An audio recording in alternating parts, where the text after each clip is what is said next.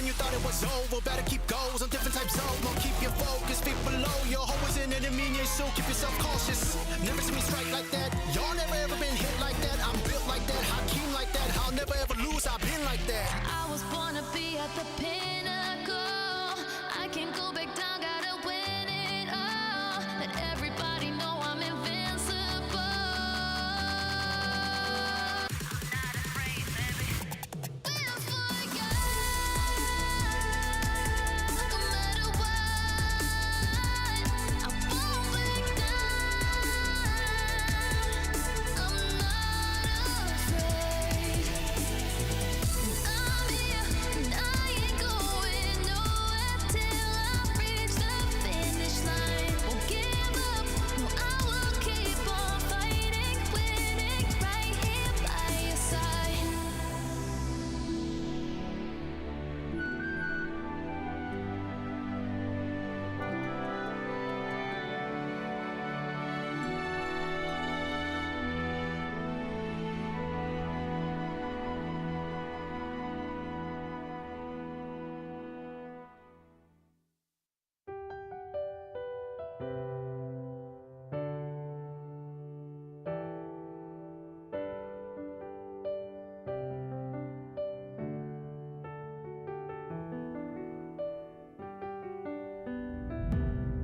Every second that I breathe is going down in history. We are victorious, can't stop me. Maybe today we'll fight our battles. I'll show you the way if you can handle it.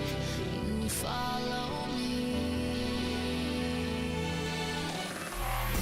For you, no matter the circumstance.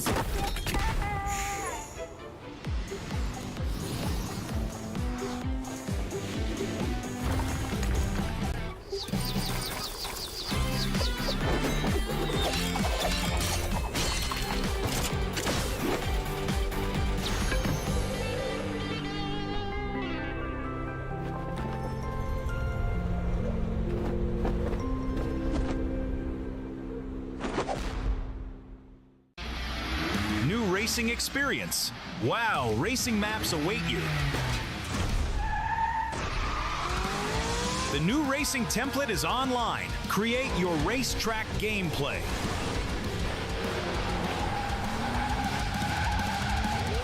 Navigate the forest racetrack. Unleash your racing passion. Surpass your opponents. Become the king of speed.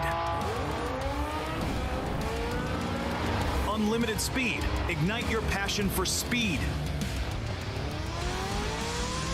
Play WoW now.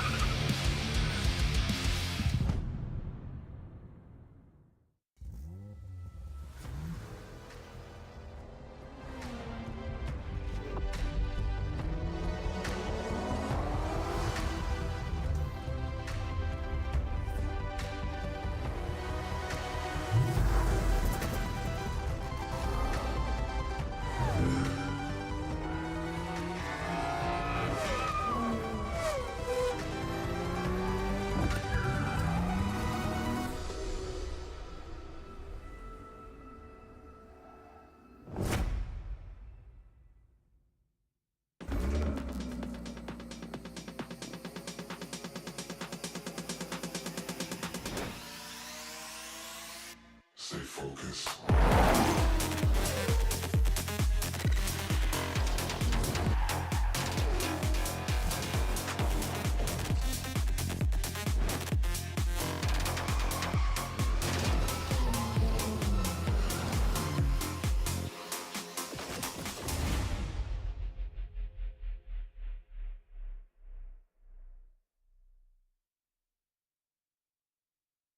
The world converges. The race to be the one begins. The 2025 PUBG Mobile Global Championship will be held in Bangkok, Thailand from November 24th to December 14th. The ultimate stage where legends are forged and champions are crowned. Let's dive into this year's updated format. The journey starts with the Gauntlet, a high-stakes 3-day stage where momentum and pressure peak from day one. The top 7 advance directly to the grand finals. Teams ranked 8 through 16 head to the group stage. Also new, Rondo replaces Sandhawk in the map rotation, starting each match day. After the Gauntlet, the PMGC continues with Group Green from November 28th to the 30th and Group Red from December 2nd to the 4th. 32 teams are split into 2 groups of 16. In the group stage, the mission is simple. Finish in the top 3 of your group to secure a spot in the grand finals. Place 4 through 11 and you get one last chance to stay in the fight. Land in the bottom 5 and you're eliminated. Once the groups are over, the final 2 grand final spots are determined in the last chance stage. 16 teams compete over 2 days on December 6th and 7th with no room for error. Only the top 2 keep their dream alive. After the PMGC League concludes, it's time for the final fight, the grand finals, the best of the best. 16 PUBG Mobile teams, including the host country, invite. Prove they are the one. The epic conclusion takes place from December 12th to the 14th. Who will rise on the road to glory, claim the crown, and take the lion's share of $3 million prize pool? Who will write their names in history? The journey to greatness begins here. Welcome to the 2025 PUBG Mobile Global Championship.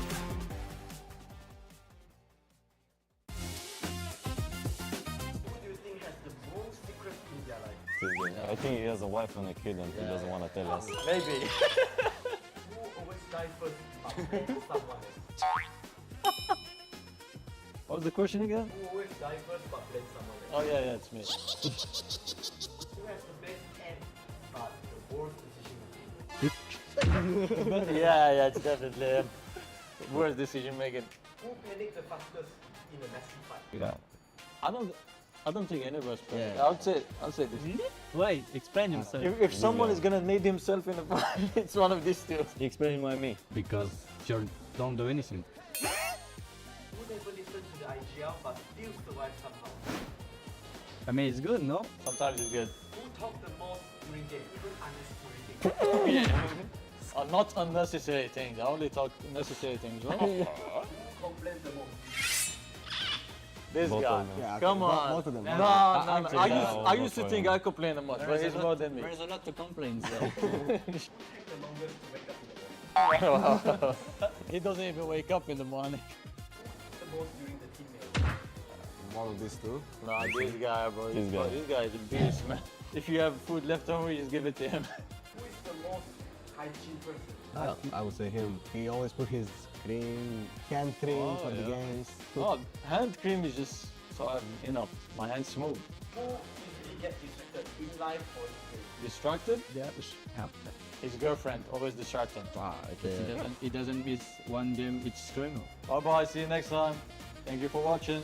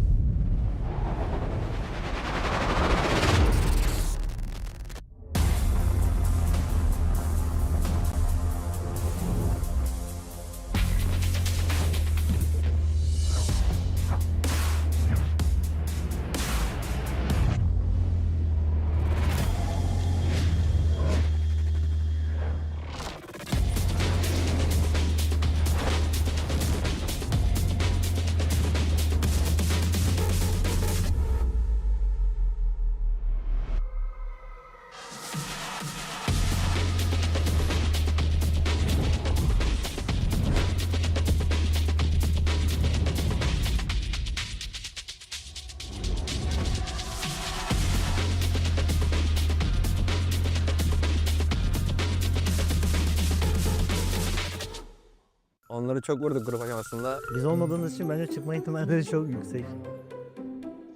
Soru geliyor.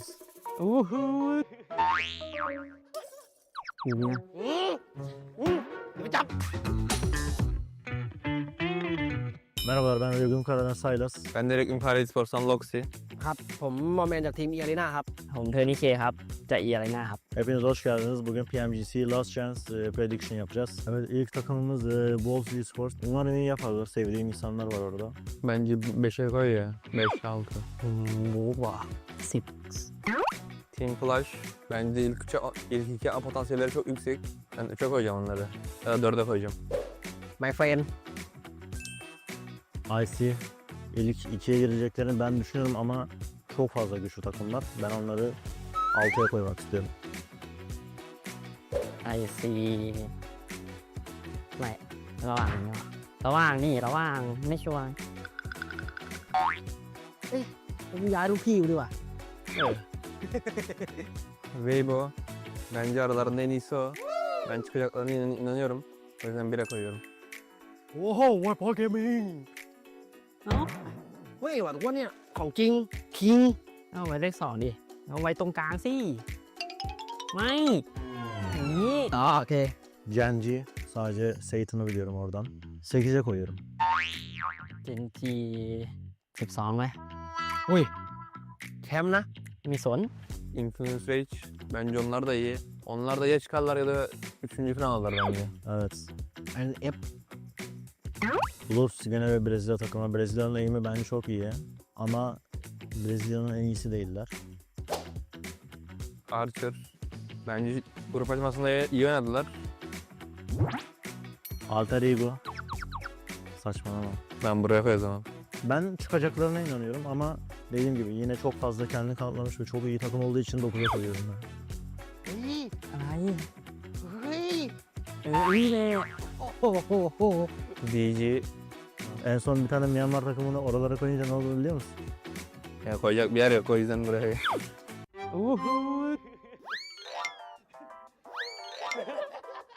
Team Falcon. Geçici potansiyeli çok yüksek. Rauf'un oyun bilgisinden kaynaklı. Araya koymak istiyorum böyle. ya Duelens. Biz olmadığımız için bence çıkma ihtimalleri çok yüksek. Onları çok vurduk grup aşamasında. Bu IG ile BG'nin arasına koyuyoruz. Şuraya. ไม่ได้ว่ะเถอะพี่อะ Türk takımı. Yani yer kalmadığı için en alta koymak da istemiyorum. Bence 16'ya koyalım. Yanlış anlamasınlar. Başaracaksınız yine, inanıyorum size. ซับผมคิดว่านะ8นะ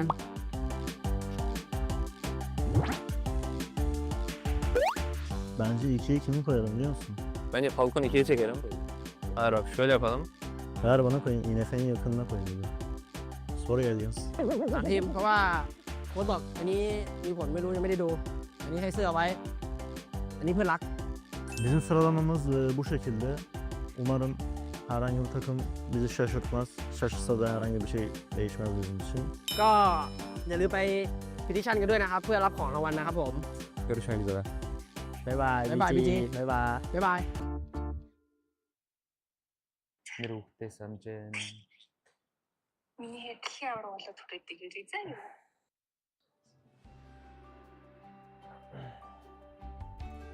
Bana. Ano? Sa юу вэ нэ? Танд зэфэгэлэдин. Юу юм? Лигээс финал хайрхийг авсан.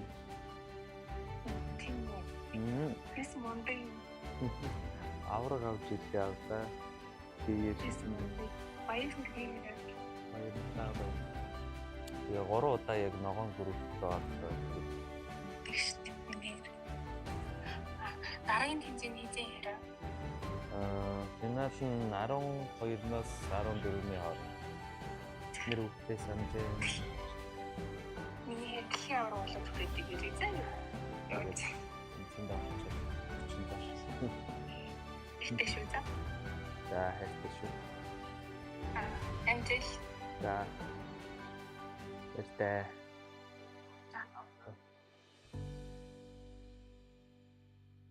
Gördüm, tebrik ederim. İzliyor aşkım. muydunuz? İzlemez miyiz anne? Nasıl heyecanlı Ellerim titriyor, heyecanlı titriyor. mıyım? Nasıl titriyor? Nasıl titriyor? Alo anne sesim geliyor mu? Alo geliyor anne. Ne yapıyorsun anneciğim nasılsın? İyi aşkım sen ne yapıyorsun? İyiyim ben de. Maçlar bitti. Böyle bizimkilerle yedim. Gördüm anne. Gördüm, tebrik ederim. İzliyor aşkım. muydunuz? İzlemez miyiz anne? Nasıl heyecanlı Ellerim titriyor, heyecanlı titriyor. mıyım? Nasıl titriyor? Nasıl titriyor? Vallahi. Biz burada Vallahi çok bir şey yoktu ya. Yaptık. Şükürler olsun çıktık finale. Ama aynen şükürler olsun. Hiç fark etmez. Evet. Siz ne yapıyorsunuz? Çok güzel. Nasılsınız?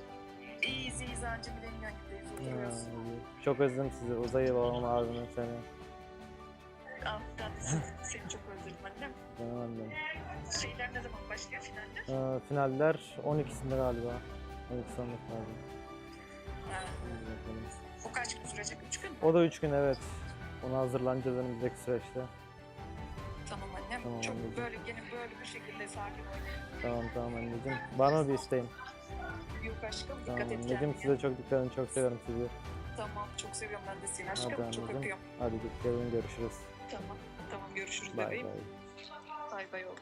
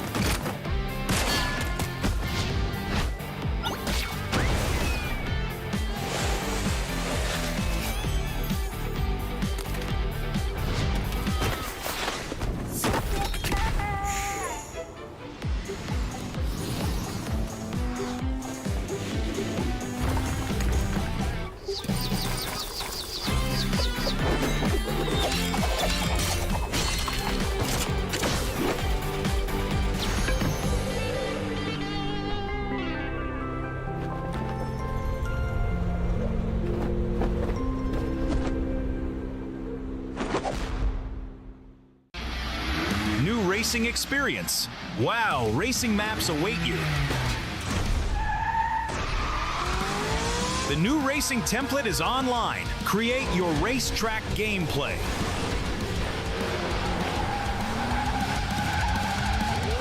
Navigate the forest racetrack. Unleash your racing passion. Surpass your opponents. Become the king of speed. Unlimited speed. Ignite your passion for speed. Play WoW now.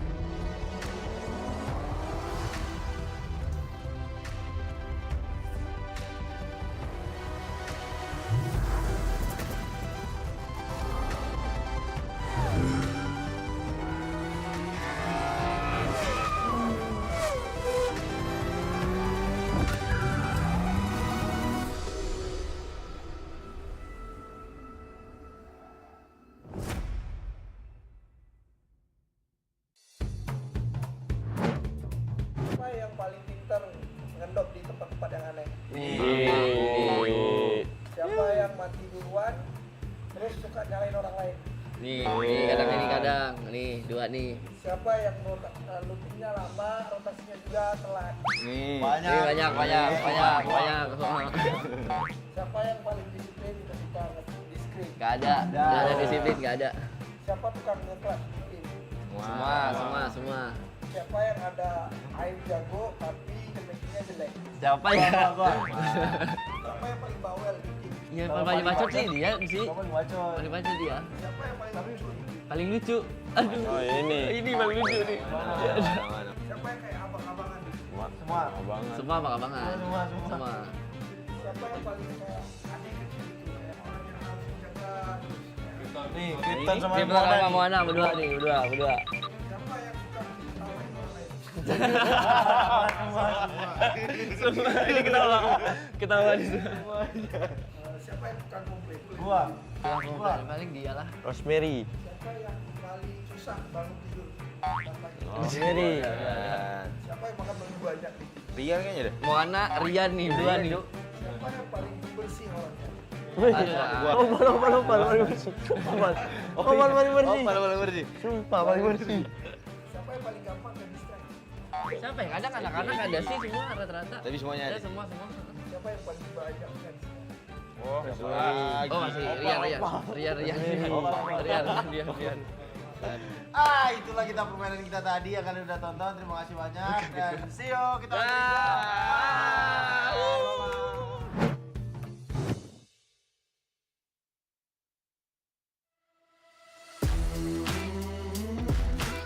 My name is Call77 and I'm playing for Team Falcons. Since 2018 when it came out, I started playing the first day.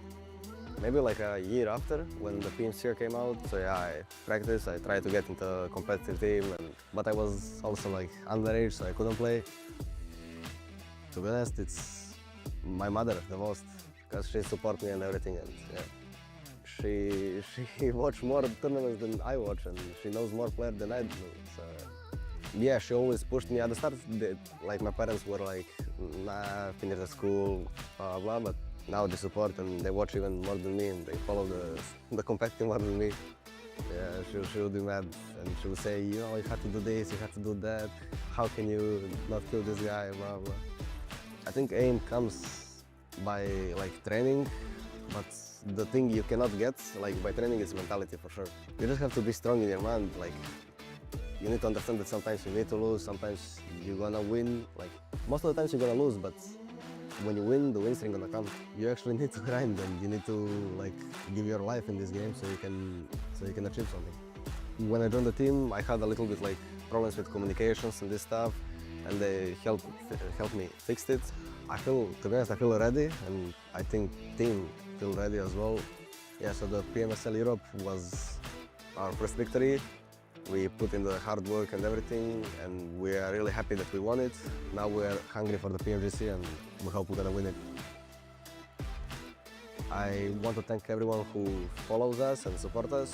Also, guys, whoever wants to join competitive, you need to keep grinding. You can't stop if you want. And also, yeah, we came here to win, so get ready. Gördüm, tebrik ederim İzliyor aşkım. muydunuz?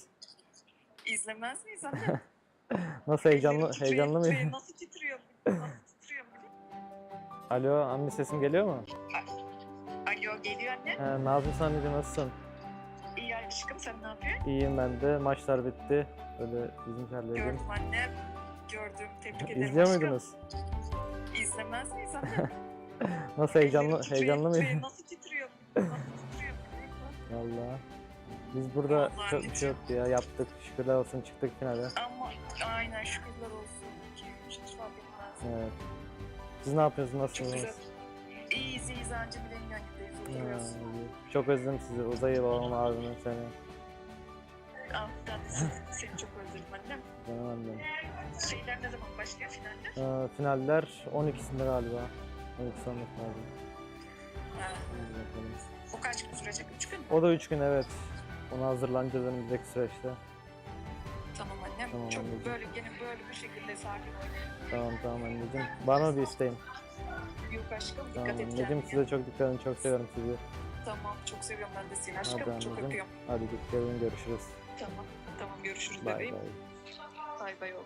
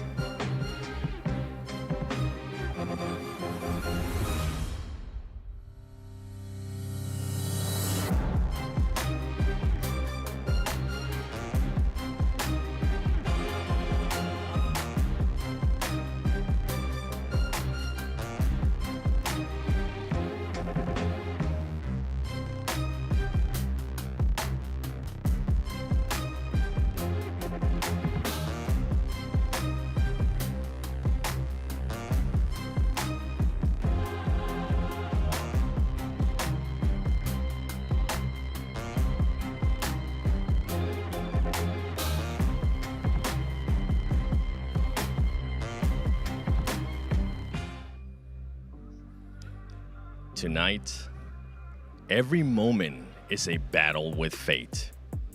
Every rotation is a question. Every decision is a risk.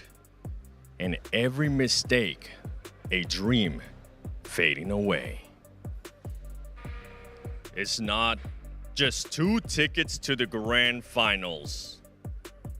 It's not just 8 dreams trying to stay alive.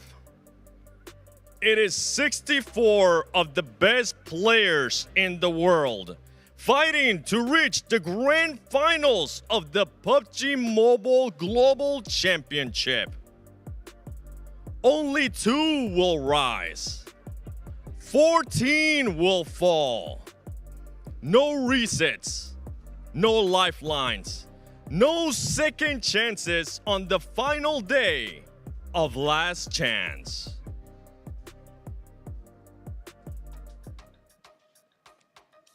The stage is set, the tension is undeniable, and now the reality sinks in. This is the cruelest cut in the entire championship. We aren't fighting for points anymore. We're fighting for survival. No lower bracket, no tomorrow, just 6 matches to make it to the grand finals. I'm Hot Jukes, here with Maxman and Neptura. Guys, this is serious business. Right after today, 14 teams are going home. Max, how are you feeling going into the last day of Last Chance? I want to say I'm feeling excited, but I'm feeling scared because these teams, 14 of them, they're going home after today. It's going to be rough, and that intro was so epic from 7. It already felt like we're already in the grand finals here in Neptura. It's going to be intense, and at the end, only 2 more squads will be making it to our finals here in Bangkok. Oh, I'm so nervous for all of these teams. We saw some great performances right out of the gate yesterday. We saw some not so good ones as well. So I'm just like, who is actually going to be able to do this? 6 games left until we have our complete lobby for the grand finals. Jukes, I'm just really nervous about today. Oh, I mean, all these teams have to be here because, I mean, they have sacrificed so much, an entire year's worth of work just to get to this point right here, right now. And it's 6 games to decide your fate. You got to come out the gate swinging, Max, man, especially because we're going into Rondo. I need you to break it down for everyone out there, just how important this first game is. I mean, this first game is going to be so important for literally every single squad, especially we did see during the interviews yesterday, everyone seems like they want to commit to the Rondo hot drop. And we're going to be seeing here, Test Track Neox Factory. You can see on the minimap, there's a big clump of teams over there. And it got so absolutely wild. And I'm not going to lie, Niptra, I think this is the biggest hot drop in PUBG Mobile Esports history. And that could only happen here on Rondo. It really could, and I don't disagree. I think this is the biggest one we've ever seen, and what a start to the Last Chance it was. I'm really hoping we see that again just for the pure entertainment value, but, you know, it's not just that value that we're looking for as well. It's all those points that it's possible to get at the beginning of the first game. I mean, that is going to be a massive, massive boost in morale for any of these teams. I mean, we were looking at, you know, Alter Ego winning that first game, and then, you know, they're still top of the leaderboard coming into day 2. So any one of these teams that might have fallen off a little bit yesterday, Inner Circle, Falcons, Burmese Ghouls, Wolves, any of them could have a really good game, really good hot drop in this first Rondo and be set for the rest of the day. Yeah, I mean, we had, what, 90 somewhat eliminations during that Rondo game, right? If we have an even bigger hot drop with even more teams involved here, maybe we could get and breach the 100 elimination game on Rondo, which would be magnificent. They're going on some of these later on clips on these replays. I know, Weibo, you want to talk about them a little bit later on here, Niptura, but that Miramar, the lack of scouting, the first one in particular, second one was good, but the first one, that did hinder their chances a little bit. I'm so confused by that. I thought we knew by now that that road is just you shall not pass road at any circumstance if the zone goes there. Yeah, because there's cliffs and all sorts, and no, don't do that. But anyway, we move on, right? We just hope that that doesn't happen again. We move on, and we look forward to the next day as we see some epic shots coming through here. Influence Rage, another team, Jukes, that we would like to see a tiny bit more from. They're 2 points away from the top 2. They had a great day yesterday, but I just want to see just a teeny bit more, just a little bit more of that consistency, because I feel like as well they had some pretty rough games as well yesterday. Yeah, I mean, you got to clutch it up here and now. I think these first few games are going to be the big deciding factor of who makes it and who doesn't, Max, especially when it comes to Rondo. To reiterate, right? We saw a crazy amount of hot drops on day 1. For me personally, looking at these leaderboards, Max, from 10th place on down, like, what do you have to lose at this point? Why wouldn't you send 3 players down to the center of the map and try your best to soak up some crazy points to make a crazy comeback happen, right? Yeah, I mean, fully agreed. I think that if you're currently at the bottom of the rankings, this Rondo is going to be setting the pace for the entirety of this second day of Last Chance. And you know what? you have so many possible eliminations in the Ox Factory. Maybe you want to try and get involved in that conversation, try and snatch it away. Or maybe you can do like Team Flash, right, Niptura, which actually didn't get involved in the fight early on. They third-partied Neox after the fight kind of cooled off and just picked up a few eliminations here and there. So actually, if Team Flash go for a similar approach here, you got to be very careful because your back is never going to be safe going into Neox Factory. No, that's a really good point, especially when, you know, you've just come off of a hot drop. Yes, you might have a lot of loot, but at the same time, you're wounded, you're trying to bandage up, you need a little bit of time to reset. And if a team like Flash timed that really, really well, that could spell the end of any of the teams that survived the hot drop. So it is really nice to see some teams be opportunistic in that way, and I wonder if we'll see more of that going into this first map. But we got to keep in mind, Ultra Ego won the first rondo of yesterday. They're currently in the lead, healthy lead, 58 points currently. If they do it again, Hot Jukes, if we see another chicken dinner with maybe a few more eliminations this time on rondo, they're going to look so comfortable, so confident for the rest of today. So Ultra Ego, actually, this game, not really involved in that hot drop in Neox. And if they do get that chicken dinner, boy oh boy, Ultra Ego are going to be looking so bloody good for these 6 matches. Well, it could be a wrap in game number 1. Like, I'm not even kidding. I mean, we've seen so many points get soaked up here in Rondo. I mean, it's possible. It's possible, right? With how crazy it's going to be. I'll tell you what, there's 2 teams in particular that I'm really keeping my eyes on here, right? It's Burmese Ghouls and Weibo Gaming. You know that come Aaron Gale time, Weibo definitely going to bring it back. I feel like we're trying to just steal Blank's vibe at this point. You know what? We're sitting the Burmese Ghouls too much with that deep voice. But no, Burmese Ghouls, you know what? I'm actually so impressed with this team because this is a team that I feel like some people had mild expectations with going into this PMGC season.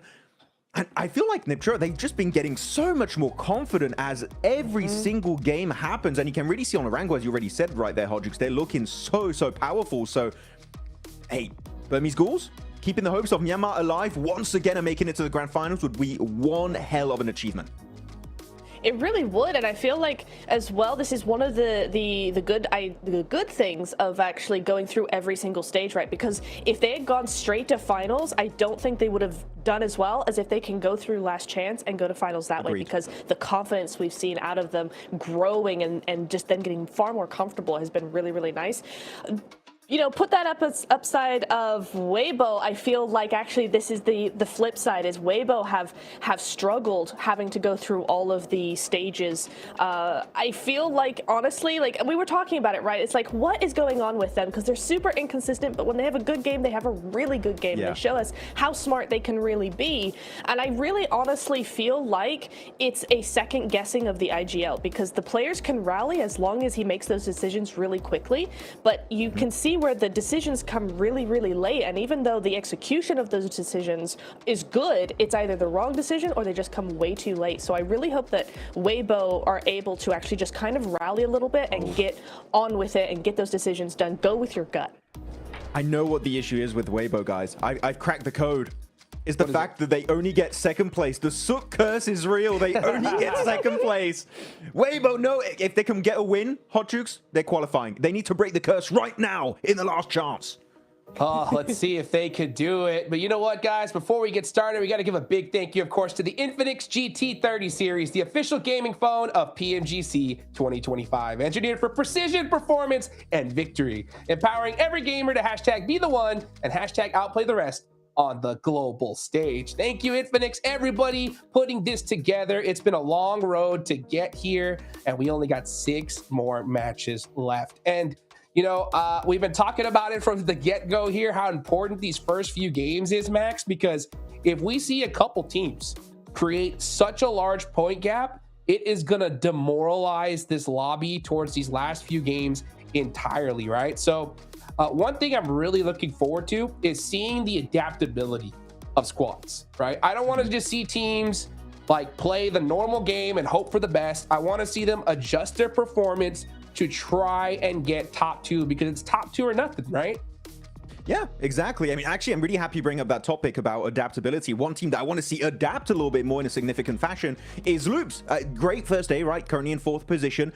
But they're all about the eliminations. And you know what? Eliminations alone aren't going to carry you to victory. They're not going to punch your ticket for the grand finals. Loops, more late game finishes. Top 5s would just make me so happy for Loops. I mean, Rafina was an MVP yesterday, which is unexpected for me at least, Niptura.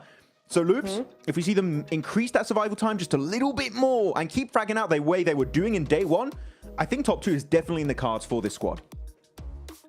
I really agree with that. I want to say as well, you know, another team I'm kind of looking for is going to be sort of Inner Circle and Wolves. Falcons as well, they get an honorable mention here because Falcons and Wolves, both of them had a really great Miramar in one of the Miramars, but the rest of the games, we didn't see that much from either of the teams, and so I'd like to see just a bit more presence. I think that's something I keep repeating over the stages, but it's true, right? You want to see this presence in these games in the late stages because it's not necessarily aggression that we're looking for, because we don't want you to be rash with it. We don't want you to just go in guns blazing and that's it, right? We want you to have presence. It's aggression in how you challenge teams and how you maneuver teams and how you set yourself up in the circle. It's not always aggression, meaning just pushing teams.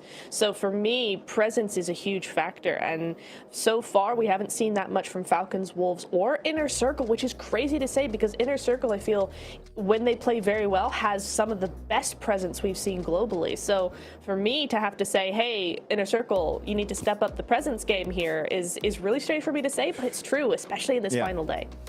I mean, actually, you bring up a few of those teams. Inner Circle in the Hot Drop in Neox. Team Falcons also in the Hot Drop in Neox, right? So those are teams that they could be, unfortunately, still not present after that Rondo game, depending on how it goes. Of course, hopefully they'll go for the 3-1 split. You know what? I want to quickly talk about Team Falcons. They've had an amazing Miramar. Sure, not quite a win because Wolves just stole it away in a very odd fashion, but who could predict that, right? The circle kind of screwed them over. But a second place, 16 eliminations, and Novalo said it during the interview, right? It was off the back of a very early pivot from their western drop right into the northern side of Los Leones. And by doing so, they don't lose players. And this has been my biggest gripe with this team, Niptra, is that they keep losing just one player, sometimes two players on that transition. I don't know if it's an IGLing issue or if there's like, they just have a small amount of scouting done during the rotations, but losing those players hurt them so much that the one time they have the full squad in the late game finish, Niptura, is their biggest game of the tournament. Come on, Falcons, we know you can do it. More of that, please. Well, yeah, exactly. And it's something we saw from other teams, right? Like Virtus Pro comes to mind, for instance, that kept losing players early on. And then when they had all four, they were actually doing really, really well. It's the same story for Falcons.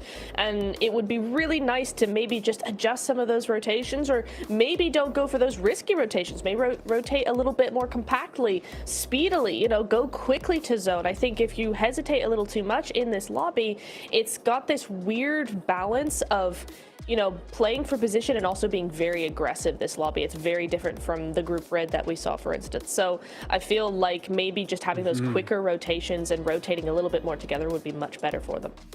Yeah, well, we definitely need to see those little adjustments, right? Especially from the top 9 teams, because they could definitely make it into top 2. Now, I just do want to preface this, right? When it comes to the 10th place team Alliance, they're currently 25 points behind second. So for 10th place on down, this is do or die, match number 1, right? If we don't see a 10th place team, Max, on down win this Rondo, it's over for them, right? Yeah, you want to, again, it's dependent on, do you want to try and just get into the late game and get a win and a lot of placement points, or do you want to go full crazy aggro mode and go into Neox? I know I sound like a broken record. I mention Neox every 2 seconds, but it is going to be a huge opening factor for the second day. And if a team gets, you could literally have a team, Niptura, get 10 plus points in minute 5, which is wild to imagine. You absolutely could. It's going to be a crazy thing to see if a team can pull it out the bag. The other thing we don't want to see very quickly is, you know, teams actually targeting those solos on the 3-1 split in Rondo, right? That would be huge, and it'd be a great strat for certain teams. And so I think a lot of these teams are going to have to really think about that going into Neox. Well, let's see what's going to happen, folks. First game of the last day of Last Chance, it's Rondo. Are we going to see the craziest hot drop in esports history, or will these teams let fate decide? John Allen and Blake, let's see.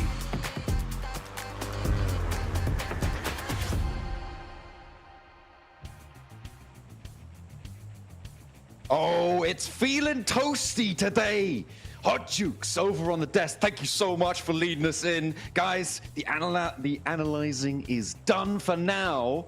We'll be getting back into it. Maybe they need to analyze how I can say that one better. But Test Track, Neox Factory. Let's analyze that. I promise I could say that word. It's like... sound like I'm trying to say pineapple in various European languages. Oh dear.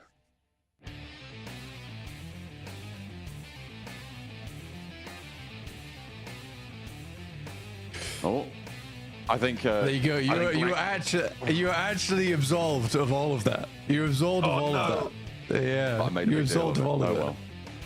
Yeah. Okay. It just sounded like you're fighting with yourself.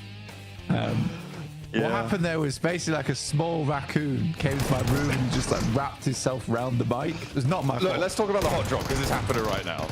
We can talk about your raccoon later because Arcred drop it onto Neox Factory. They're popping off on the rooftops already. It is going to stay toasty here. Ramsey's around the corner, finds the first with the auto shotty as well. Pops the reload, looks for more, but is set down across the way. Hardboy wants to control the angle, may be able to find the defense on his teammates. Loops are here as well. Weibo wants to play the top of the tables, all desperate for that Ascension, and Snowix. 2 more rounds, 1 more shell. Not gonna matter. Pick up a resupply there. Is able to finish off 2 points early for the Boars. But Weibo in a circle. Geeke, Loops all sit around this area. You can see though the flash, they didn't care for it. They did not care for it. So it was still a pretty big hot drop. Not the hugest we've seen, but still a lot of teams dropping here. And it seems to be teams and squads that really want to shake things up a little bit. Weibo is definitely an interesting one. I think Weibo is probably the more interesting out of all of that. It's very rare to see Weibo actually drop towards Neox. So a little bit of extra aggression from this team is curious. Now, yesterday, if they were watching back the games, they would have seen that the Flash actually got quite a lot of points off the back of Neox Factory, just as like a solo or a duo who were just holding out players as they attempted to leave from Neox. They are now just down to Order, but I think that if you want anyone, it will be Order. Yeah, and they'll be getting themselves back up very, very quickly off on the recall. Meanwhile, Wolves over on the northwest side of all of this chaos, close towards test track. Doran on the inside. No elims yet, but a knock found. Not going to find the rest, though. And that's going to be Geeke can get back up to 3. The Wolves denied an opportunity to earn some points in a circle, losing another. The Boars doing pretty well so far on this hot drop blank. They've got 4 elims on the cards. And Seven actually has highlighted something very interesting about this hot drop. He's put in our group chat, the 7WG, by the way. We're in a group chat together. No big deal. But the Falcons, they've backed off this hot drop. Yeah, they opted not to go for it. They headed down towards the southeast side, towards Tuling. I mean, to be fair, the Falcons have been losing this multiple times. So why risk it? Try and just play that late game. I think that the Burmese schools, right, they're in 6th place. They're doing fantastically well from that position. How to find this Elim? That's the real question. But I think Falcons need to play more like the Burmese Ghouls. I think that you play to your strength, and Burmese Ghouls' strength is that as a 4, they're really good. They can close out end games. I think Falcons are kind of similar. Burmese Ghouls, you don't see them hot dropping anyone because I don't think that they're extremely confident in their 4v4s and in closed spaces. But when it comes to controlling area, I think they love to do that. So yeah, I think for the Burmese Ghouls, they make the right choice there to continue playing like that. And Falcons, if they are able to emulate, they'll do well off the back of it.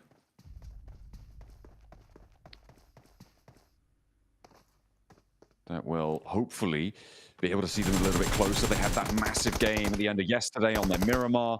Did come second in the end. Just Noki goes down to a spray. Ragnarok able to win it out. Geeke doing pretty well. Boars doing pretty well. Teams like our teams towards the bottom profiting the most right now, but with Loops on 1, oh dear, they're stuck in this hot drop blank. This is nasty. Loops in 3rd place right now, but they've got a lot of Geeke bearing down upon them. They've overcommitted potentially to this hot drop. Yeah, it's a big overcommit. It's probably come from the fact that a player on the outside got knocked down. And this is the risk you run a lot of times. Even if you go for the 3-1, there's a risk that your player on an outpost does get taken out. And on Neox Factory, I think a lot of teams are kind of willing and understanding that likely all 3 of their members are going to die in that location. It's very rare you win that out. And if you do, I think you also understand that you also got a little bit lucky to win that out. in. The challenge in a circle. Are going to win it, though. They are still as 4, and actually IQ still stepping in the Neox factory. The rest of IQ, they're all the way out on the northwest side. Blank, they've got a recall out to the northwest side of the circle, so it is just IQ seeing how many points he can get. Team Flash also racking up 1 or 2 against Influence Rage. This is after a rotate as well. The recalls might be a little bit shabby, but Team Flash going to keep themselves nice and topped up. But Gen G around the corner. In the meantime, though, it's still, in my mind, all about what Loops are going to do here, with Vitinho wanting to stay alive, probably more than anyone else right now on these hot drops. Weibo? Yeah, that is crazy. I was going to say that Alter Ego fall into the trap of letting Rosemary die first again, but there is an immediate clap back from the rest of the squad over towards Weibo, which gets a little bit awkward now, right? Where you have order, and I think that the rest of the players, that they were quickly rezzed, actually, on Weibo's side. Not sure about Alter Ego, though. I think because they diverted, they are struggling now. A nade in from Vitinho, again, looking for order. Finding these last few stragglers in Neox factory would be brilliant. He's able to find another. The rest of his team are now back. Where did that recall come from? Okay, sneaking that one on through. Loops able to stay up as 4, and that is huge news for them. We're going to cut over towards the Gen G fight with Team Flash right now. Both teams have got an outpost not committed to this fight, but Claws coming in actually commits Gen G fully to this engagement. With just tops remaining, though, you've got to think this is probably going to go well for them.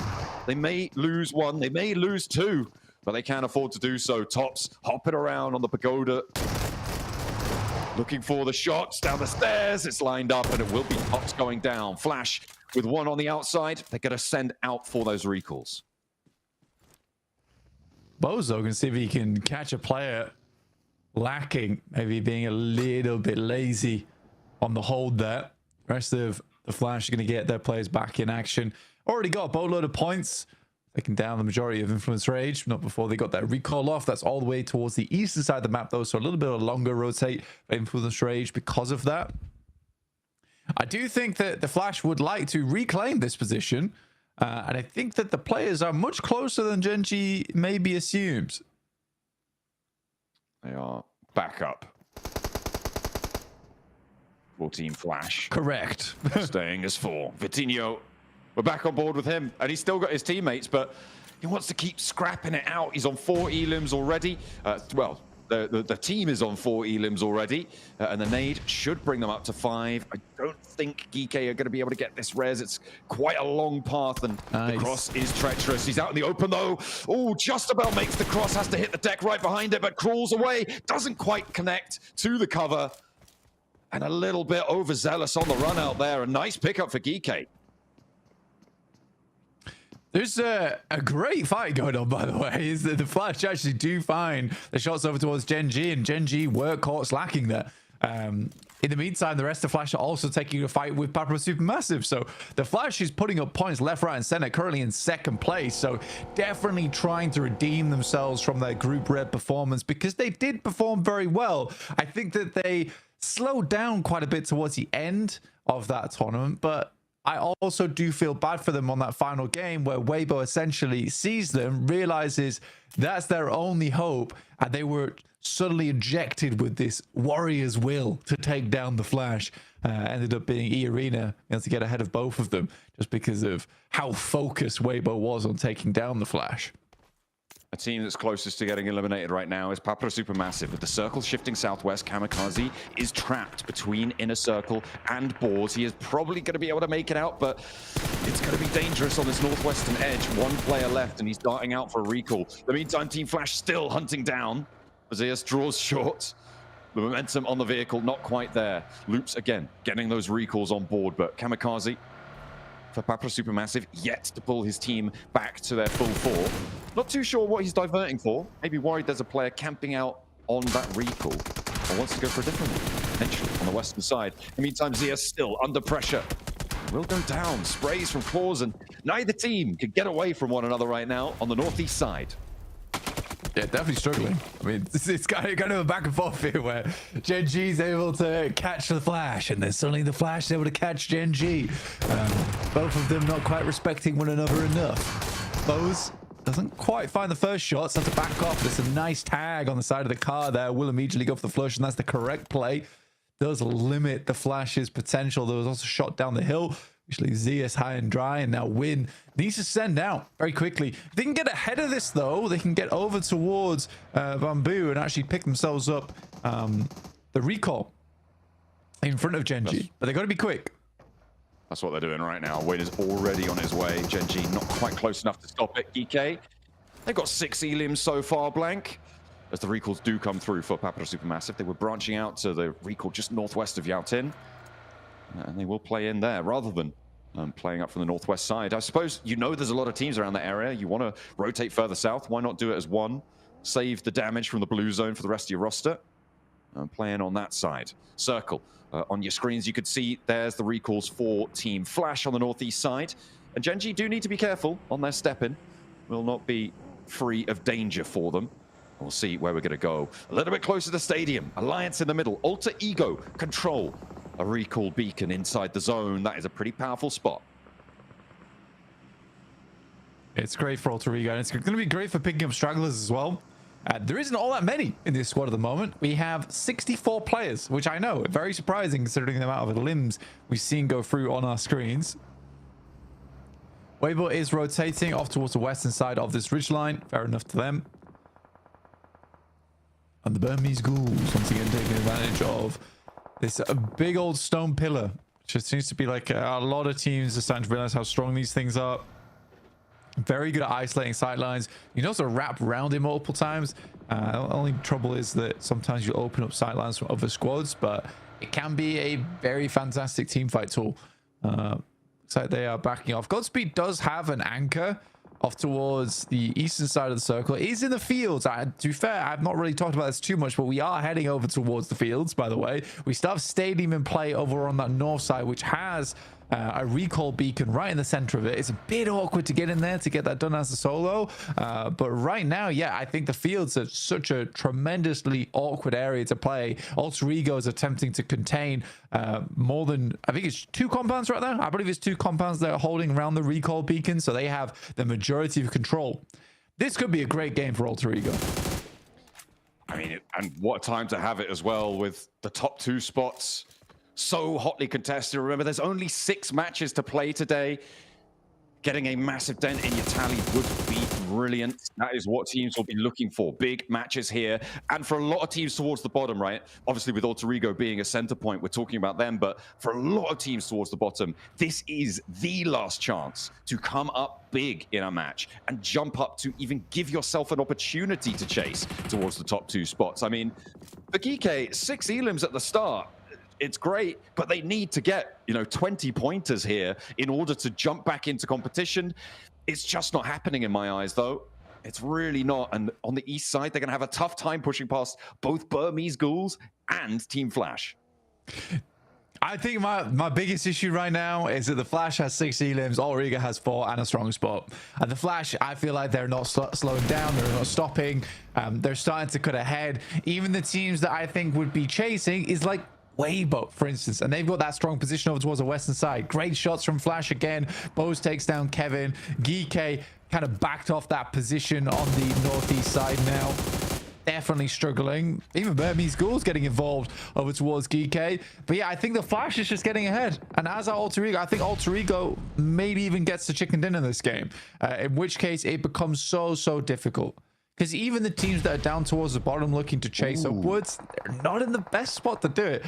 That is rough. That's a very hard shift. But even so, Weibo in a circle, 2 teams that are towards the top of the tables anyway. I think the bottom of the tables are just sort of bowing out now. Maybe. Geeke, though, going out with a bit of a bang against Team Flash on this one. 6 elims found.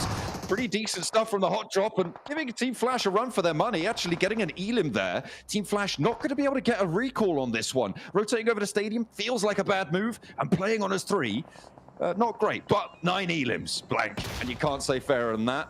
We'll see if Alter Ego are able to transition into this circle, and I think that is the major change of dynamic. And actually, Falcons are ahead of the curve on this rotate. They're getting in there nice and quick.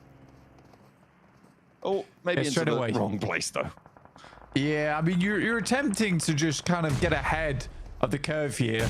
But for the Falcons, this was very much what I would like to call a bit of an alter ego push there, right? Or an inner circle push. You just send it sometimes. Sometimes it doesn't work. In that case, it absolutely did not work. We're down to one player on a sliver of HP. It's awkward. Arcred, Mapra Supermassive, again, two middle pack teams clashing at the moment. Arcred definitely in the driver's seat of this fight. Easy for Bad Boy. Ooh, takes a lot of damage from the nade, but not nearly as much as Glory. Kamikaze with the nade. Last player to stand for Mapra Supermassive. He was able to pull them all back up earlier on, but will it all be for naught against Arcred here? Easy for Bad Boy. Ramses playing the rock. Kamikaze has the info from his down teammates. There's a player up top, but he can't handle it. Too confusing. And Loops are here to party too. Easy for Bad Boy, you can't waste any time now. Loops are going to run you straight over, protect their position on the table and try and catch up to Team Flash, who are streaking out to a lead. Ramsey's backing off here, but is going low on the sidelines. Some great nades at the moment from Loops. But it is 9Z Globan also joining in onto this one. Alter Ego finding shots over towards the Burmese Ghouls. That's with two players as well. That's a really fantastic hold from Alter Ego. It's very rough for them. Nades over the loop from 9ZG. Ravinia caught out on the smoke peak there, able to find the back of an enemy. Spray down at range with the auto shot. He turns in for more. There's an off angle. He's all at 360 spin right now, but only just about able to be handled. Remix now looking for the challenge, and Loops may be drawn short. The picture is with the Burmese Ghouls and Alter Ego on the bottom right of your screen. Is Fitin jumping on through, and Arcred able to find the last player of Loops. They will fall down. The chase is stopped short, and Arcred the ones to do so. 9ZG as well played their part. It's a lot of teams towards the tops who are straggling. It's all really up to Weibo to catch Team Flash as Alter Ego have fallen. Yeah, Burmese Ghoul able to get the final point. Again, I think that it's greedy. It is classic Alter Ego greed.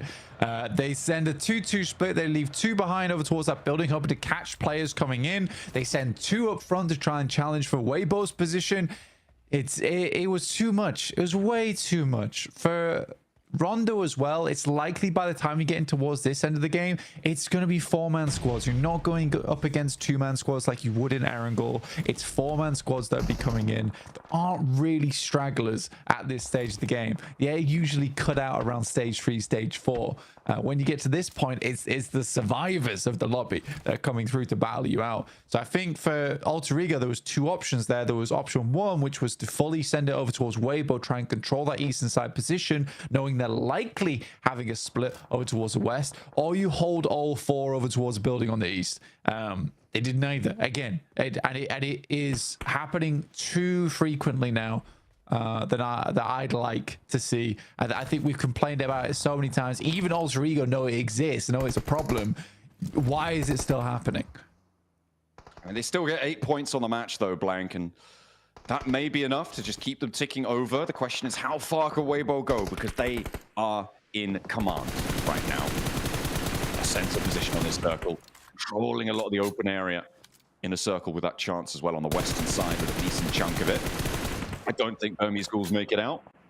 It's a question of who picks up the rest of these points. Can anyone stop Team Flash from earning double digits, going even further beyond than that, breaking their limits? On that northeast side, though, they do still have to push in, and they do, crucially, only have 3. Still possible, though. Still very possible. I think for the Flash, the amount of times they've gone down this game, and the amount of times they've picked themselves back up again, it's actually quite admirable how far they've got into this one. And with 9 elims, no less. Weibo, though, genuinely from this spot, if they continue playing smart and playing clean, they could vault towards the top side of the table. Depends how quickly Flash get there, though. Flash on the double digi, looking for the elims. Wolves looking for more as well. They will hold the run out from Gen G, who are eliminated. 2 knocks, but that's not really going to be capitalized on here. Inner Circle thought maybe, oh, we'll go for a third party. Team Flash actually running up into this is probably a wise decision. Wolves will still be a little bit lacking, might be the softest fight they'll find, and actually getting ahead of them is great, but the healing is going to start, and they need to be faster. They need to go a little bit quicker here, and the time is starting to run low. There's third party shots coming down from the boards as well, out to their east side. Bows waste no time. Pops is clipped on the sidelines. There's angles. There's just not going to be anything, though, for them to find, and 10 points will be what they see on their tally at the end of this one. 66 and 64 are top 2 teams sit, but Weibo looking to mount their assault. Yeah, that's so sad for the Wolves. Like, what is Flash doing over the ruining Wolves' game? That's a straight up Virtus push. I did not like that. I did not like that at all. Weibo, on the other hand, oh my god, things just opened up in a big way for them, like a real treasure chest right at the center of the circle. They are staring at the goal. The question is whether it's cursed or not at this point in time, because they've still got to make it through and win that chicken dinner, which seems to be a little bit of a difficulty for them. They're on 8 elims right now. Blank puts them on 57 points, leaving them 7 points shy of Team Flash. So it is an elim extra and a second place, or a full chicken dinner that would see them over that boundary. And they are really still looking pretty solid here. You imagine they're going to be able to farm some points from Boars on the north, potentially, from Alliance on the east, maybe. Looking out on the south side, there's a hunting ground out there too, because Federal, the Lone Ranger for Influence Rage, trying to keep them in the running, as well as 9ZG, the full squad. Going to be looking for a rollout too, so points to be earned here for Weibo. If you asked me yesterday about midway through the day, I would have told you that it's very unlikely we're seeing a second PEL team getting in towards the grand finals. But I think genuinely right now, it looks possible. Weibo's being a lot cleaner this game. Less mistakes seem to be happening here, and they are focused. They look laser focused on this match. Very, very clean fights, very clean holds on the areas that needed to be looked towards. I think right now, I like this 3-1 split they're going for. I think they understand there's a lot of teams that want to work their way through on that south side, so they're going to deal with that first. Our creds, yeah, they're going to go down there. And the placement points start to kick in now. For all our lone survivors, that's potentially big news. Single points can make all the difference. Influence Rage lose their final player. We were wondering how long he was going to stay alive, and Federal will draw short from 7th place. Our Brazilians still next to each other on the tables. Alliance picking up another point. And again, the placements start to stack up, but Weibo yet to get another elim so far. Boars and Alliance in a bit of a deadlock, though, on the northern side. And Inner Circle could change all of this, Blank. I mean, Inner Circle being on the west here, we haven't talked about them too much, but they hold a pretty strong position. I like that Noki's already moved up. I think Noki doesn't get enough credit on the team. I think a lot of people focus on Falak a lot. But I do think that Noki is an insane player. On a solo angle as well, he can be so tremendously problematic for a lot of squads, where you can get 1 or 2 elims before you even tag a shot onto him. So Noki being this close to Weibo does worry me a little bit. Made over the top, and they are looking to rack up these elims up to 9 now. A second place would draw them even. Order with the challenge. 33Z goes down. Order taken out as well by a nade. And 9ZG not going down without a fight, but Colligoat steps on a landmine there, goes up. And Sook is able to land it. But the sprays are coming through, and Weibo have lost a player now. Inner Circle starting to take command here, Blank. Maybe it's not just one team looking to jump up into top 2 here. Inner Circle still with that chance. 2 more elims and a chicken dinner would draw them level as well. Oh my days. And they found Sook. So annoying. So it's happened so much with Weibo. It's unbelievable. Where they'll just keep walking out into the same angle that they just got shot from. And it's happened too much that I will forgive it anymore. This happened before, and I'm like, that's the heat of the moment. That's the heat of the moment for the boys. They're struggling. But it's just happening again and again. Funnily enough, it's happened the most versus Inner Circle as well. This is a great push from Inner Circle. Easy peasy. And like I said, Noki finds 2 before you even know it's happened. And I am proud of the boys from Inner Circle here. This is a great push. They absolutely deserve the win off the back of that. That's a nasty nade from Olio, though. Might have been able to catch that one coming, but I think he had his eyes on the inventory there. The Weibo curse. The focus on the boxes a little bit too much, but Alliance can't push over because of IQ's position, because of the backup that sits there, and because of the boars, keeping them crunched in. But the boars have to move now. The blue zone's going to start to move. Havlik breaking out wide. A push forwards. The fight for the middle of the tables, trying to move up. Boars on 8 elims already, Blank. Alliance only on 3. The boars could make a massive dent in their approach as well, with a big game here. So a lot of moving parts, and teams that were really on last chance saloon in with a shot. A big nade for Snowix to open it up. Exo pulls out wide. A nade goes high for Alliance. One goes short as well. The first knock onto Snowix is there, and they step out. Get a little bit too far forwards though, and the burn bites them back. The boars kept on the crunch as Jimmy bleeds out, sure, but this is a solid hold from Alliance. Boars a little bit trepidatious, nearly finding more, but the healing desperately needed now. I mean, this is a hell of a swing out coming through from Inner Circle as well. They are finding a lot of points off the back of this. They instantly started wrapping wide off the back, and look at that. All the points are going through to Inner Circle, and they are just shooting up the leaderboard with this one. Falak's finding that, actually finds all of them. T24 is down, but there's an immediate refrag coming through from Falak here. 16 elims on the game. Oh my goodness me, Inner Circle. What a shutdown from Inner Circle. They controlled it so well. Weibo re-peaking too bold, and they were ready for it. They took the shots, they took them down, and they kept the pressure going. What a massive, important game for Inner Circle. That's going to push them. I think that's going to put them into the top 2. I think they will have put themselves there, and that is exactly what they wanted to find. Team Flash pushed aside. That is going to feel nasty at the top, but the race is on. 2 spots left, and that is how you make your challenge for them. Again, for Weibo, it's just lax, though. It's just lax. You re-pick the angle on the south, even though you're getting shot from the west. Why were we doing that? It makes no sense. Like, surely you check that angle first. I really want to know what the guys in the desk thought about that game, but Inner Circle, what a way to finish things out on Rondo.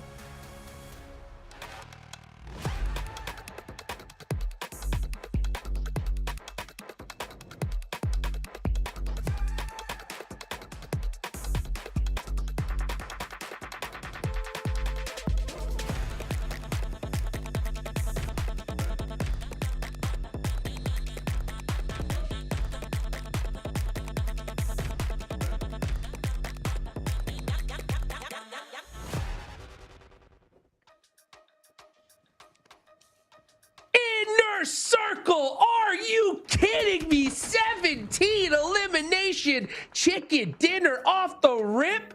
That is how you start the last day in the last chance. Neptura, break down this historical start for Inner Circle today. I love this team so much, Jukes! I love Inner Circle so much for this very reason. Look at the control they had on this Inner Circle, on this final circle here, the zone. They were able to push everybody out to the zone, really careful with their angles. That 3-1 split coming in really clutch there, using IQ as their anchor point, just able to just push everybody out to that blue zone, make them panic, make them not have time to make any decisions for themselves. They were just controlling from start to finish. I love this from the Max. I want to echo a point that Blank had earlier on in this tournament about Inner Circle, which is we were seeing Falak pop off. We were not seeing the rest of the team. T24, 6 eliminations. Noki, 3 eliminations. IQ, 3 eliminations. This is the Inner Circle we were waiting for, and they have showed up big on this Rondo game. And you know what? The good rotations, down to the recall, right? Neptura, they had the recall from T24 OP next to Bailey, northwest of Rondo. And that allows them to avoid any big early to mid-game skirmishes to get control of this open area on the west of these finishing circles. Oh my goodness, like the entire setup was just so well executed, like a well-oiled machine. Yep. And they wrap it up well. Like the third parties at the end there, beautiful. What I love so much is that how careful it all was, right? They didn't full send anything. They used the terrain to their advantage. They made sure that they were able to just get exactly what they needed without any risk themselves. And I love that from them. And I just love as well what we saw here is like they were backing off of the hot drop as well, like just well backing off, making sure that they had exactly what they needed and weren't getting too caught up in those big fights. So I really appreciate that from them, and they were able to actually be able to set up a much better game for themselves without all of that. Yeah, I mean, this game was just amazing. You know what? I said it already. I wish we had 2 rondos per day, man. Oh, These so matches bad. are so fun. I know everyone's been like, oh, we don't want rondo in esports. And now I see everywhere people are like, yeah, rondo is actually really fun to watch. It's actually really good. But yeah, in some of these plays, actually this Wolves push, we saw there was Genji pushing onto it, then the third party coming in from Team Flash. I love that play from Team Flash, but I mean, Hot Jukes, Wolves, that fight, not losing a single player in that engagement was literally so unexpected. Yeah, I mean, it was so clutch for them there. It's just right there towards the end. After all that fight is said and done, they try to stand her up with a circle, and Weibo just had such a beautiful position on the high ground there. 27 points, though, from Inner Circle. I'm telling you, all this team needs is to get 4 players in the final circle. And they're going to make it happen here, guys. They were in 7th place, Max-Man, before the day started. With 27 points, this is going to, like, take them to infinity and beyond. That is insane. Yeah, the demons from Pakistan have arisen in this. Well, it's not the Gauls, but you know what? Well, I can steal that and use it for Inner Circle this one. But you know what? We're talking about the big squads at the top of the leaderboards getting points. Inner Circle, Weibo, Flash, you know, of course, some really good double-digit games. But Boar, Niptura, they were standing in 11th position before this match, 25 points. This game alone puts them in reach of a top 2 position if they keep getting good points on board. So Boar's perfect timing to get a decent game here. Yeah, really nice from them. Again, I mean, it goes along with the lines of what we were saying, right? That Rondo is kind of the make or break game for the rest of the day, and I really enjoy seeing Boars take advantage of that and go, listen, this is the only map that we get a second chance. You know, we get do-overs if something doesn't go quite right. We get that recall, so let's just go for it. I love to see that from the Boars. Hopefully we see that in the next few games as well, but you see the MVP, I mean, it's got to be Phallic. Of course it has to be. 5 eliminations, 11, nearly 1,200 damage on his own. I mean, that just goes to show you he was farming teams left, right, and center. Look how he's just looking into that camera right now. I know. He scares me. I don't want to be in the 200-meter radius of this guy, or you're dead. But you know what? We're talking about the teams that did so well, also just like Boars. I was actually very upset with 2 teams, and that was Weibo and especially Alter Ego. Sure, they got a few points on board here, Hot Jukes, but Alter Ego in particular, why are we doing this mid-game 2-2 split versus Burmese Gauls and Weibo? Commit to a fight. You know what? I genuinely don't care which one you pick. Commit to it as a full squad, and you might be able to actually make it to Weibo's position here. As Inner Circle, they take away first place in the first match on Rondo. What? What? What a jump! Are you kidding me? Yeah, when I saw that 2-2 split from Alter Ego, right? I was like, this is a 30-point lead play here. You know, like if you got 30 points on the lobby, then you can kind of do that kind of thing and get away with it. But you don't got that kind of lead, and that lead is gone. See you later. You ain't even in first place anymore. Now you're the team in the hot seat. Game number 1. This is what I'm talking about, guys. Neptura, last chance. This is what it's all about. It is. Inner Circle were in 7th place beginning today, and in one game, they've not only got to first, but they've actually got a fair bit of a lead, right? What is that for? It's 7 points. I mean, it's not a lot, but it's more than AE and Flash right now. It's more than Flash and Weibo right now. So what a game from them. I mean, we're not going to see those same kind of numbers coming in on a wrangle, but if they can get a back-to-back top 5, top 3, they're set, Max. I think I did see there was a little bit of a point gap being created between 4th and 5th, if I'm not mistaken, like getting around 10 points. There is a bit of a cushion being built here. It's not a massive one, but it's still something sizable. But all I want, Inner Circle, don't rest on your laurels. Great that you did so big a jump here on game 1 going into first place.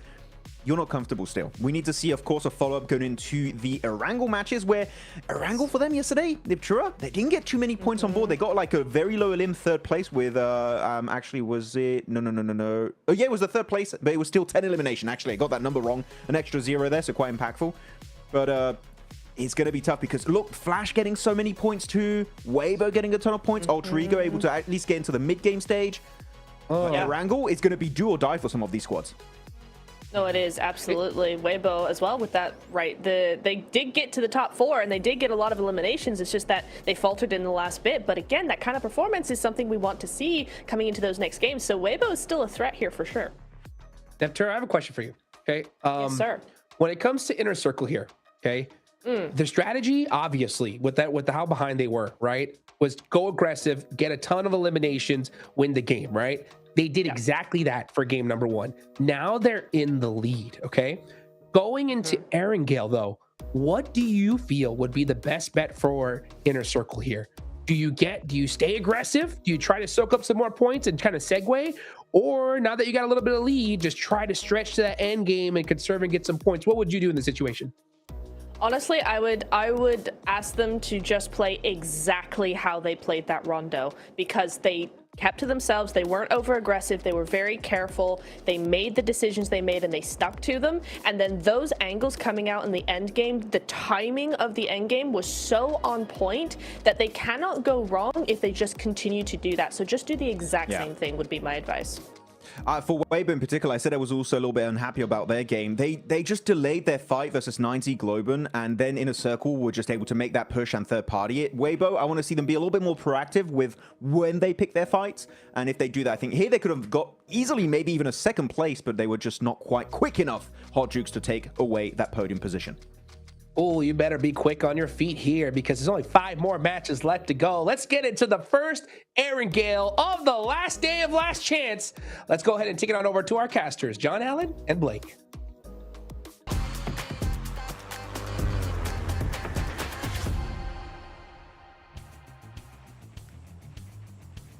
Oh, what a mad one to kick things off. Inner Circle up in first place. We are unmuted, unleashed, and ready to rock this lobby once more. We're into Erangel for our final stretch of 3 for a lot of these teams. 14 will never see the grassy pastures again until 2026. So let's see who's going to make the most of it. Are they going to be able to hold their top spots? Is that second place going to be as hotly contested as we think towards the end of the day? Only time will tell. And let's get cracking. It's quite a few teams right now actually chasing for top 2. I'm kind of surprised by the amount of teams who are in close contention for it. Usually at this point of the day, you're starting to see at least 4 teams break away, but I'd still think there's around about 7 teams that can still make it in at the moment, or with a fighting chance at least. I think after our next match, match 3, we'll start counting some teams out. If I'm honest, we'll start counting some teams out. It looks like we're getting a hot drop straight away, though. It is Alter Ego immediately getting harassed here by Papa Supermassive. Great spray down from Rosemary. You expect nothing less from the guy. I mean, this is a good start for Alter Ego. This is very, very dangerous stuff for them, though, after getting pushed down to second place. You can't really afford things to go wrong for you, but it's all going right. Krypton on the window doesn't get taken down, and Papa Supermassive really suffering now.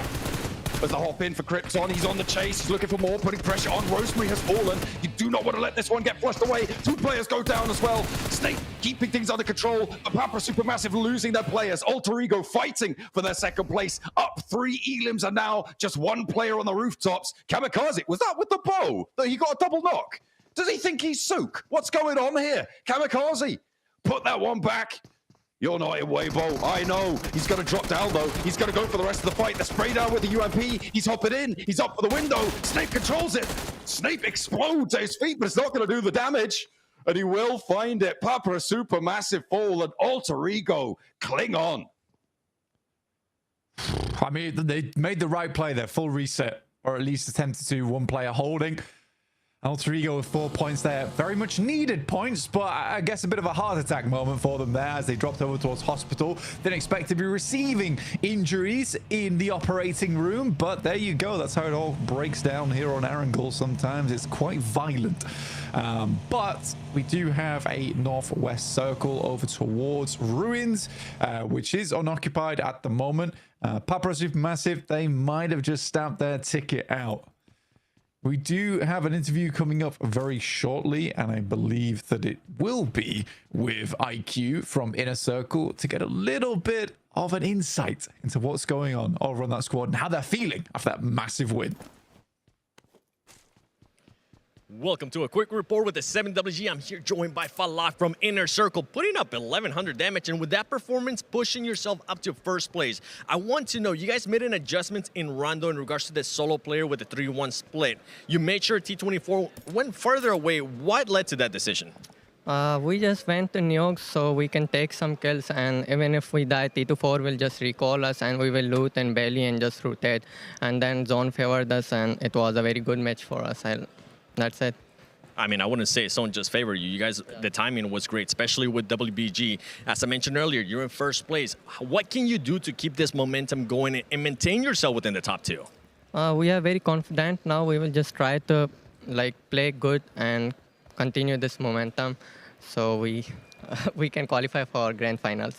Inshallah, you'll be in grand finals. You got T24 performing. You're performing too. Everybody's performing. Let's see how Inner Circle can continue on the last day of Last Chance. Oh, okay. Well, I mean, they profited a huge amount in those final moments, Blank. I mean, going in towards the final circles, they only had something like 2 elims on that last rondo. And they were able to rack up so many from those final fights. Really masterfully played. They played very, very passive until that point, holding their position well. But now they're on the Millie Island, and they're going to have to transition north. So get that loot on board. Get trucking, because your destiny's just across that bridge. I mean, for Inner Circle, it's pretty free and clear right now. On the south side, no one really challenging them. On Sosnovka, so an easy approach over towards the northwest. Genji are holding Western Bridge, though, so a little bit interesting there. Finished out on 7th place, I believe it was, there showing on day 1, so it's a really big jump up after one game. Then again, I think it was roughly 27 points they got off that match, so fairly gigantic amount of points they were able to accrue. Alter Ego, a little bit of damage still on their side, but should be easily healed up. I don't really have any teams around them at the moment. Everest Circle, potentially, maybe. We'll see how it plays out. A bit worried for Alter Ego, because typically on these sorts of circles, and we head over towards Ruins, your Fields, Everest, teams do want to take splits. I think it's a frustrating one, because I think when you watch Alter Ego and they take their splits and it goes well, everyone at home is clapping. Everyone's, wow, Alter Ego, well done, well done. And we're all like, well done, nice split, nice split. But at the same time, in the back of my head, I'm always looking at them and being like, I don't know, is this too greedy? It feels a little bit greedy to me. And then it works out. But then there's those clear moments where they'll do it again, and it's wrong. It's the wrong play.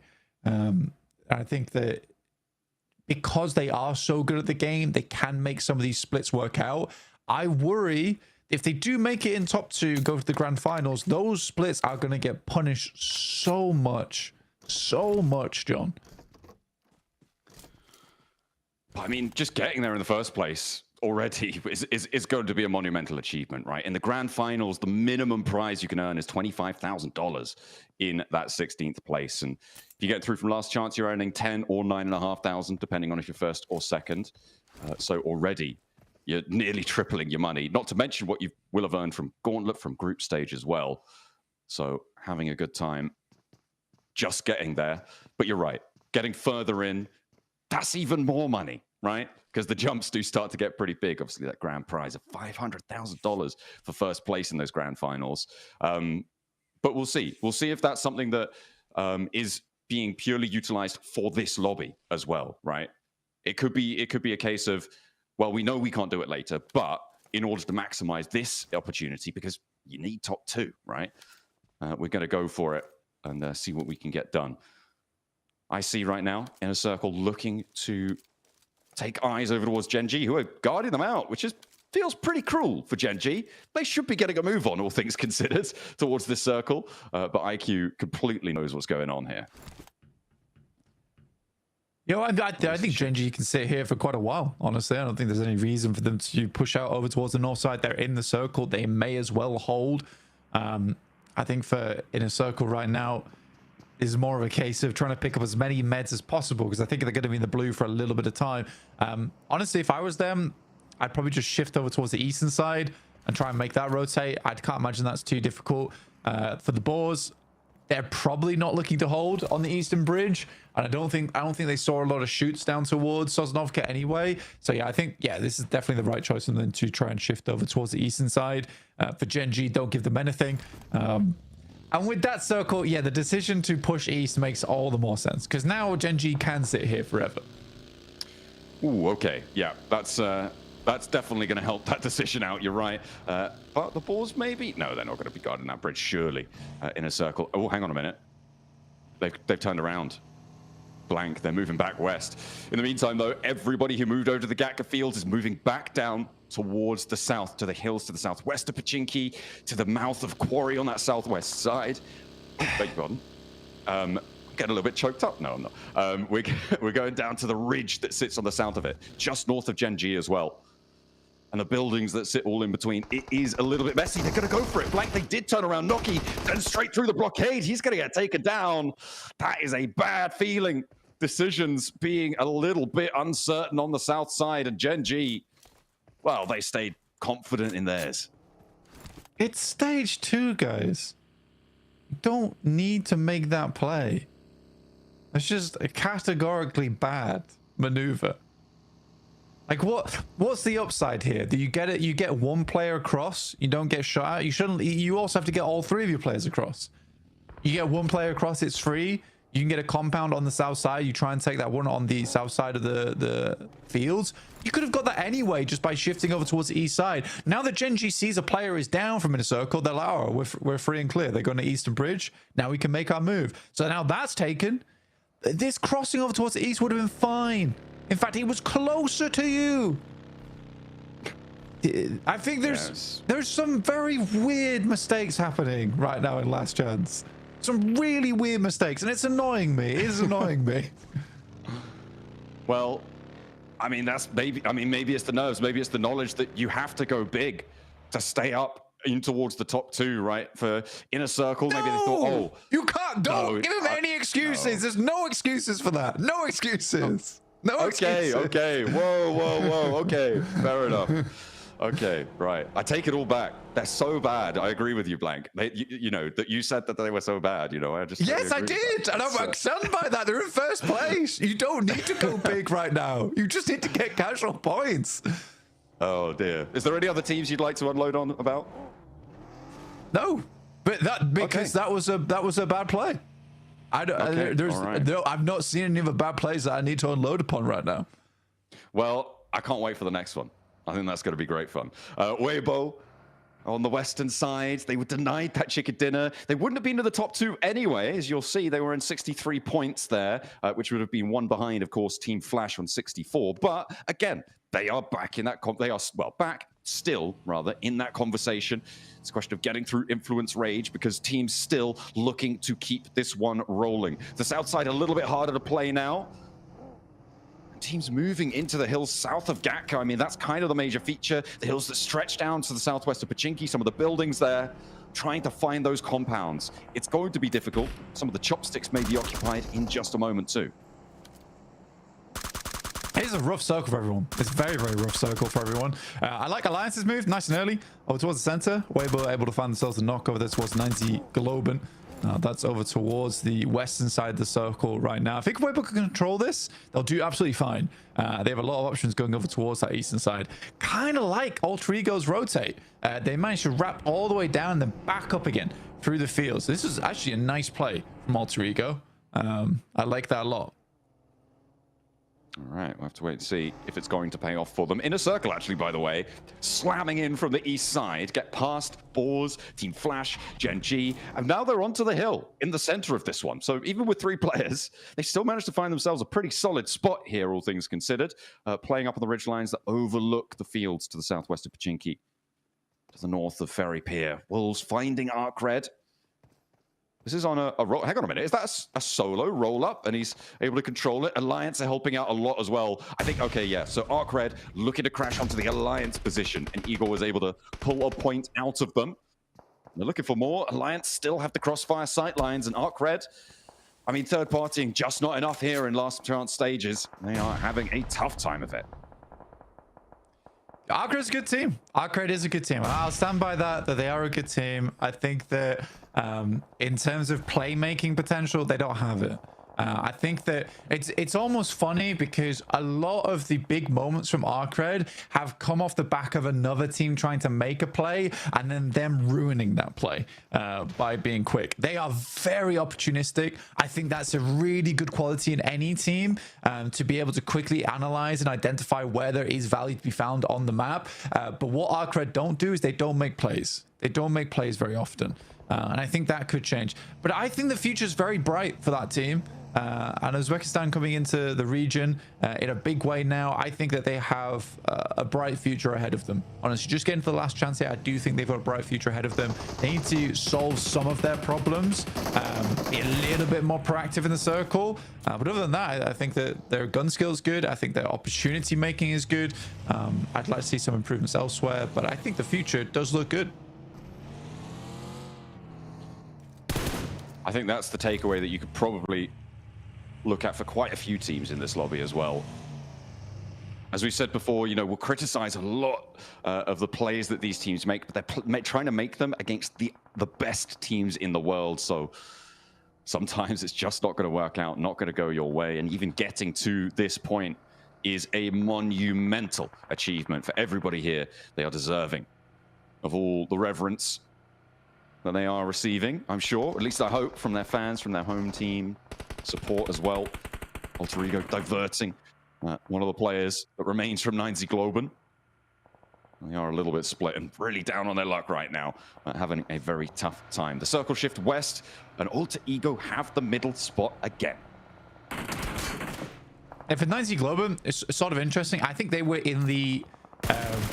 they got sort of placed in the wrong house, right? If we're going by Harry Potter, when they got placed in Group Green, because it was such an aggressive lobby, but they were much more of a Group Red type of team, in my opinion, where they make these wide ramps, they play more chess, but it was so aggressive over in Group Green, and they took advantage of that. They really did. In terms of their rotates. Here, the teams are very much willing to make smart rotations, and 9ZG is struggling to find those entryways, which they found so often in the past. Neil Zard is very lucky. He keeps taking shit down. This should finish the job, I'm pretty sure. Yeah. That'll do it. That'll do it. Loops are down, and they are starting to slip now, Blank. The Brazilians not having the best of time, but Influence Rage may be able to keep the banner flying over on the western side right now, as they still are in with a chance. They've got a compound, one of the few solid spots, but kind of crashable for me if I'm looking at a team like Weibo, although the question is, do they want to at this stage? And actually with Gen G bearing down upon them, the ball's also pushing in. I think Weibo have bigger fish to fry right now. Sook holding the first. We'll go for the flush as well. Weibo diverting Gen G, but they're going to slam straight in for the rest of the fight. Spray downs look good. Sook is down and actually flushed away. Gen G giving them a bit of a runaround here, but 93Z with the lineup. Spray down, blitzing Gen G, putting them in the blender. They are not to play the rest of this match. They'll get the res and play on as 3 for Weibo. They're challenging. Team Flash making their move as well, up towards Inner Circle, who've been on this position for a while. IQ split apart from the rest, and now Inner Circle playing just as one. A nice run up for Team Flash to claim their spot back, potentially, because it is still all to play for. Yeah, T24 last alive here. And it's an awkward position on the map to be playing too for T24. So open. You got this small dip. It's a tiny dip, essentially, to work with. But I think that he should be going down in the next couple of stages. Got a lot of this fielded area on the north side. We still have Chopsticks in, like we were talking about earlier with Geekay, holding that one. Influence Rage have a very strong compound over towards the northwest. Question of how long it stays in. Burmese Ghouls out of the field, though, fighting versus the Flash. Attempts to step up, but there is a shot there from along the way. The Flash continues to corral Burmese Ghouls into position. Known having the rescue mission sent his way, but Yatka steps into the firing line, and they will tear them to shreds. The Ghouls having a tough time here out in the open. Ichi sending for the 4 wins now. And Team Flash happy to pick up these points. They've started to rack them up now, Blank. Alter Ego, sure, they're in a center position. They've got some points. Weibo are chasing, though. And Team Flash as well, up towards the northern side.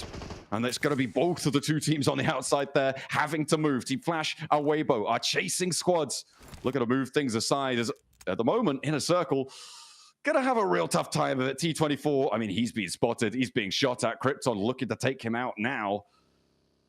But with the 1 point they've earned, it's not the greatest of finishes. But is he going to get into a building? I think he might just. Oh, no, not quite close enough.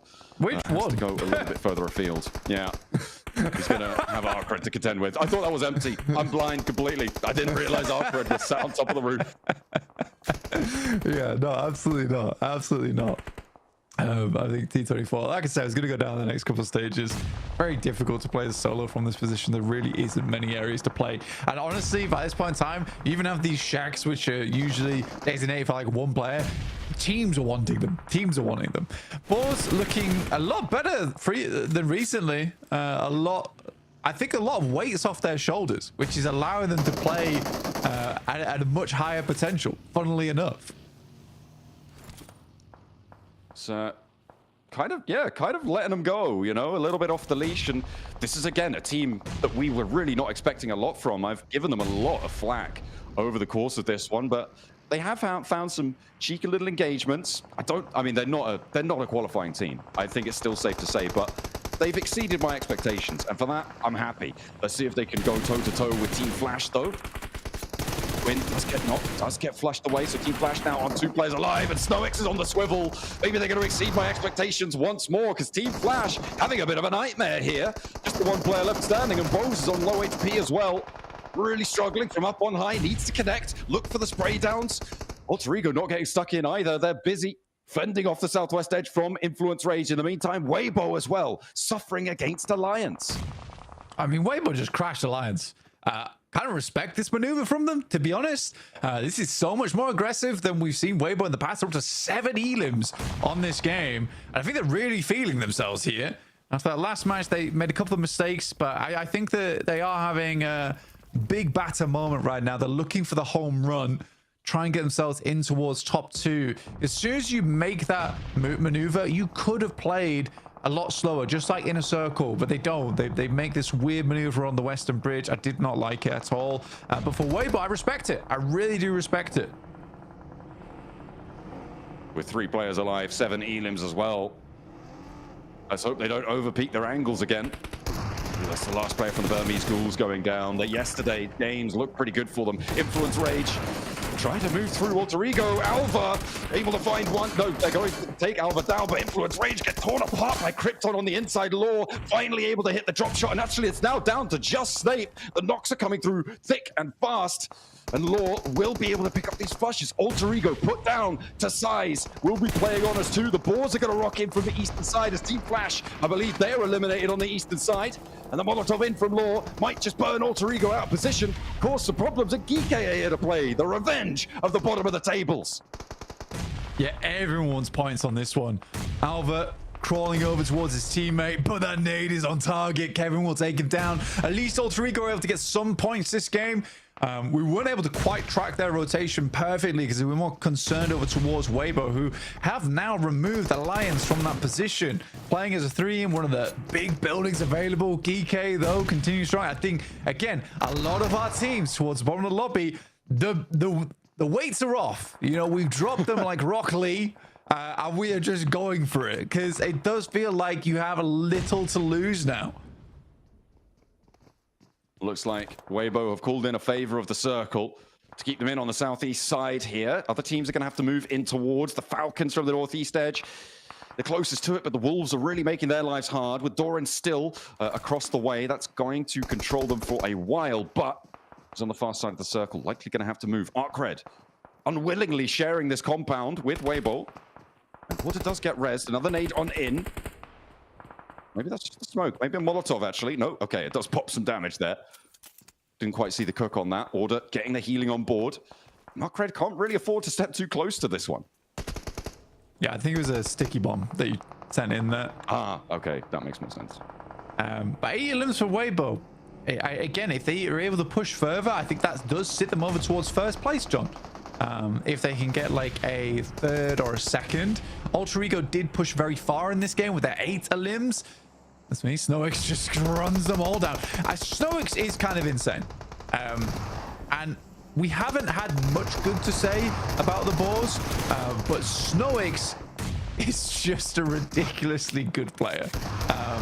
And I think that he does deserve a lot of credit. Weibo looking over towards Arcred, and they get immediately taken out. 5th place, I don't think that's enough. It might push them to top 2, but we'll wait and see. But it is fierce. It is fierce towards that top 3 at the moment. We called it on the tower graphic on the right-hand side. It's a dead heat right now between Weibo and Inner Circle. The tiebreaker, though, won by Inner Circle. So it's still just outside.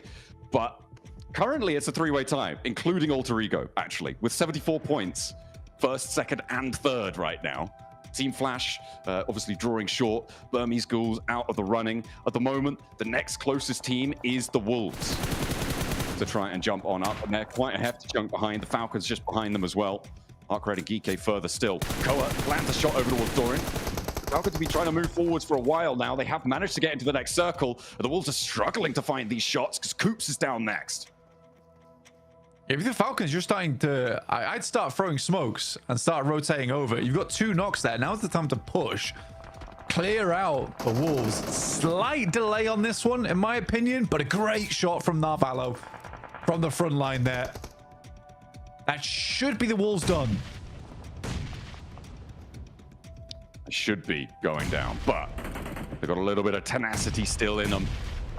Geeke That's a lovely nade. will want some shots. That is a lot of nades, and they are going to land on target there. The backline's now the only thing for Wolves that is still alive, and the Falcons want to add to their Elim tally. Geeke on 10 Elims right now, blank. They keep it going. Doran down, and the Falcons earn their keep for the time being. They have expended a lot of nades, but that resupply comes in very quickly. Look at that. Immediately snagging 6 more. Geeke struggling to move across, and the zone, I mean, it keeps this compound in. Weibo would have loved to have won this fight. They really would have done. I think they gave their all. They already fought Alliance. It was a little bit more of a struggle for them versus Arcred, and great play from Arcred to drop all the smokes. But they were able to pick up a strong spot here, and Arcred actually might get a win off the back of this. They might do. Depends how crunched they get between Geeke. Falcons nearly with a knock over towards Ragnarok. Arcred also turning the majority of their tension down towards Geeke, who are making moves and a little bit too late still. I mean, it's just not happening for them. But it's a bit of glory under the belt if you can find it. Ragnarok out in the open. Ooh, he's a bad boy, not quite spotting it. The Falcons need to move in too. Well, I think the setup from the Falcons is good so far. They're trying to deny sightlines from Arcred over towards them. And when Arcred needs to start moving out, they want to make sure they have the line down from the south side so they can shoot them as they move out from those buildings. And the Falcons don't really want to have to take this fight with Geeke. They'd rather Arcred took those shots and they steal away the points. It's like they don't have too much ammo on board either, John. Finally, making this push out toward the hay bales. That is a dangerous crossing. All the players inside the vehicle likely to lose at least one, but this is a haymaker of a crash. Oh, Alpha's going to be able to win the challenge, though, and actually, they're going to be able to fight. No, surely not. Oh, no, it's not Valo, though. Don't count him out. Not until the end. Not until the very, very end. It's actually Ralph's going to get his own elimination there. That is unfortunate as the vehicle goes up. Narvalo now on the backstop, the only player for the Falcons alive. Arcred need to move out into the field, and they do just that. The smokes, yeah, it's not going to be there. Hardboy has the angle. There's no way he gets these reses. And they're all outside of the zone. Narvalo out in the open. They will go down in second. A nice little crash down, but the explosion doesn't go their way. And Arcred claim a chicken dinner, blank, to take things into control towards the very end on the open fields. Yeah, I think I would have preferred a 2-2 split in the vehicles potentially, but you know, hindsight is 2020 there. Tough approach, but a pretty good close down there from Ralph. Sad that the vehicle explodes up in his face. If that doesn't happen, it's a full reset on the team.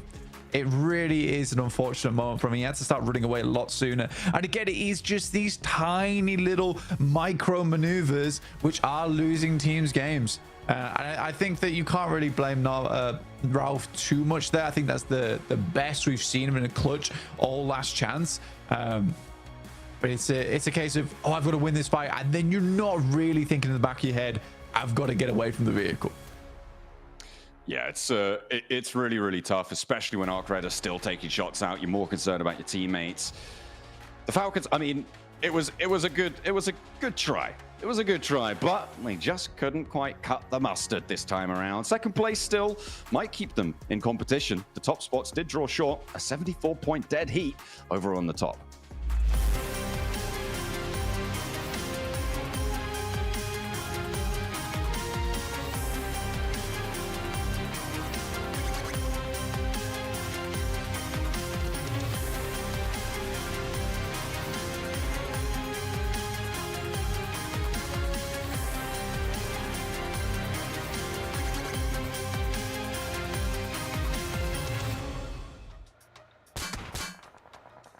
And it's Arcred who pulled out the chicken dinner for match number 2. This endgame was just wild, Max, man. Falcons getting pushed on by Geeky. Break it down for us.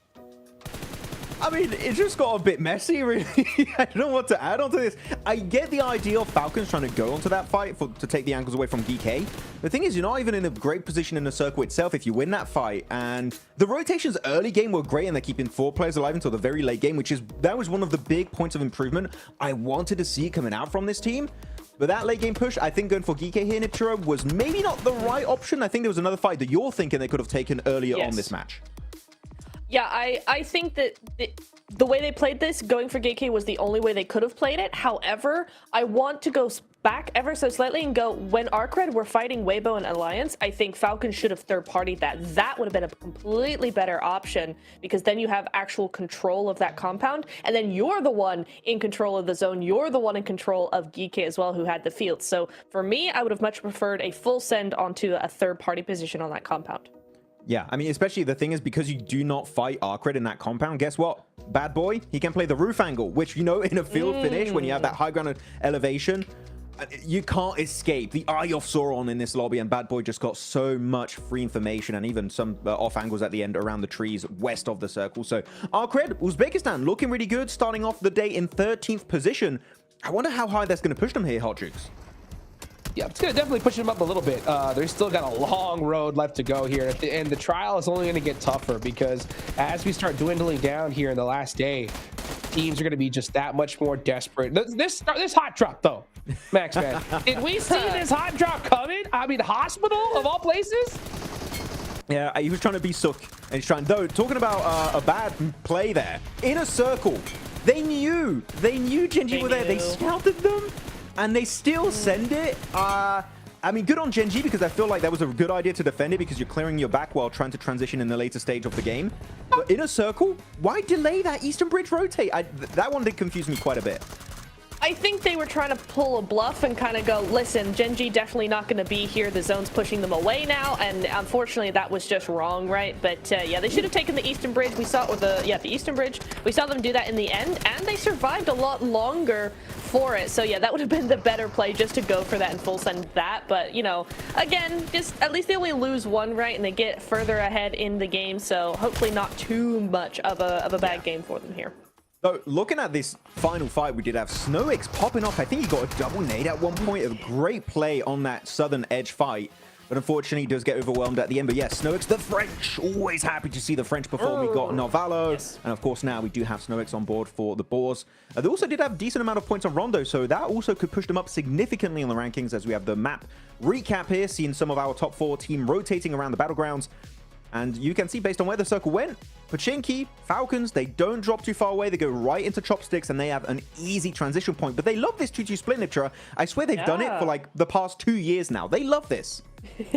They really do, don't they? And honestly, it gives them so much info heading into the mid phase of the game. So I actually really like that, as long as they don't lose players, right? But we will see them kind of keep off to themselves. Same for Arcred. Arcred had that one half of the compound for a very long time, just really chilling there, able to keep their info, keep their utilities as well till the end game. I also really liked what we saw here from Falcons. They move up onto this little bit of high ground. It's very similar to what we saw from them in one of the games on the group stage, where they were able able to really have a dominating game based off of that high ground, that rolling hill. So I'm really glad they remembered that and utilized that again here, because again, it gets them 10 points on the board, and with how close the leaderboard is, that 10 points is looking really good for them. Every point counts here at this point. Chopsticks field finish is always going to be so difficult, so I'm not surprised we saw so many teams just get eliminated right there towards the end. And man, it's so wild to see just how things are shaking out here. We still got 2 more Aaron Gales left to go, Max, man. Weibo, they put up 11 in their first one here. They're putting up some consistent points, but I think it is just these little tiny mistakes that we're seeing out there. By the way, 33Z with those crazy shots on the Gen G, that got me so hyped. Yeah, I was like, no way, 33Z's popping up. It's so good to see, like, of course, when you look at this team, you're expecting Sook and you're expecting Order to be up there, but Hero and 33Z really coming in their own this season, it seems like, right, Niptura? They're really performing, bringing points on board. Genuinely so happy for them. Though, looking at the lower side of these rankings, I feel bad for one team, and that's Loops. Man, they were going for Crash onto Wolves, and they had 3 teams shooting back at them. They had GK, Burmese Ghouls, and the Wolves. I mean, you're taking a 1v3 at that point. What do you expect? It's going to be tough. Yeah, I mean, it's the power of the field finishes, right? There's no angle from which you can hide. So unfortunate indeed, especially when you're going up against Bad Boy here, the MVP. Up on top of that roof, that compound is just so good for those roof angles, and you're able to just take so much advantage over those field finishes. So GG to Bad Boy, able to get up 6 eliminations here, Jukes. Yes, indeed. I mean, Arc Red putting up some points. How close is the top looking, though, right now? It's looking pretty close. Pretty darn close. 3-way tie, folks. And the reason why IC is in second is because they got 1 chicken dinner. A is in first because they got 2. But Weibo is right there lurking right behind him. And not to mention, you got Flash pretty dang close. We are seeing a good, solid gap, though, between 4th and 5th place here, Max. Yeah, you have a 13-point gap between 4th and 5th. You got, again, that little bit of a cushion being built up. But I am fuming. This is so rough to watch, Niptura, because I had 5 teams that I was like, I think are favorites when it comes to making it in top 2, and I would like to see them make it. And that's Ultra Ego, Inner Circle, Weibo, Flash, and Wolves. And 4 of them are in the top 4. This is going to be a heartbreaking finish, man. That last Miramar, I'm going to be crying. Yeah, it's always heartbreaking when you've only got 2 going through, and when all of them are doing so well, as you said, the top 4 out of 5, right? And they're all so close. You've got the top 3 in a tie right now. Like, all of these teams deserve to go through to finals. We have to choose 2, and it's going to be so difficult to make that choice. Oh, man, when it comes to the Wolves, Max, they are currently 21 points behind that 2nd place spot. I mean, with how these top teams are playing, it's getting about that do or die point, at least in my mind, right? What do you feel the Wolves specifically need to do different in this next Aaron Gale, considering they're so far behind? So before I answer your question, because very good question, Ragnarok got 6 elims with just under 200 damage. Stealing. What? That's crazy. That's crazy. In the game, he was stealing all the limbs. But no, for Wolves, I'm really happy to bring it up. I feel like they're going for these kind of desperate positions. In this game in particular, right, in the field finish, they went for these sheds very early on, which they're not bad late game, right, if you don't have too many options. But here in Niptura, they went for them mid game. And that really locks you out of late stage rotational potential, because your cars are going to be spotted from like a mile away. You're going to pop the wheels on the buggies, on the Dacias, whatever vehicle you have, and you're not going to be able to leave it. I think that it would have been better to see them try and fight off for a POI, like a compound or that hilltop to the west, or even maybe to the east. That would have maybe allowed them to make it into the top 3 podium finish. But here, I think they just went for a desperate position that, as we see, didn't really reward them with a lot of survival time. I agree. I always hate when we see those plays being made in the mid game, because it feels desperate, and it feels like you're almost, now I'm going to be harsh here, it almost feels like you're giving up the game very early on, because once you're there, you're stuck there for the rest of the game. It's very few chances you're actually going to get through there. So I don't want to see that again. We've got 2 more Wrangles. Come on, we can do better than that. Wolves are far better than what that game showed us, so I need to see a bit more from them, Jukes. I'm telling you though, military is coming. Oh, let's see it. Let's see it. I want to see that desperation come out, because some of these teams need these points so bad. One more Aaron Gale match. Let's go ahead and take it on over to John Allen and Blake.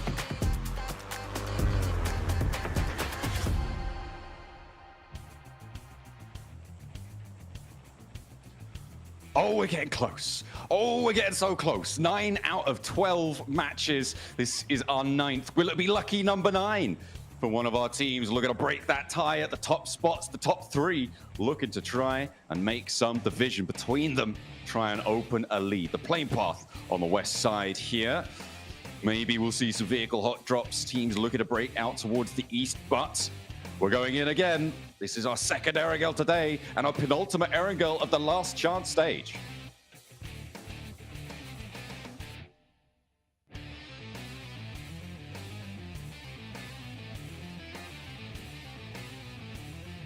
It's also the part of the day where I said that we can start counting out some teams who would not be making it through last chance into top 2. It gets really difficult at this point, John. Oh yeah, absolutely. He's going to be much harder for the teams at the bottom to start to make up that ground. The opportunities are dwindling. There really isn't much more time left. If you're not in the competition at the end of this match, you're not in the competition. I mean, of course, the outliers of, you know, back-to-back 30-point games, but I mean, I don't think that's ever happened in the history of PUBG Mobile. I don't think we've seen a last 2 matches ascendancy in that sort of fashion before. We've seen comebacks, but they have been sort of over the course of an entire day, not just the second part of it. So this game, crucial. I think for anyone maybe below 50 points, it's got to be very, very, very difficult to catch up here. And anyone below that metric will really struggle to catch up. And anyone below 40 points, it is just done. There is no way you're making it through. Second place, we're expecting it to be over 100 points, towards 110, could be as high as 120. It's very, very volatile, very variable as to what we'll see at the top of the tables. And at the moment, looks like we haven't got too many teams actually stacking up to that sort of metric. 110 looking more likely, maybe closer to 100.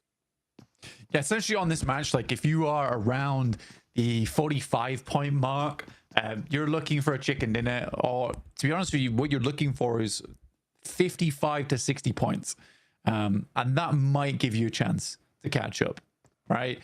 For teams like Burmese Ghouls, Loops, Influence Rage, Wolves, these teams do have the possibility of making it in, but it does require Alter Ego and Inner Circle, Weibo, Flash, to stop doing so well in their matches, because it seems very consistent from all 4 of those squads getting towards a late finish. The Flash is lagging behind a little bit, but it is so close. Like, dead heat between Alter Ego, Inner Circle, Weibo is insane to me.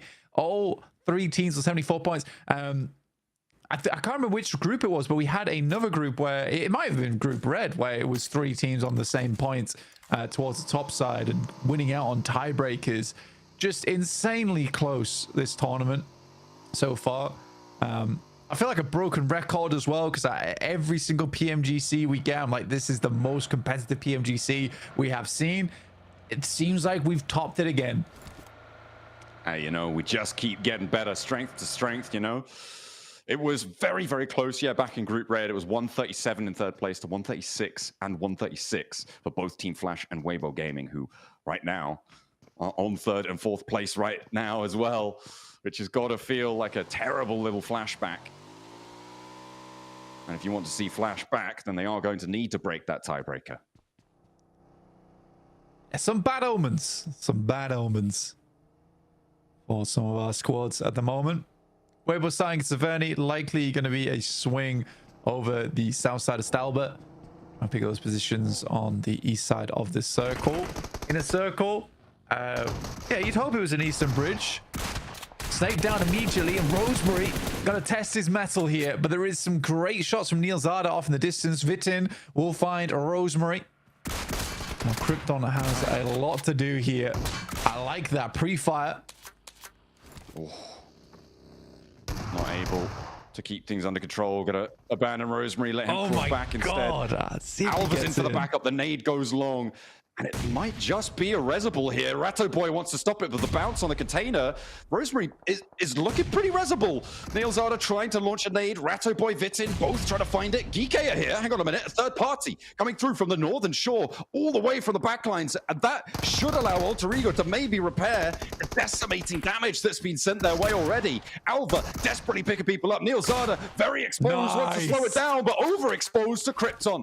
And he's able to slice on through it. Rosemary back to his feet. The backup for Loops cut away by the third party from Geeke. Rosemary re-knock, but Snape severs the connection to that knocker. Will not be able to find the flush. Ratto Boy desperately bringing back Neilzada now, and Loops' dreams may be coming crashing down here. Alter Ego keep the top spot for now, and they want more. They want to keep it going, but Ratto Boy reaches on the inside. Krypton flushed away, and Geeke in for the fight. Once more, they look to stop a team at the top. Geeke moving in, and number one bites the dust, and that's Alter Ego down and out. 75 points is the marker now for first place. What a big stand-up there for Krypton, but not enough as Geeke swings in from that north side. Oh, the reset just could not come through. I think if Alter Ego was able to get the full reset, they might have just divulged away from this location, straight down towards the south. Second time now where Alter Ego, right at the beginning of the game, gets completely cut out. Starting to wonder if this is potentially targeted. I mean, Geeke with 3 elims on the hunt for the remnants of Loops. For Alter Ego, that's nasty. It felt like Geeke were giving them the little assist.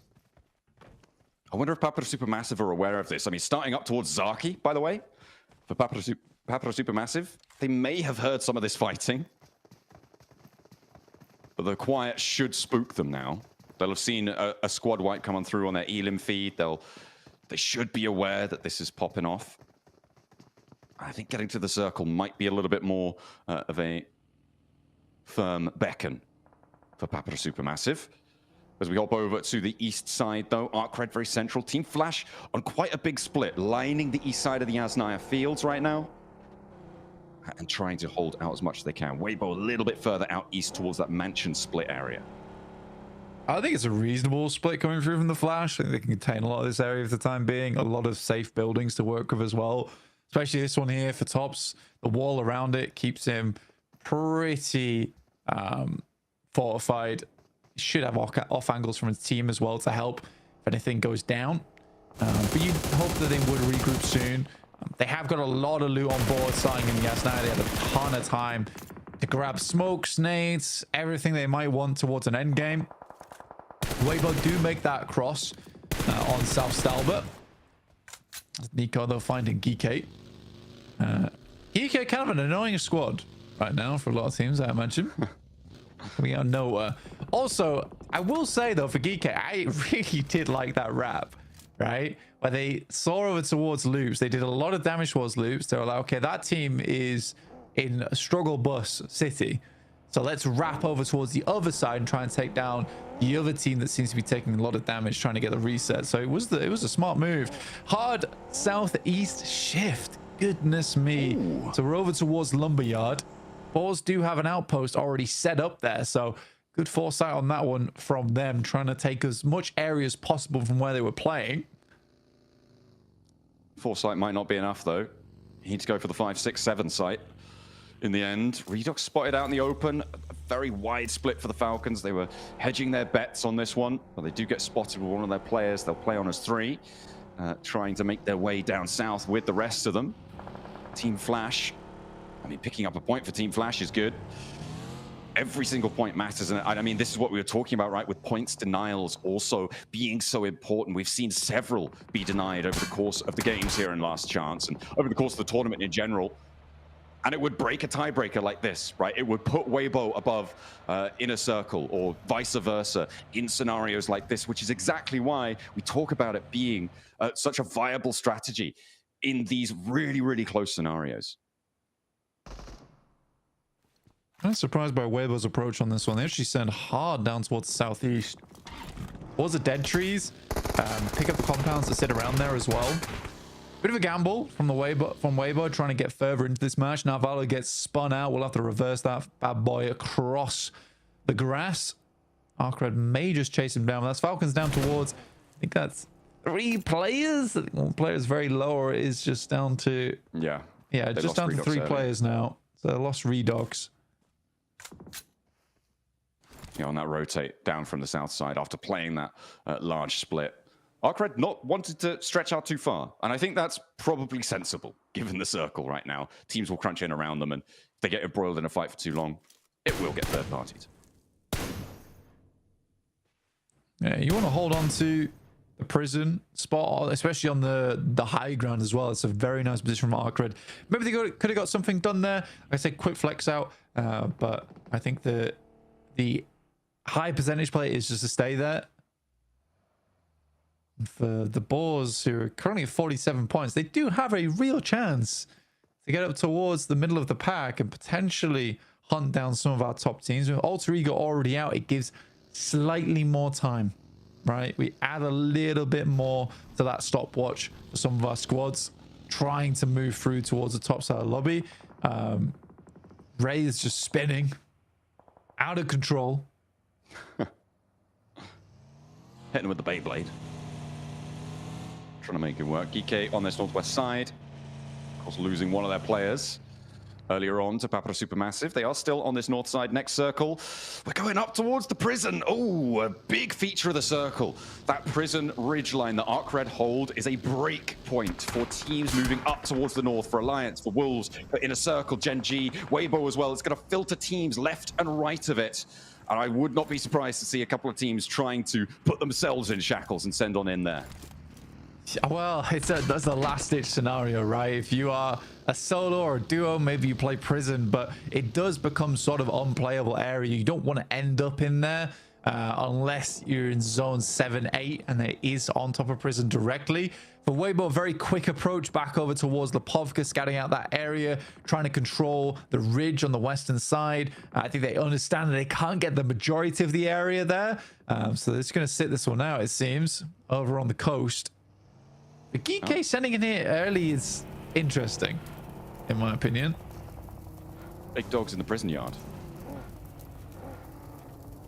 I think they're more prisoners, honestly.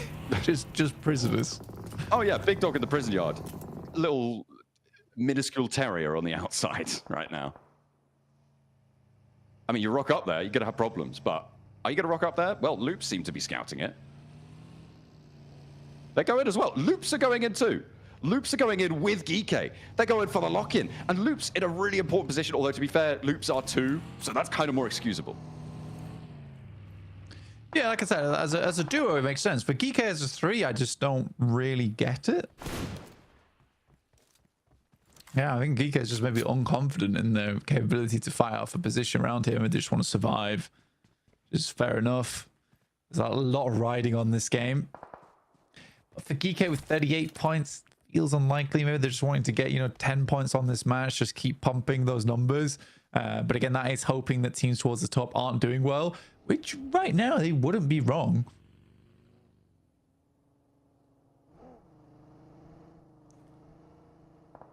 I mean, getting numbers, that's what this whole thing's about, right?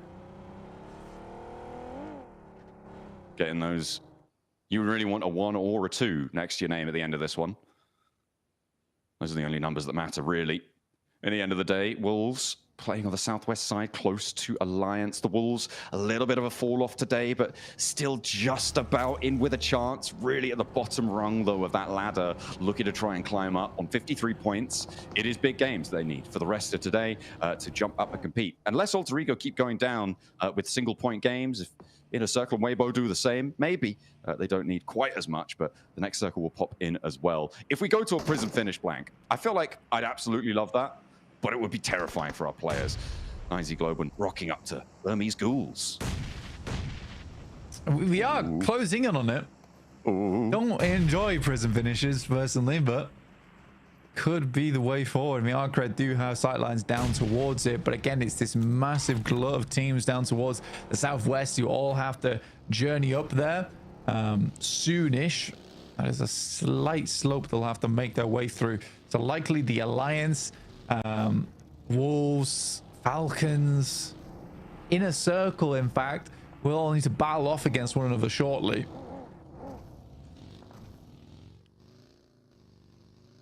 It's going to be a real sparsity, I think, of positions. The south side, that melee that we're looking forward to. Burmese Ghouls on the north side. I mean, they're in their compounds. They've got all 4 of their players alive. They can bide their time for a little bit longer. Not so for Alliance. They are one of those teams on the south edge with Falcons, with Inner Circle, all stacked up around the lumberyard, and everybody looking to try and chop their way out. Falcons getting lit up from both sides, though. This is nasty stuff. The D24 finds the first knock. Alliance not chiming in just yet, but Inner Circle actually going to be pushing up closer with Falak getting into nade range. Alliance will have oversight onto this, and they will take him down. That is nasty news, and Narvalo's going to chase it through as well, looking for the knocks. And Gen G are here on the eastern side. Blank, they're flexing out from the east edge instead of going for the circle. They want to third party, finding another knock towards Inner Circle. The flush comes on through, and now they're playing with 2 active, 1 down. Inner Circle a little bit too far forwards, but who could have predicted this flex out coming through from Satan on Gen G? So what we've discovered here is that Gen G hates Inner Circle for some reason.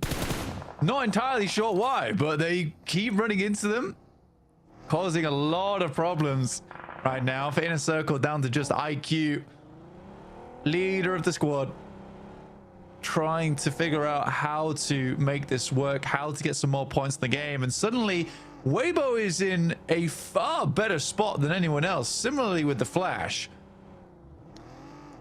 Yeah, I think for Team Flash on this western side, and you're right, yeah, Weibo and Team Flash definitely now in with a massive opportunity to jump up on these standings with a decent game. It doesn't even need to be massive for getting on up there. But I think the bigger news is maybe for the teams a little bit lower down, right? For teams like Burmese Ghouls, teams like Influence Rage, Wolves. This is an opportunity to put a dent in the lead that has been earned.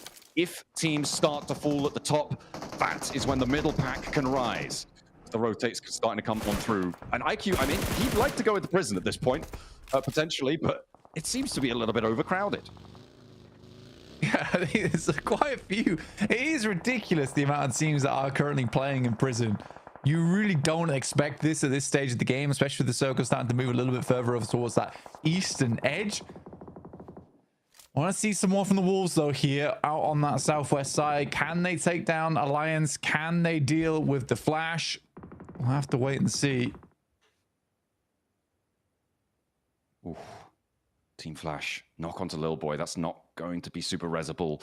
As Team Flash likely to look to reposition, but it's going closer to prison. Oh, blank. The shift to the southwest side. Arc Red control the hillsides. Team Flash have the western road. And Wolves as well, looking pretty decent. But the cells beckon our teams towards them. What have they done to deserve such punishment? As Falcons try and fly, live up to their namesake. They send on in. Let's see where they land. Well, I mean, you're in the last chance. So you get in the prison. It's time. It is time to battle it out. Yep. Out on the gym.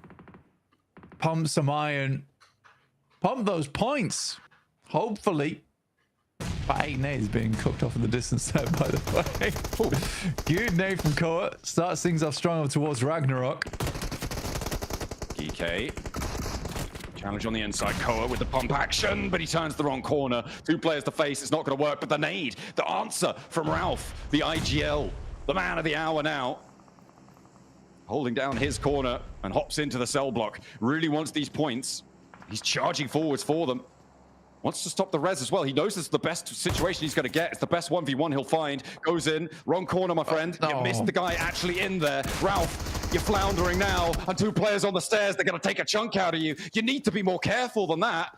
He misses the point. Was set right in front of him. He pops the wrong corner. Influence Rage are running in as well. Burmese Ghouls are playing the north side of the prison too. And loops are clashing. Brazilian Bonanza here on the inside. But the shack is held down and Influence Rage claim the points. But there's still more to go. Arc Red are now moving in. Blank. Everybody's coming. It is non-stop. It is non-stop. Arcred moving around that top side. Burmese Ghouls here as well. The Falcons, Ralph is blinded by the sunglasses he wears the majority of the time whilst he's on that stage. Sadly, not able to pick up that point, and now will just remain on the southwest side of prison, tucked away for as long as possible. Weibo playing it slow. I think Weibo can start to sweep. Sadly, Claws finds Sook. That's really nasty, but there is an answer from Hero. Maybe they can keep things under control, keep themselves as 4. I think having 4 on the outside of prison right now is basically a superpower. Moving into this lobby. Team Flash as well, now clashing with Wolves. Nades going back and forth, and actually it's Team Flash who are taking the majority of the casualties here as the nades start to come on through as well. A roll down from Claws is good from Weibo, and they look to step up for the challenge. Gen G starting to falter. They may have ruined Inner Circle's day, but Weibo all too happy to use them as a springboard to the top of the tables right now. 78 points now earned, and they will look for more to clear out what they can. Team Flash, they're down to 1 in the meantime. Over on the west side hill, the Wolves are winning that fight. Wolves are doing pretty well. Definitely doing pretty well for themselves. Now looking down towards 9Z Globe, and I think for 9Z Globe, this is a hard push versus the Wolves. But Nades look to be pretty limited on the side of the Wolves there, which would be fantastic. I think for 9Z Globe, they're probably just going to stick around on that western side. Next circle, I'm thinking it's going to be towards the prison, yeah. So it cuts out a little bit. Weibo can control a huge amount of area from here, though. They will need to deal with Papra Supermassive soon. Similarly, also Boars on that north side are starting to make that move. Moving on in, slamming straight past, looking for Burmese Ghouls who are moving up on the high ground here. Cause tries to get ahead of it. DBS in hand. Kevin with the challenge. Cause turns the wrong way though and gets clocked by 1. Second spray down there, and the off angles from 9ZG are just decimating the Burmese Ghouls approach. Yatka and Ichi immediately flushed away, and the backlines now the only thing that remain. Unknown wishes he had the necromancy powers on board right now, but Arc Red also third-partying. That's what they love to do. We haven't really seen them take that opportunity, but it is getting a little bit nasty. They move down this eastern side. They've been on the prison ridge for so long, but with 2 players on the board, the hard boy, he's got a hell of a task, and he will not be up to it. Yeah, X are able to find those shots. Weibo's taking a really, really long split out towards that eastern side. They do find Tron B from Papra Supermassive, and Nate goes long, but it's not long enough, or is it? It's right on Sook's feet. Not going to stop him, though. My man's still running, still going, still racking up miles. Needs to get his steps in. Cause nade over the top doesn't land on towards Remix on the north side. Just biding their time. 9Z Globen controlling the mouth of prison right now. Weibo kind of filling in towards Arc Red, and with a player down, it may be that Weibo were able to step through this one effectively. Doran knocked by Alliance on this west side combat. Wolves able to have dispatched the majority of Team Flash, but Alliance able to extract value in the meantime on the west edge. Flash actually being the ones to take those shots over towards 9Z Globen. They were playing inside of prison right now. They're on the western edge, but it's Weibo to step up. Snoix now fallen behind the buggy. A couple of tap shots will do the trick. Ammo does not seem to be a problem either for Weibo, which is a really big deal, especially for that end game where you're taking a lot of shots down towards the inside of prison. Oh, Colin got moving through the Boars. Here to play 12 teams up, and they want to try and make it 11. They will bust it down 1, but 12 teams in zone 6 is crazy. Finally, we lose a second as well as the Wolves are taken out by Alliance. And now this ridgeline for Alliance becomes very, very strong. The transition out to the east side, though, a little bit more dangerous. The high ground not really under control as Weibo continue to rack up these point blank 7 elims. They're distinguishing themselves. Yeah, pushing ahead, trying to secure that first place spot after match 3 today is a really, really good idea. And I think for Weibo, they make the good choice. I mean, sending over towards the Povka and then seeing that probably so many teams have sent down in towards the prison. We're just going to try and control the outside edge. But this is a winning play. This is the winning play. There's so many survival plays inside this lobby. And I think the nerves are getting to so many teams. Oh my days. Weibo is just going to have such a good time off the back of this one. They do need to hope this pushes further towards the east, though. But if it ends up centering up, everyone in prison is going down. Like, how do you get out now? If you want to get out of prison, you need to step out into the blue, wrap around the top side. You're locked in. You are absolutely locked in. Yeah, there's no way. There's no way. I mean, maybe if you've got a buggy in there, there were some vehicles that drove in earlier, you might be able to clamber up, but that's going to be so visible. You're going to be making so much noise. They're just going to be waiting for you to turn over the ridge, and they'll be like, okay, now that's another point for us. Thank you very much. I think point denial in prison is going to be a big factor here, and that's nasty for Influence Rage, right? They are looking to farm as many as they can right now to jump up towards that 75-point boundary. An Inner Circle desperately hoping that they can survive. Team Flash as well, looking to try and keep their lives going. But no one really with a good spot to do it. I think for Weibo, down the, it's a good rotate down towards the south side, by the way. They see that, you know, Nizek Globe is likely going to be the circle a little bit longer, but this is going to push Alliance out, as well as remaining players from Papa Supermassive, which they already find. This is a very, very good rotate from Weibo. And 9Z Globe is playing so scared that Weibo can take all the time in the world that they want to deal with these teams on this western edge. They've got so much leeway here, and what a time to find a game like this. It is messy on the inside. Ralph still kicking himself.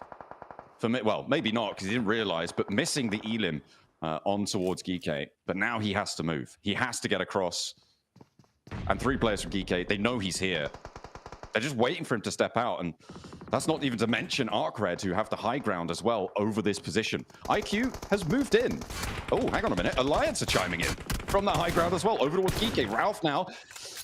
Okay, he's down. So Falcon's out. Geekay will continue with 3 players. ArcRed with challenges on their ridgeline, who have dropped down a little bit of a level. Jimmy with a little bit of an advantage potentially. Next circle coming in. Weibo, they're crashing 9ZG. It goes out to the west a little bit, so maybe more dangerous.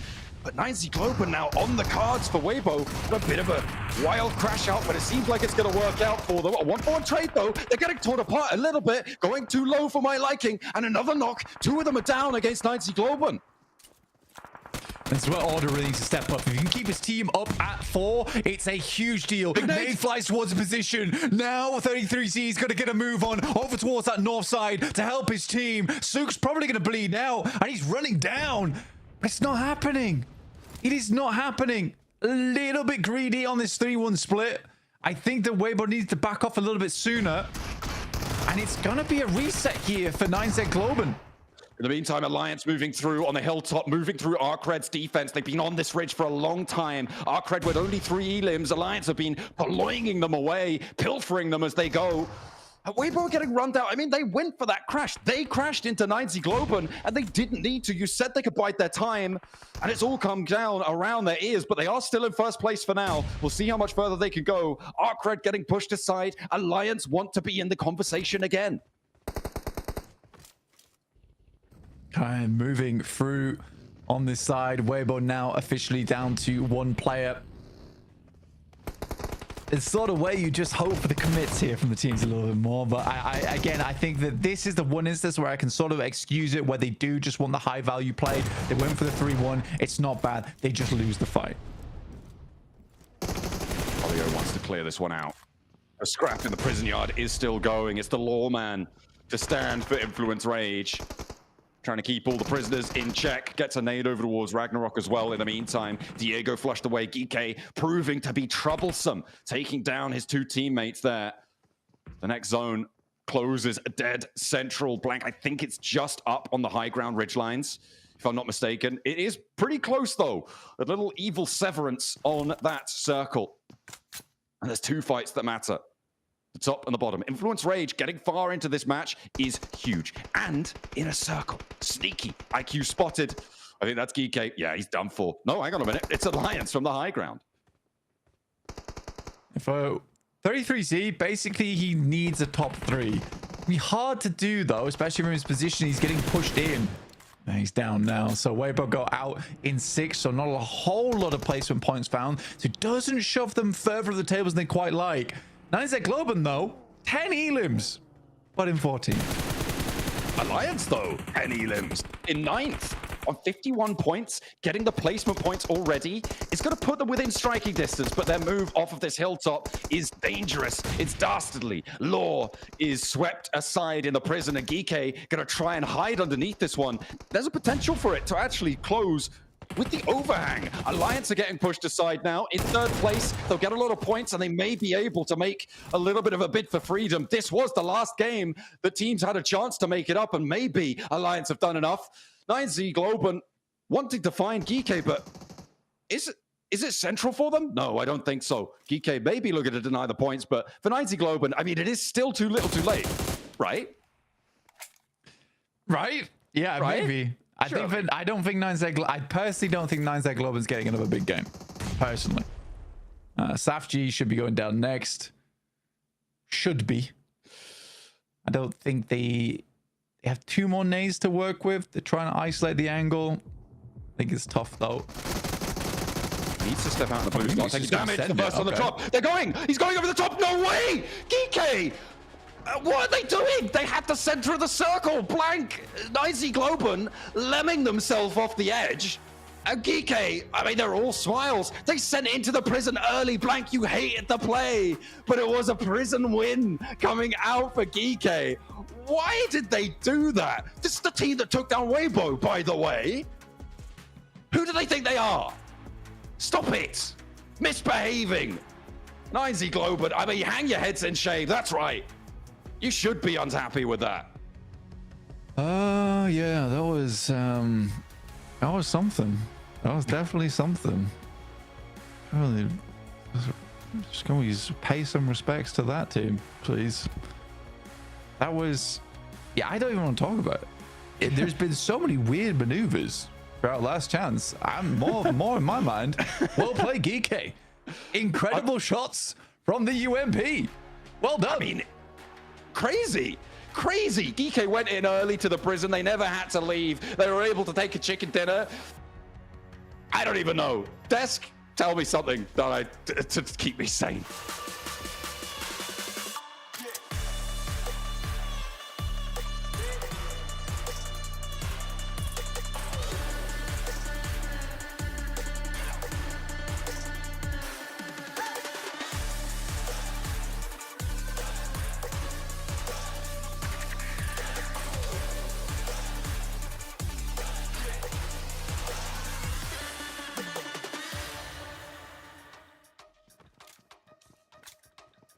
Huh?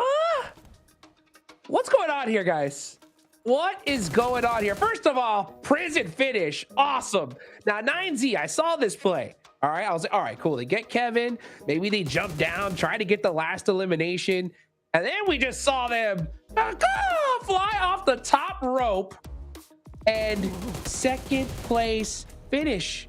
When I saw that, I was like, all right, 9Z, they just had a pop-off game. They're feeling good. They're just doing this for the memes at this point. But then I saw the player cams with all their heads down in disappointment. So it looked like this was not intentional at all. Why would you do this? Oh, no. I can't do anything but laugh at play like that. It's just so... 9Z. You know what? I give you an award for the throw of the decade. No. Not the year, the decade. That is how big a throw we just witnessed. But you know what? It's really good. SAFG able to use a bit of that ridge that was digging inside the terrain, right? So actually put him a little bit closer to the center of the circle. But I can tell you, I cannot wait for the Pin Pundri edit on YouTube. That is going to be memed to oblivion. That is going to be great. Max, okay, so if I put my analyst cap on, right, this is just another classic example of why you don't push 1 by 1. If you're gonna jump off the cliff to try and get the one dude, at least do it as a trio. Why are we going 1 by... Oh my god, it just... So many notes, so much anger, madness, all of it. Jukes. I had so many notes for this game. I'm not gonna lie, with a finish like that, I forgot everything I was gonna talk about. Yes! I'm like, what happened? Oh, nothing else matters. Talk about this. I know this is fun to look at because Loops, pretty sure that was a targeted play. They know this is Ultra Ego playing Crazy, trying to chase them down because Ultra Ego, of course, top contender currently for the top 2 ranks in the grand finals. But GK, I think they were just looking to third party and get some free lins, and actually they were able to do just that. Yeah, I agree with you on that point, Max. I think GK were just looking for a cheeky third party that worked out for them, and that they were really respectful against Loops actually to just move into circle instead rather than trying to hold out fight, because the crates get so sticky. I mean, you could be there for half the game if you're not careful, Jake. So I don't mind that play from them. But for me, Alter Ego, maybe time to find a new drop spot for this last Erangel, because 2 out of 2 Erangels so far have been hot dropped on. It's about time, though. It's about time we see teams get targeted here, because why not? If you're really trying to make something happen, you gotta shut down the top squads. I don't necessarily fully agree on that GK, you know, we're being respectful of Loops. We'll talk about that later as we get to this end game, because Prison Circle here towards the end, Weibo looked in such control and then lose it out right there towards the finish, Max. They were in full control, Holdrix, exactly, until they said, how about we start playing splits and play bad, and they did do just that. It was very unfortunate. Oh, that nade, didn't even see it through the open roof in Prison itself. It's so fun to see a Prison finish. You don't see it very often, and the layout of this area is so different compared to anything else Erangel has to offer, so I really love it. But yeah, I mean, GG. I was going to say 90 Global, but no, they didn't win it. GK, that's how I still can't believe that happened here as you go over these rotations. And we're going to be able to see that, as always, Weibo, going Saverni, Northern rotation, and able to make it towards the late game. That's really interesting that they're in Saverni, actually, because we're going to see this massive rotation. They go all the way down to Milta Power in this next zone, right? They go all the way down here. You'll see them move now. They were right next to Inner Circle, I think it was, who also had a 2-2 split there. And then they go right up to Lipovka. Really quick rotation coming through from them. You see, gosh, 9Z have another big rotation. I mean, that just goes to show you how crazy this zone is, right? Because no one was expecting it to go here. So you've got teams going, okay, we got to pull something out of the bag here. We got to go right the way around. But Max, it's this final zone here. I really loved how WBG were playing this. Weibo had a fantastic, I love this split coming in from them, right? Just to hold off the teams on the south side. And then they got cocky. They went, hey, we're going to push 3 onto 9Z and lose and completely ruin the game. And that sounds like the best plan going forward. It's so odd because they go from the split you're talking about, the southern one, such a good split, a respectful split. They play it very well against those southern teams. And then they go for a very ego-driven split. They're like, oh yeah, we can afford to go for this 3-1 split, but you got a very nadeable dip, and 9Z Globen instantly punish that. But they get punished after that, 9Z Globen, because of that fall off the cliff. So yeah, 20 points still good up to 9Z Globen. Very good control on the outskirts of Prison itself, and Geeky get 19. I wonder how, if they even know what the hell happened there. They're like, I just won. I didn't know what to tell you. I just worked out. Yeah. I don't know. I almost want to say there at the end. That was crazy. Yeah, it was insane. I almost want to say that Weibo should have taken a page out of their own book of the group stage, right? When they were being super respectful and not pushing too far. But yeah, I'm just saying, guys. But we look over on the second half. Inner Circle again, 1 point on the board. Burmese Bulls not having the day we saw yesterday, right? Yeah, true. I mean, I'm looking at Alter Ego too, getting 1 point. So Inner Circle, Alter Ego, falling off. Burmese Ghouls, as you said, like also losing a little bit of momentum after that initial day in the last chance stage. So quite unfortunate. Saf G though. GG, our MVP, the last survivor of GK of the entire game, in fact. Oh, I really cannot wait for the memes. Sorry, I know we should be analyzing and stuff, but you just know there's so much potential there, Hodging, so much. It's so crazy because when I saw that play, I was like, oh, they realized that we're not making it. Let's just jump and have fun. But Weibo moved to the top. 85 total points. That consistency. They're putting up points like crazy here. So they're set up really good going into the rest of the day, Max, man. And with 85 points, that's going to feel pretty comfortable. They're playing the top 4 musical chairs right now. They're just like, I'm first. No, you're second. I'm third. You're fourth. I'm first. I'm second. It keeps intertwining and changing between these 4 teams in particular. And currently, there's still a little bit of a gap created in Iptura of 9 points between Flash and Influence Rage. Yeah, really, really good to see. I can't wait for our last Erangel Jukes. I think it's going to shake things up a lot. It definitely is, guys. Guys, get your drinks, get your popcorn ready. We got the rest of the last chance coming up right after this short break.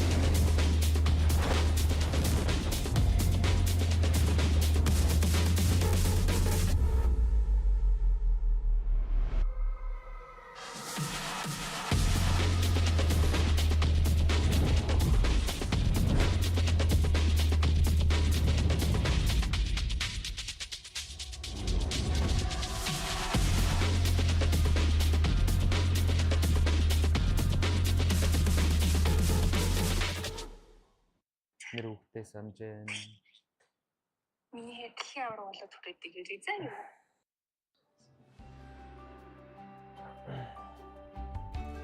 Байна. Байна. За юу вэ нэ? Эндөө чисэлэжин. Юу юм? Лигээс финалын хаягыг авсан. Тийм үү. Яс монтэй. Авраг авч ирэх явлаа.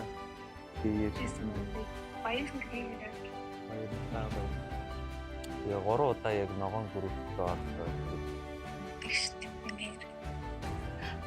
Дараагийн тэмцээний хизээ яриа. Финал нь 12-наас 14-ний хооронд. Нэр хүүхдээ санаж байна. Миний хэд дэлхийн авраг болоод хүрээдэг гэж заа юу? Энд авчих. Хэвтэй шүү за. За хайртай шүү. Амжилт. За. It's there.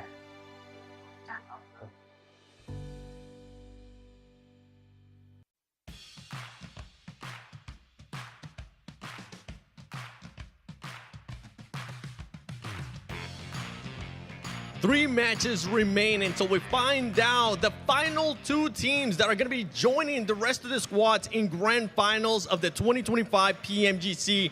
I'm joined by Diego from Inference Ridge. Your squad, with just 3 matches remaining, you're only 14 points away from top 2. Going into the next 3 matches, what can this team do to just make sure you do enough to get in the top 2?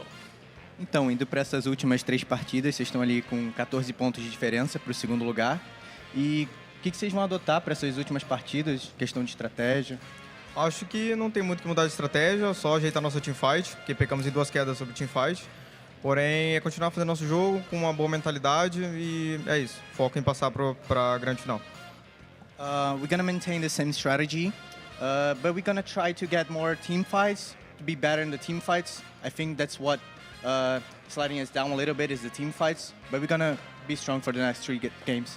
Eliminations and I guess timing is the major factor for it, and something to keep out that I want to let the audience know has to do those teams that got absolutely nothing to lose. You already got J&G gatekeeping teams on the bridge in Erangel, and the squad from Falcons was telling me we might see the biggest comeback ever because that team is playing like they got nothing to lose. Let's see what they can do in the final 3 matches.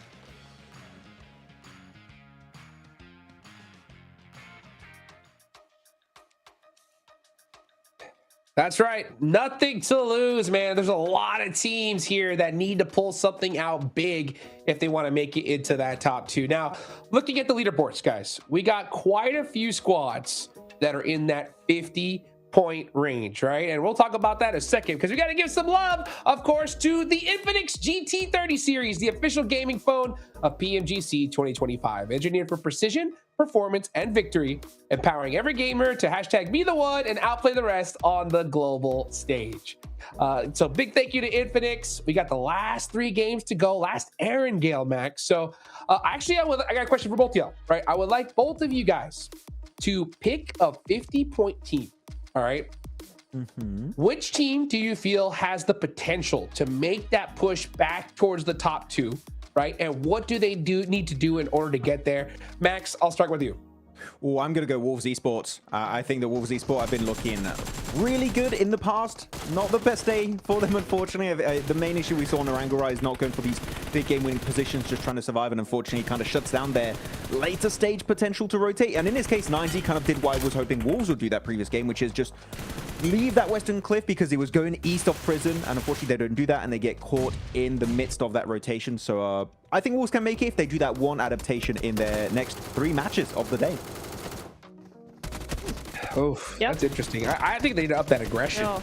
I don't know. I see them getting Same. positions and they're just not hitting those fights. What do you think, Neftera? No, I kind of agree with both of you. I really like the macro that we're seeing. I like that we're seeing them further into the game as well. We're seeing them more often in the late game, but I do agree the aggression just isn't there for me, particularly in this game, right? We were talking about they just made a full send play to the shack, and it's not very aggressive. It's kind of desperate. I'd like to see more of that thought process being put into those micro movements, into the aggression.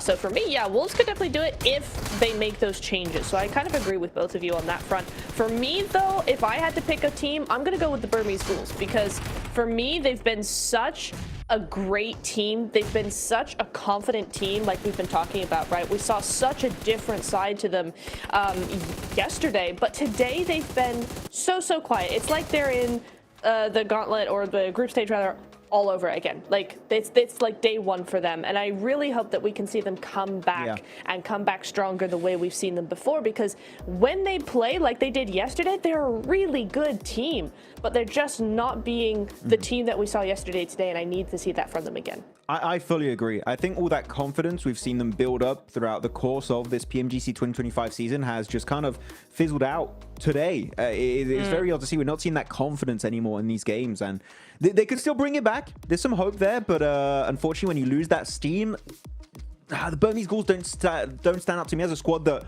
on a dime, they can instantly get back in the zone, get back in the mood. So I feel like they lost the steam here, Hodgix, and I don't think they're going to get it back. I know it's a bit brutal, but I just don't see it happening currently with what we've seen on a bigger scale of this squad. Oh, man, these I'm looking at those last two Miramars with dread, because it's going to be so difficult for a lot of these squads. I think a lot of them are going to realize that it's over at this point, right? With all these 50-point teams, they need to win this Aaron Gale. And honestly, they don't need that. They also need to find a way to stop Weibo from getting any more points. We saw some targeting in the last match with Loops. Do you think we're going to see it again here, Max? Well, I think we could. I think Loops are hungry to initiate that ascent in the top 2, and they're going to try and secure that position. Maybe this game, depending on how things go, they could definitely make it happen. They're currently in 6th position, 57 points. One banger chicken dinner, Hot Jukes, and maybe we could see another America's team here make a push towards that top position. Well, we heard Seven say the Falcons were looking to make a historic run. They're going to have to stop one of the top teams as well. Let's see what happens. Will these teams take fate into their own hands? Final Aaron Gale of the day. Max, let's see what happens here.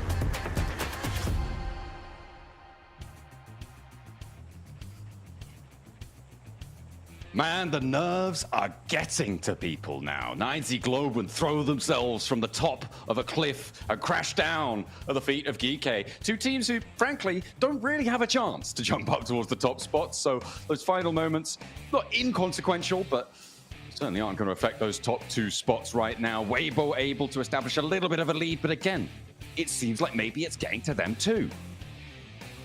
It's only a small amount of a lead. I think that the 3-1 split was not bad. I think I would have preferred the 4-man push there. But again, they were trying to account for so many scenarios where potentially Alliance pushes out. I think if they knew it was Alliance, they probably would have gone for the 4-man push, because they would have realized Alliance is unlikely to push that. I think Alliance is a bit more of a passive team. But again, it's what you do now that really counts. But I think for Weibo, it was okay. It was okay. It was just they got outplayed. Realistically, they did just get outplayed on that northern edge by 9Z. It looked close. It did look close. In the meantime, nice playing path from the west to the east on Lipovka. We're going to have a stage report soon from Seven, catching up with some of our players, or just going over how the day's gone and what he's been observing. Yeah, I think that's more likely. Probably not wanting, 9CG definitely not wanting to talk to him after that game. They will have pushed him out of their booth as fast as they can. Weibo, of course, had a little bit more of an option. A little bit more of a chance potentially. But they again threw themselves at 9CG. I suppose 9CG were like, well, you know what? You know, fair enough. Like, we got these points because, you know, Weibo basically allowed us to have them, right? So it's only fair that we donate them back to the lobby. So they weren't losing their points so much as giving the points that they'd been given forwards. And, you know, if it isn't the season of giving, then I don't know what that was about. Because, yeah, absolutely crazy. Geeky, though, they're hoping that they could do it again. Alter Ego, they switch away from the western side. They're going to drop over towards Lipovka this time around, go for the Lipovka split. So 2 players in Lipovka, 1 player down towards Prison, and then another player up towards Mansion side to get away from all the action that's been occurring on that northwest edge, which I think is completely fair to those guys, all things considered. EK in their hovercraft, moving over towards Sosnovka to start in Novorepnoye nice and early. Also grabbing hovercraft, very useful for them, at least in this early game. If they can get it towards the late game, even better. At the moment, a tiebreaker for Alter Ego on that bubble. 2nd place, but only just by the skin of their teeth. A lot of teams left to go. We're heading over to the stage. Seven has the report. He's got the lowdown. He's got the goods. Let's see what he's found out.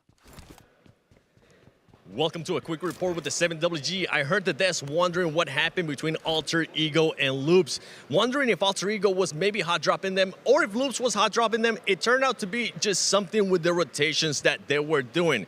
Those teams are going to be looking to make sure they don't end up with the same rotation once again.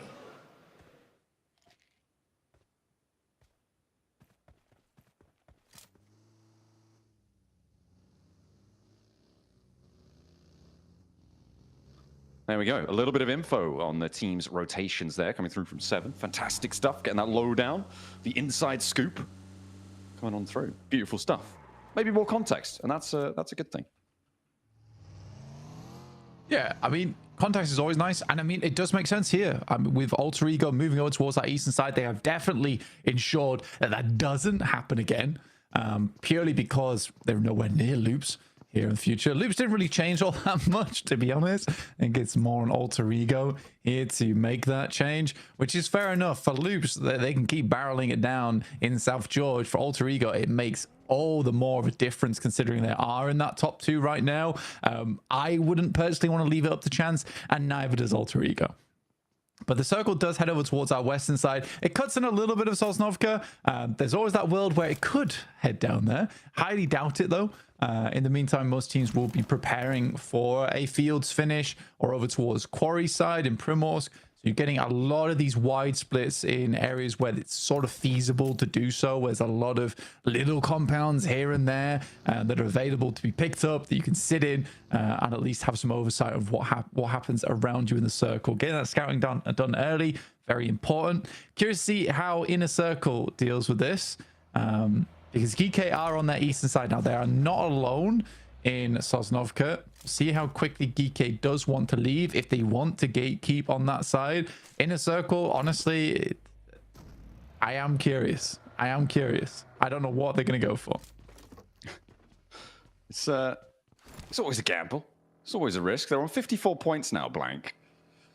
And I said maybe it wasn't super consequential, but actually, you know, maybe they can do it, you know? Maybe GK can make it in. It's very unlikely. There's been a lot of teams really pushing for points. I think that you're right that GK could do it, but to think that if you asked any one of us here on the broadcast if we think GK is going to be in top 2, I think we'd say no. Regardless, they're giving it a good shot, giving it a good go. Arcred finding shots over towards Gen G, who are down the southwest side, helping out, honestly, in a circle, who probably could make that rotate now that they've lost 3 players. But that would require Inner Circle to... There's a lot of mind games here, because now Inner Circle will have to be very brazen and make the Western Bridge crossing again. But this time it is easier, but they don't know that. I mean, that is true. Potentially a little bit more, a little bit softer.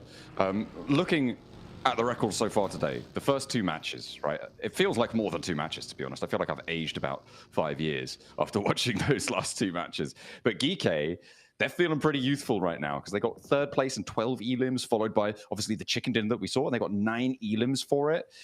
This is a massive, massive climb for them, right? The question is rate and consistency here, and GK haven't really shown that before, and we're hoping they'll be able to do so here. And speaking of consistency, Alter Ego looking to try and stay consistent up in the top spots, because right now they're right next door to Team Flash.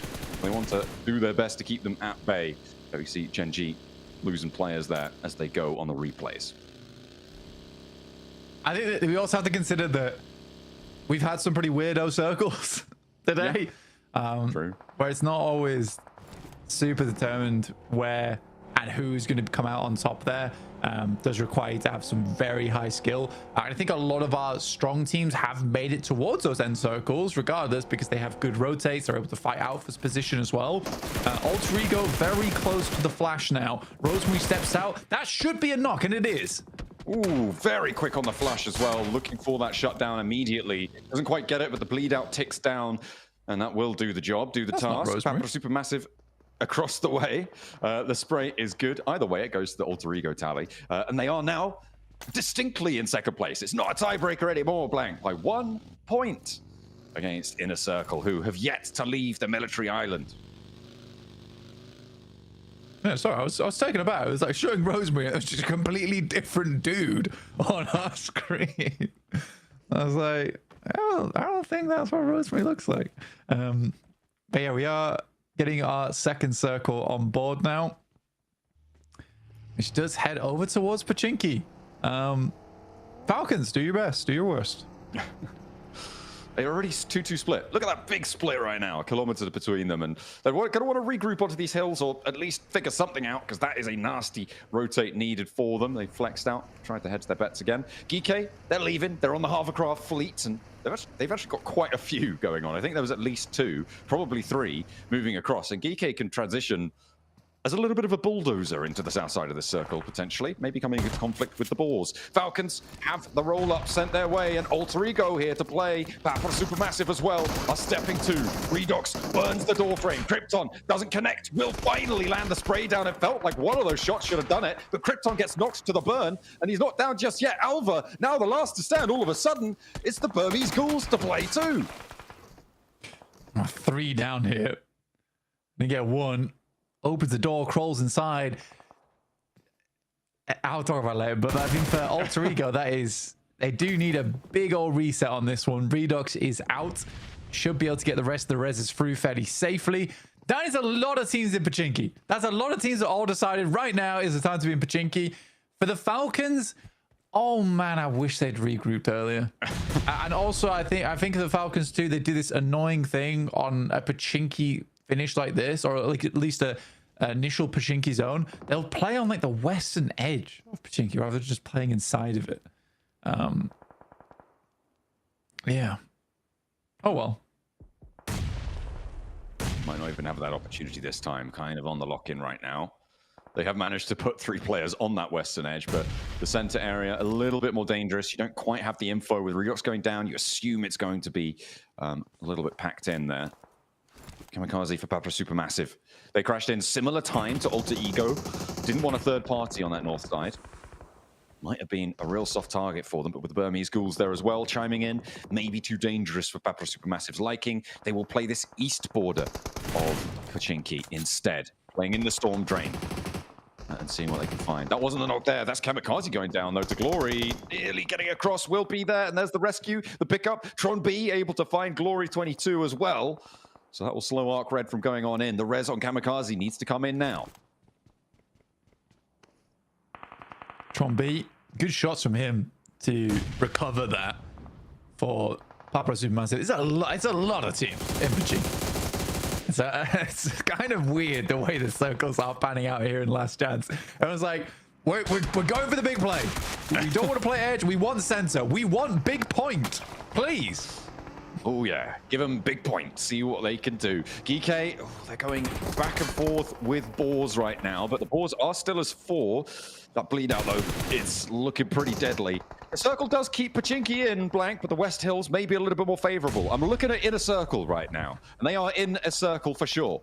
And they may just be quitting for this match. If they could get a big game from this position, I'd be interested to see what Alter Ego are going to do in response. Yeah, I think that Weibo is actually one of the few teams that's actually sticking to their guns here coming into the final day, which I like, right? You know, it didn't quite work out on that last game, so we got quite a few points off the back of it and are in first place. But yeah, I think they're the one team that, one of the couple teams that are just like, you know what, we're going to play our game. We're going to play edge. We're going to take these micro splits now and again, and then just go for our rotations, go for sweeps. Whereas there's a lot of teams that have all, like I said, just decided we want center. We want a huge game. And that is really hurting them. I think that Weibo and Alter Ego and Inner Circle are afforded that chance to play your own game, though, because you are so far towards the top side of the lobby, John. You don't have to make up as many points as these other squads in the next 3 matches. Ooh, and Geeke getting cut down to size by the Boars. But it's not going easy for them, and Nerzet is still there. Ragnarok as well, and now Snowick's actually the last up. Okay, a turnaround for Geeke. They still want it. They are on 2 players alive, Blank, but they've got 4 elims. They're in 6th place now. Team Flash circling around, but they only have 3 as well. Potato Hill, the focus of it, and I'm surprised the Flash have flexed back out this way, given that the circle is all the way out to the west.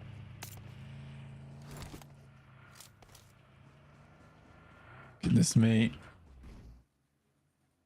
I mean, for teams, you're having a sort of a weird time with this one because Pachinki is definitely a focal spot, right? But you also have the fields on the western edge. So if you are an edge team, you are struggling to find a good spot to play. And I think at this point in time, you want to go stealth right? You want to play out this game until stage 5 without really having to see any other teams too early.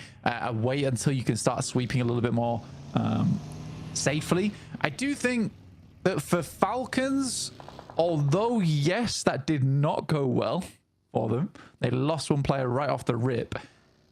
I do feel like sort of not entirely their fault, because the amount of teams rotating in towards Pochinki was insane. And I think that makes their rotation back towards Pochinki very strange, right? So there is all these, because everyone's going for high value plays, it's completely shifting up the way the rotations are working, and you don't have another day to figure that out, right? So this is all new. This is all new to teams. It's chaotic. It is messy, and the last chance, as we said, is getting to people. Geeke will be drawn short, so maybe their run is over. ArcRed closing it out, and all the Pochinki teams now feeling pretty chilly. As the circle shifts out west side, Blank, Influence Rage, Luke, 90 Globen, maybe in with a chance, but Weibo up the top, sitting pretty. That's a killer. That's a killer of a circle. It's completely cutting out Pochinki because it is as hard as it can go over towards the west side. Goodness me. I mean, Loops probably will have a nice game off the back of this. Influence Rage might be able to regain some momentum here on our last angle. Coops finds Ralph and Doran finds Koa. And for Falcons, now there were 1. Pretty unfortunate, but it is not approach towards the western side. I don't care at this point. He's going to step up to the Burmese Ghouls, Blank, and I think we know which way you want this fight to go. The nade's already pin pulled, and Arvalo's like, nope, okay, you guys stay there. I don't even want the judge. I'm gonna head back into Pochinki. Finish where he started. Alter Ego with a scrap at their doorstep here. Papra Supermassive trying to find it, but 2 knocks found. Back towards Papra Supermassive. An off angle, maybe a third party coming through and a knock towards Alter Ego. No, Rosemary just about stays alive. Nico last standing. They tag the damage. Kamikaze is bleeding out. They'll turn their attention to Nico because the blue zone's here, and that will be Alter Ego claiming points now. With 3 players alive, Krypton dashing for the zone, and the Burmese Ghouls are down the hill to play as well. Ichi there, Yatka down on the top, so might need a res, and Ichi too. Yeah, really good shot there. I mean, as much as I back the Burmese Ghouls, I will always have to back the Falcons. As much as I feel like they make mistakes, I've spent so much time casting and covering these players that, yeah, I have to back them. Even though they are down in 13, you know, I do believe there's a future where we see a strong finish in PMGC Grand Finals from the Falcons. It's just not right now. It's just not right now. 2 big fights right now. Weibo taking shots at Alter Ego, trying to defend their top spots. They don't want Alter Ego to come with them. And in a circle on the southeast side, Blank, a big nade comes through from Weibo over towards Alter Ego. They're obliterating the competition. They're flushing them away. There's nothing to do. In a circle of falling in the meantime as well. It's just Falak remaining on that south side in the picture-in-picture. Blank, big moves for the teams at the top of the tables. And it's only Weibo to keep it together. Weibo with the damn Chinese fireworks take down Alter Ego. Oh my goodness me. What a nade over the top there. That was nutty. Well played to them. Again, they have bided their time. Now they can start to flex out a little bit. I think for Weibo at this point, yes, there have been some mistakes. Yes, there have been some hiccups, but they are clearly playing better than the rest of the squad. The rest of the lobby right now, it's very impressive. Very, very impressive. Just Rosemary remains after that barrage of the nades from Weibo. Playing on still in Pochinki, and a wide wrap necessary towards ArcRed. I mean, they've already taken down Inner Circle. We'll see what more they can do here. I don't think Rosemary is going to be long for this one. Maybe a point, maybe an extra one earned, but yes, it's pretty nasty. Out into the open we go, and Loops are cut in on their compound, and they're one of the teams that may be able to chase on in. They are quite far behind the bubble now, with 81 points being that second place. Hang on a minute, Rosemary. Double? Okay. nades coming on through. Gen G chiming in as well from the back. Third parties over towards Arcred's position. Hardboy very, very low. Ramsey's now challenging Rosemary on his own. This is a good cook on the nade. Finds it not quite long enough there. And he dodges the damage. Rosemary stepping in for the spray as the reses are coming through on the back line. Rosemary cannot hold his nerve against Ramsey's. And he will be able to shut it down. Alter Ego full. 81 points now, the target for Influence Rage. For Loops maybe on the outside. Arcred, though, they made a big change. I haven't really talked about all that much, but these last 2 games, I complained they weren't making enough plays. They are now. They absolutely are now. Up to 5th place with 9 elims on this game. I am super happy to see it happen. I think Easy for Bad Boy is one of the biggest up-and-coming players. He is incredibly talented.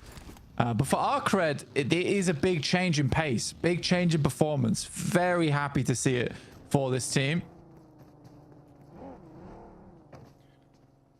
I mean, what a time to turn things around as well. I mean, you're right, they're in 5th place now.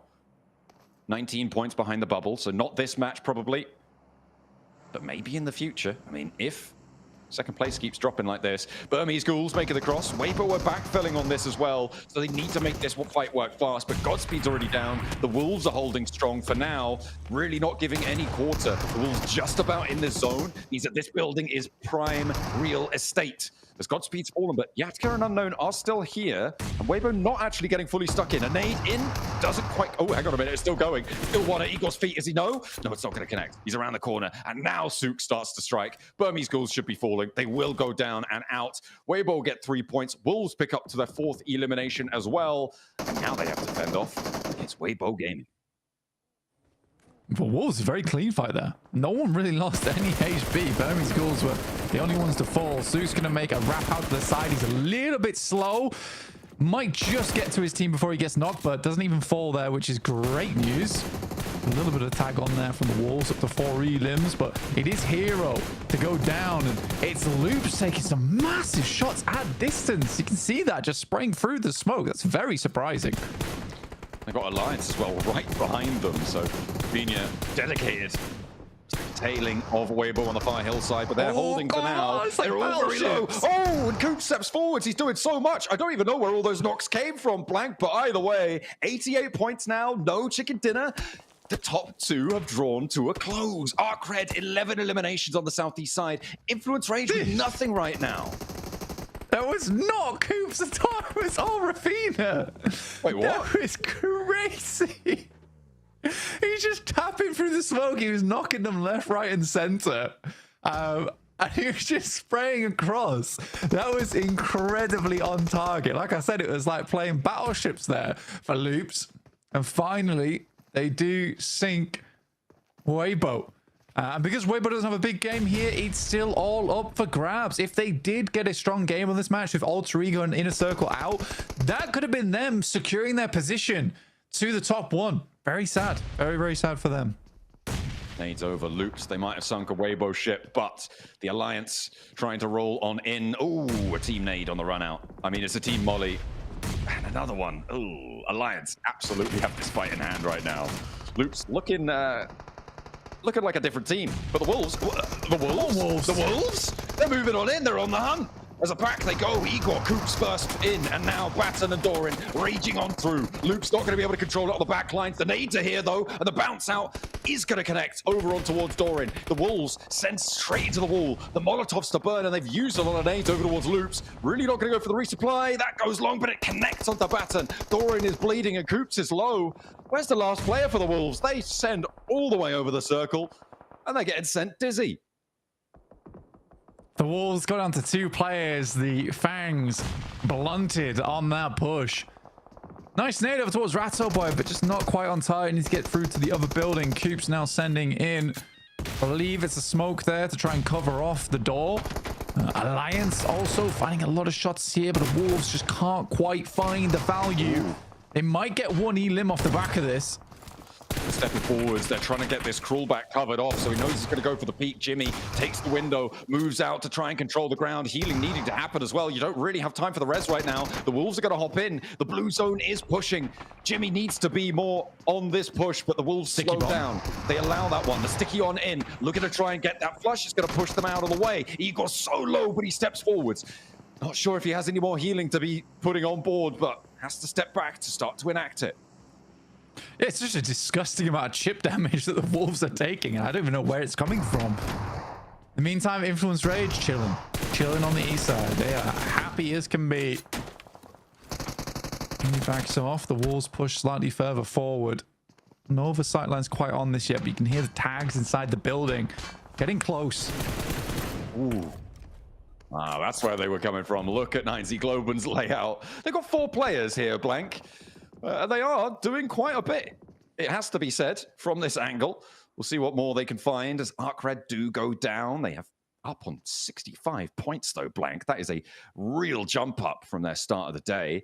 And they too are within striking distance. They were definitely on the list of teams I was counting out, but they've really changed the story. 90 Globan, let's see if they can make up for lost games in that last one. Hopefully putting it to the back of their mind and not thinking about it too much, because they do have a run out to go for. The question is, where do you go right now? Because Influence Rage, the only team that's more towards the center of the circle, and they got 4 players. Yeah, everyone's having a horrible time, just so you know. Next circle, if it goes center, everyone might just die in the next 2 minutes. And it does. That forces everyone out of position. This is such a disgusting final zone.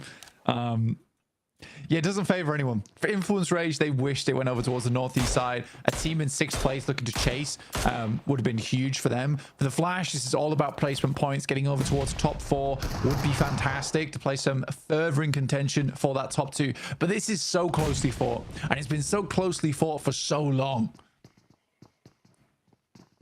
Absolutely. On tenterhooks right now to see the conclusion, but Jimmy seems to have the lineup. Igor goes through Coop, about able to avoid the storm, but steps into another one. But he's got one of his own to dish back on out, and now Coop's looking for that bandage. Doesn't have a first aid to play with, and Jimmy already on the bunny hops, hopping his way over, and Coops can't keep his cool under pressure in that one. Influence Rage wanting to flex out a big round. Nice. An Alliance fall next. A third party to stop another competitor, and 90 Globan are falling out in the meantime. Influence Rage, they're moving in, taking down Team Flash, starting to put the pressure onto everybody in the lobby. They've been quiet for a while, but they take the opportune moment to flex it out. Yeah, it's a fantastic push for Influence Rage. They even leave a backstop over towards the east side as that secondary angle. Really, really well done. I think Influence Rage absolutely deserved to win this game. In the midst of all this chaos, they even get lured towards the center of the circle. Oh, I love this from this team. This is some classic Brazilian gameplay. And now they're looking for the last. Quick is out for Gen G. They want to keep it going, but he's put to sleep quickly. It's Influence Rage looking to mount their ascent as well. Every single team that's won a game today, Blank, has done so at a crucial juncture. And now the Brazilians will join them too. Yeah, honestly, such a good game for Influence Rage there. I don't think you could ask for that endgame to be played any better, honestly. So well done. But now we're heading over towards Miramar. That was our final Erangel of the day. No more classic wins.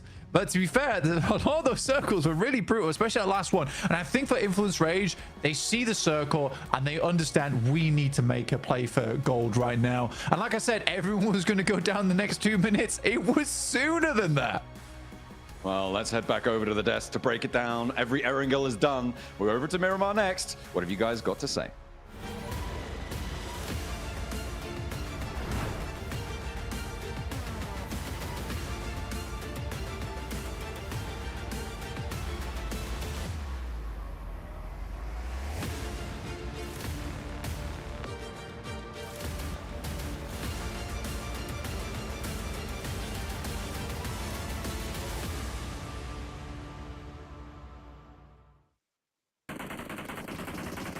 Influence Rage, pull out the chicken dinner in the final air gale of the last chance. And oh, did they needed it. They were in the 3rd place position at the start of this match, man. They dropped down to 5th, but with this win, it's definitely got to kind of push them back up to possibly grab one of those top 2 spots. What a finish from this Brazilian squad.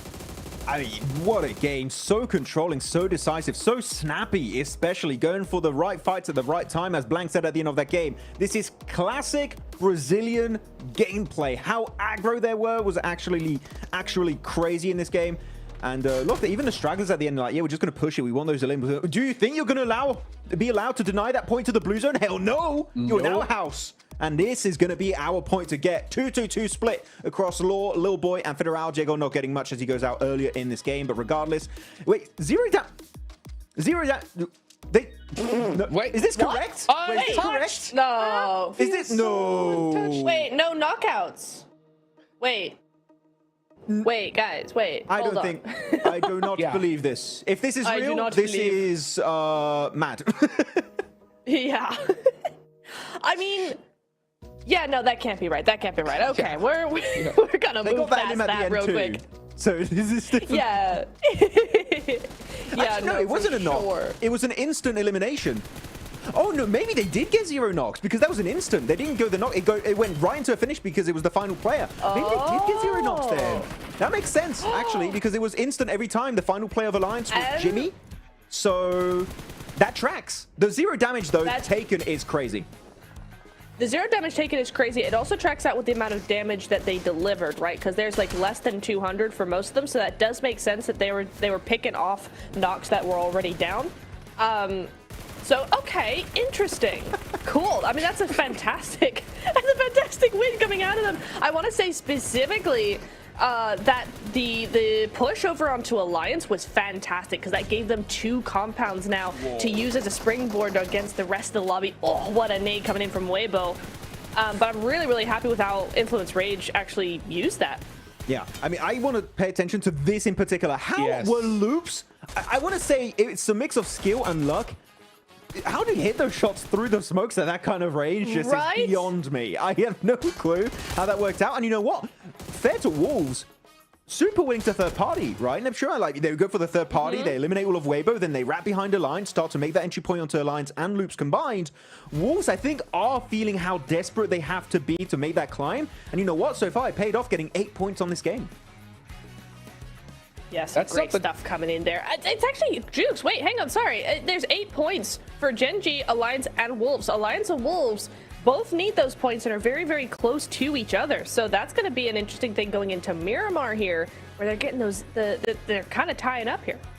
Yeah, it's definitely going to push them up a little bit. I still think they're going into the desert, though. They're going to need a win. I think they definitely need to. I love the fact that Wolves pushed onto Weibo, right? Not just considering that they need those eliminations, guys, but they knew. They knew that Weibo was right there. And considering that that's the team that's in the top spot, if you can make that risk to take out that team early, you have to take it. You have to, because if those top teams get more points, no matter what you do, it's just not going to work out. So I like the fact that Wolves were active. I even like that crazy wraparound push towards the end there for them, but it's just unfortunate they had 2 go down.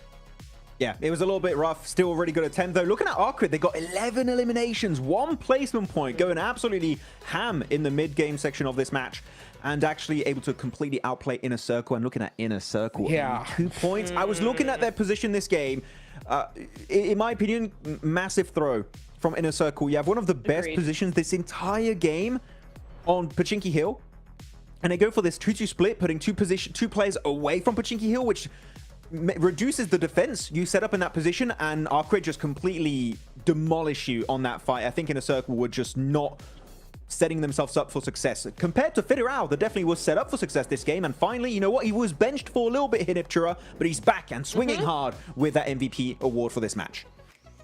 He is back, he is swinging, he's doing all the things, and that is exactly what you want to see when you're going into the final 2 games of the day of the league stage for PMGC, right? When it's all down to the wire, when whether you move on to finals or you go home tomorrow comes down to 2 more games. This is a fantastic win for them. I love the mentality we saw in that last game, right? To just, they flipped the switch. They just went from we're sitting in a compound taking shots at different teams to actually we are going to win the whole thing, and they just went for it into the field. I love seeing that. It does put them up into 4th place. They are tied with Inner Circle, so Inner Circle have only gotten what, 3 points in the last 2-3 games, but they're still in that top 5. It's still all to play for, Max. Holy moly, look at Arcred, 13th position at the start of the day. These last 2 games have been just fantastic for this team from Uzbekistan. They've been 6th rank, and genuinely, they are, what is that, 16 points away from top 2 from Ultra Ego? Maybe they could do one of the biggest comebacks we've ever witnessed here at PMGC Hot Jukes. It's possible. It is possible. I mean, it's going to leave it up to Miramar here. So many squads. I love how close this is, guys, because, I mean, even if you go down to, like, I mean, you can go pretty far down the leaderboards if teams win back-to-back chicken dinners, right? But it's still so possible here. So I want to see teams just go out, like, crazy here, right? You got nothing to lose. You got to make it happen. But, you know, Neptura, I really want you to break down probably one of the hardest things we've seen so far, right? And that is Inner Circle. It's very reminding of the Wolves during the Gauntlet, right? Because on the final day, the Wolves won Rondo and then nothing during Erangel. And it's the same thing here, right? For Inner Circle. 4 points in 3 matches of Erangel. I mean, how do they bounce back here in Miramar? Oh, it's going to be tough. I think when they won the Rondo, I was a little bit worried because that's the same thing they did in Group Green, right? They had the first game on Rondo, massive elims. We were like, that's it. They're done. They're ready to go to finals. And then they did nothing the rest of the day. And actually, the rest of the 3 days. So I saw that today and I went, oh, I really hope you turn this around and do something with it. They've done a little bit, but not anything what we need to see from them. For me, it feels like they're trying to be too big brain just slightly here with that 2-2 split they were trying to do over Pachinki. I understand they're trying to find more reach, but that was not the place to do it. That was not the time to do it. Once the zone shifted away, they were way too slow on the rotate. They were trying to gatekeep other teams, and for them who thrive in the end game, I think that was the wrong play. They needed to actually prioritize the next zone a lot more than they did. So hopefully in the Miramars, where there's a little bit more room to actually make those big rotations, then I'm hoping that's what we're going to see here, Jukes. Max, if Weibo win this next match, they're going to the finals. That's a fact, right? Yeah. So, what do other teams do to try and stop the squad? I mean, do you think you just play a regular match and hope for the best? Or if you happen to realize that this team's there, you go for them? What do you think? I don't know. You know what? Genuinely, it's down to every team what they want to try and execute this game. Could you try and target the top teams? Yes, but I think they're just going to try and play their own game and try and just get a good finish here. Make it top 3 is going to be very important for these squads. So I'm looking at so many teams just don't take early skirmishes. Avoid it like the plague. Keep the team alive until circle 5, 6, 7, and maybe you have a chance to make that redemption arc and go into the top 2. You're right. It's just too close at this point, guys. We're going into the desert here. Last 2 matches. Who could possibly get one of these last 2 spots? Casters, take it away.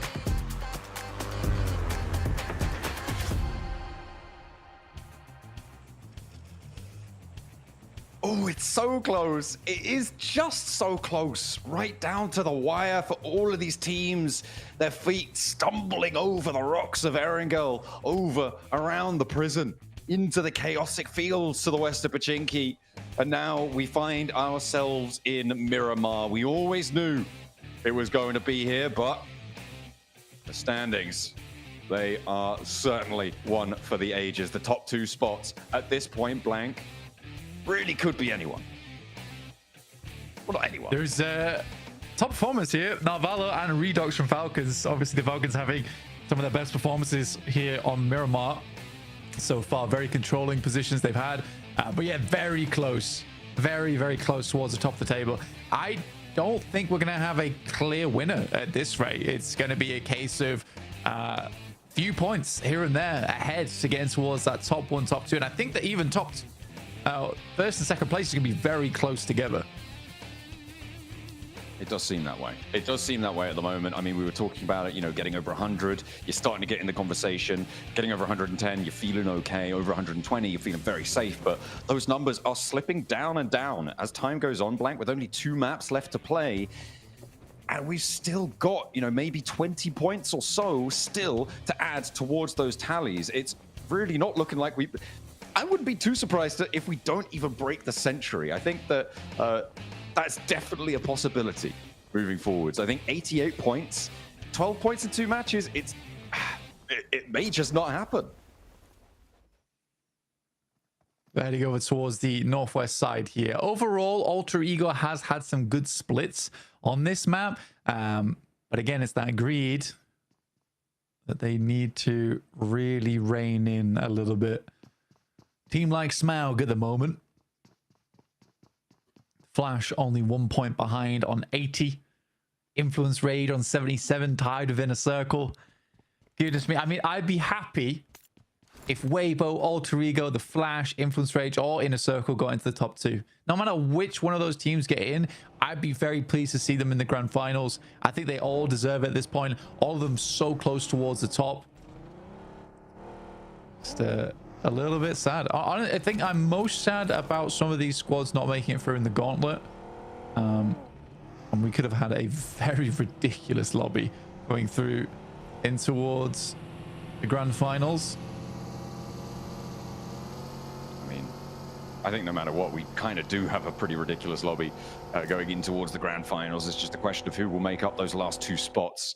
We've already decided the majority of our players, and actually some of them are already over there, Blank, getting stuck in, getting ready, prepared on site.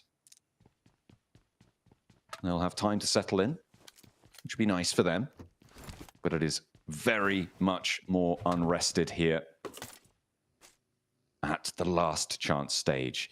Weibo looking to defend that top spot again, and 2 opportunities now to have come up big in matches that could have really changed the tide and locked them in, but it's not to be.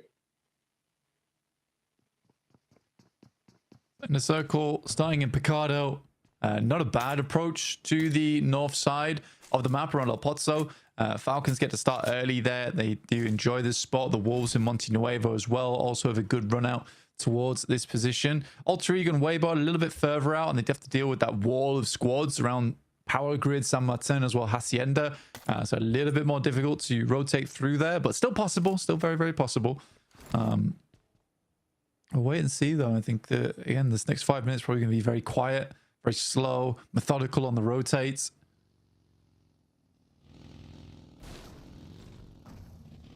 That's what you hope. That's what you hope to see. But it is now really do or die in the desert here. Influence Rage after that chicken dinner sit right now 4 points behind the bubble. Definitely in with a chance. In a circle as well. The exact same spot, but losing the tiebreaker right now. I think the most interesting additions to this middle of the pack are Arcred and Geeky, right? Geeky, I mean, I don't know how they did it, but last match may have been just a little bit too slow for them. They did massive, massive performances at the start of the day, but it has petered out just a little bit, and they find themselves 58, which, you know, being 22 points behind the bubble, 23 points behind the bubble now. Yeah, that's a tall order when everybody else is ahead of you also trying to chomp down on that lead. Yeah, look to make some cash on these next 2 games. Like I said, gonna be slow here. El Pozo, kind of a regroup coming through from the Falcons. They still have an outpost over on the eastern side, up on the mountaintop.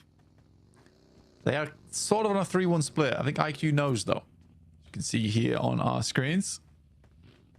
He has a good idea of where a player from the Falcons is playing. Pretty typical spot to hold as well, so fair enough for him to immediately point that out.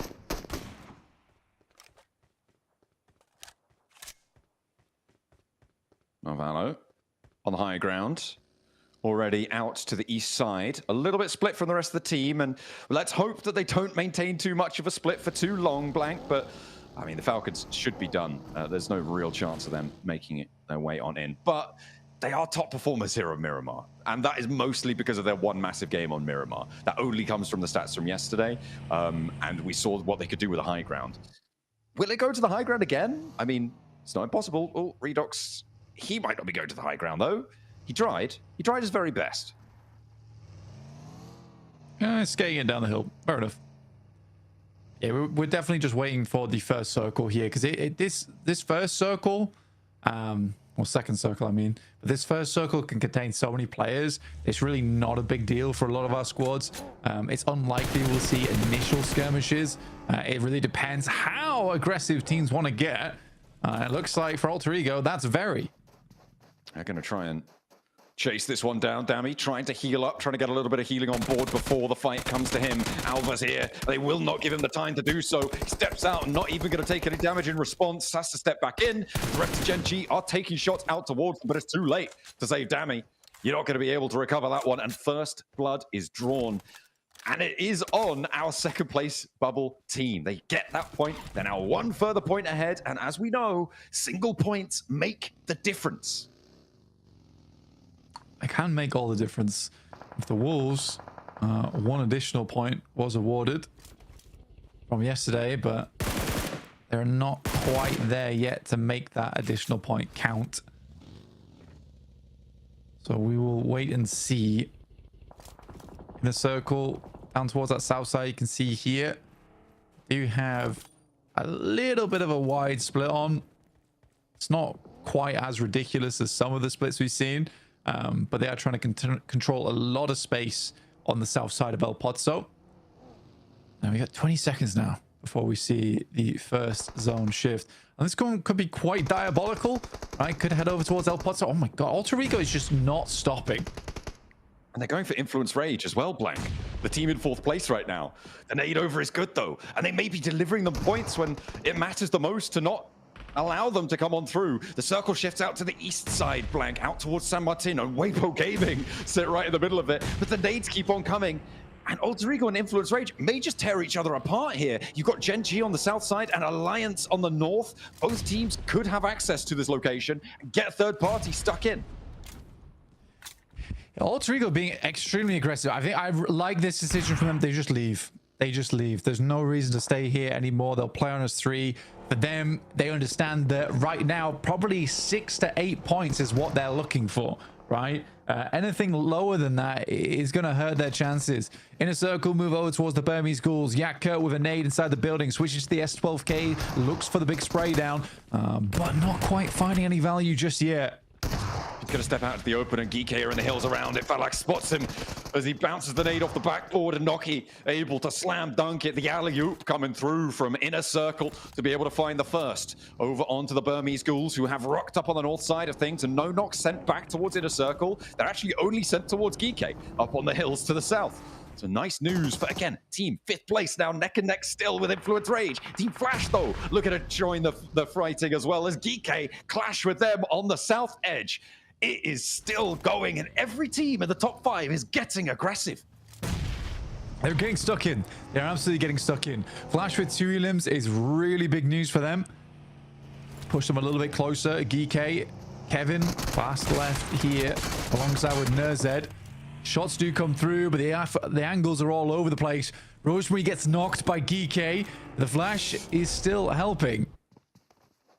And Team Flash, they're up into second place now, just about. Rosemary crawling back, looking for the res. Gen G keeping them on lockdown. This is really central on the circle. But they are just going to keep themselves alive for a little bit longer. Alva steps out, gets the knock, and just about dodges the damage from the nade as well. This is a really good pickup for them, and Alter Ego may just be there. Snape not going to be playing with them this time around anymore. They are busted down to 3.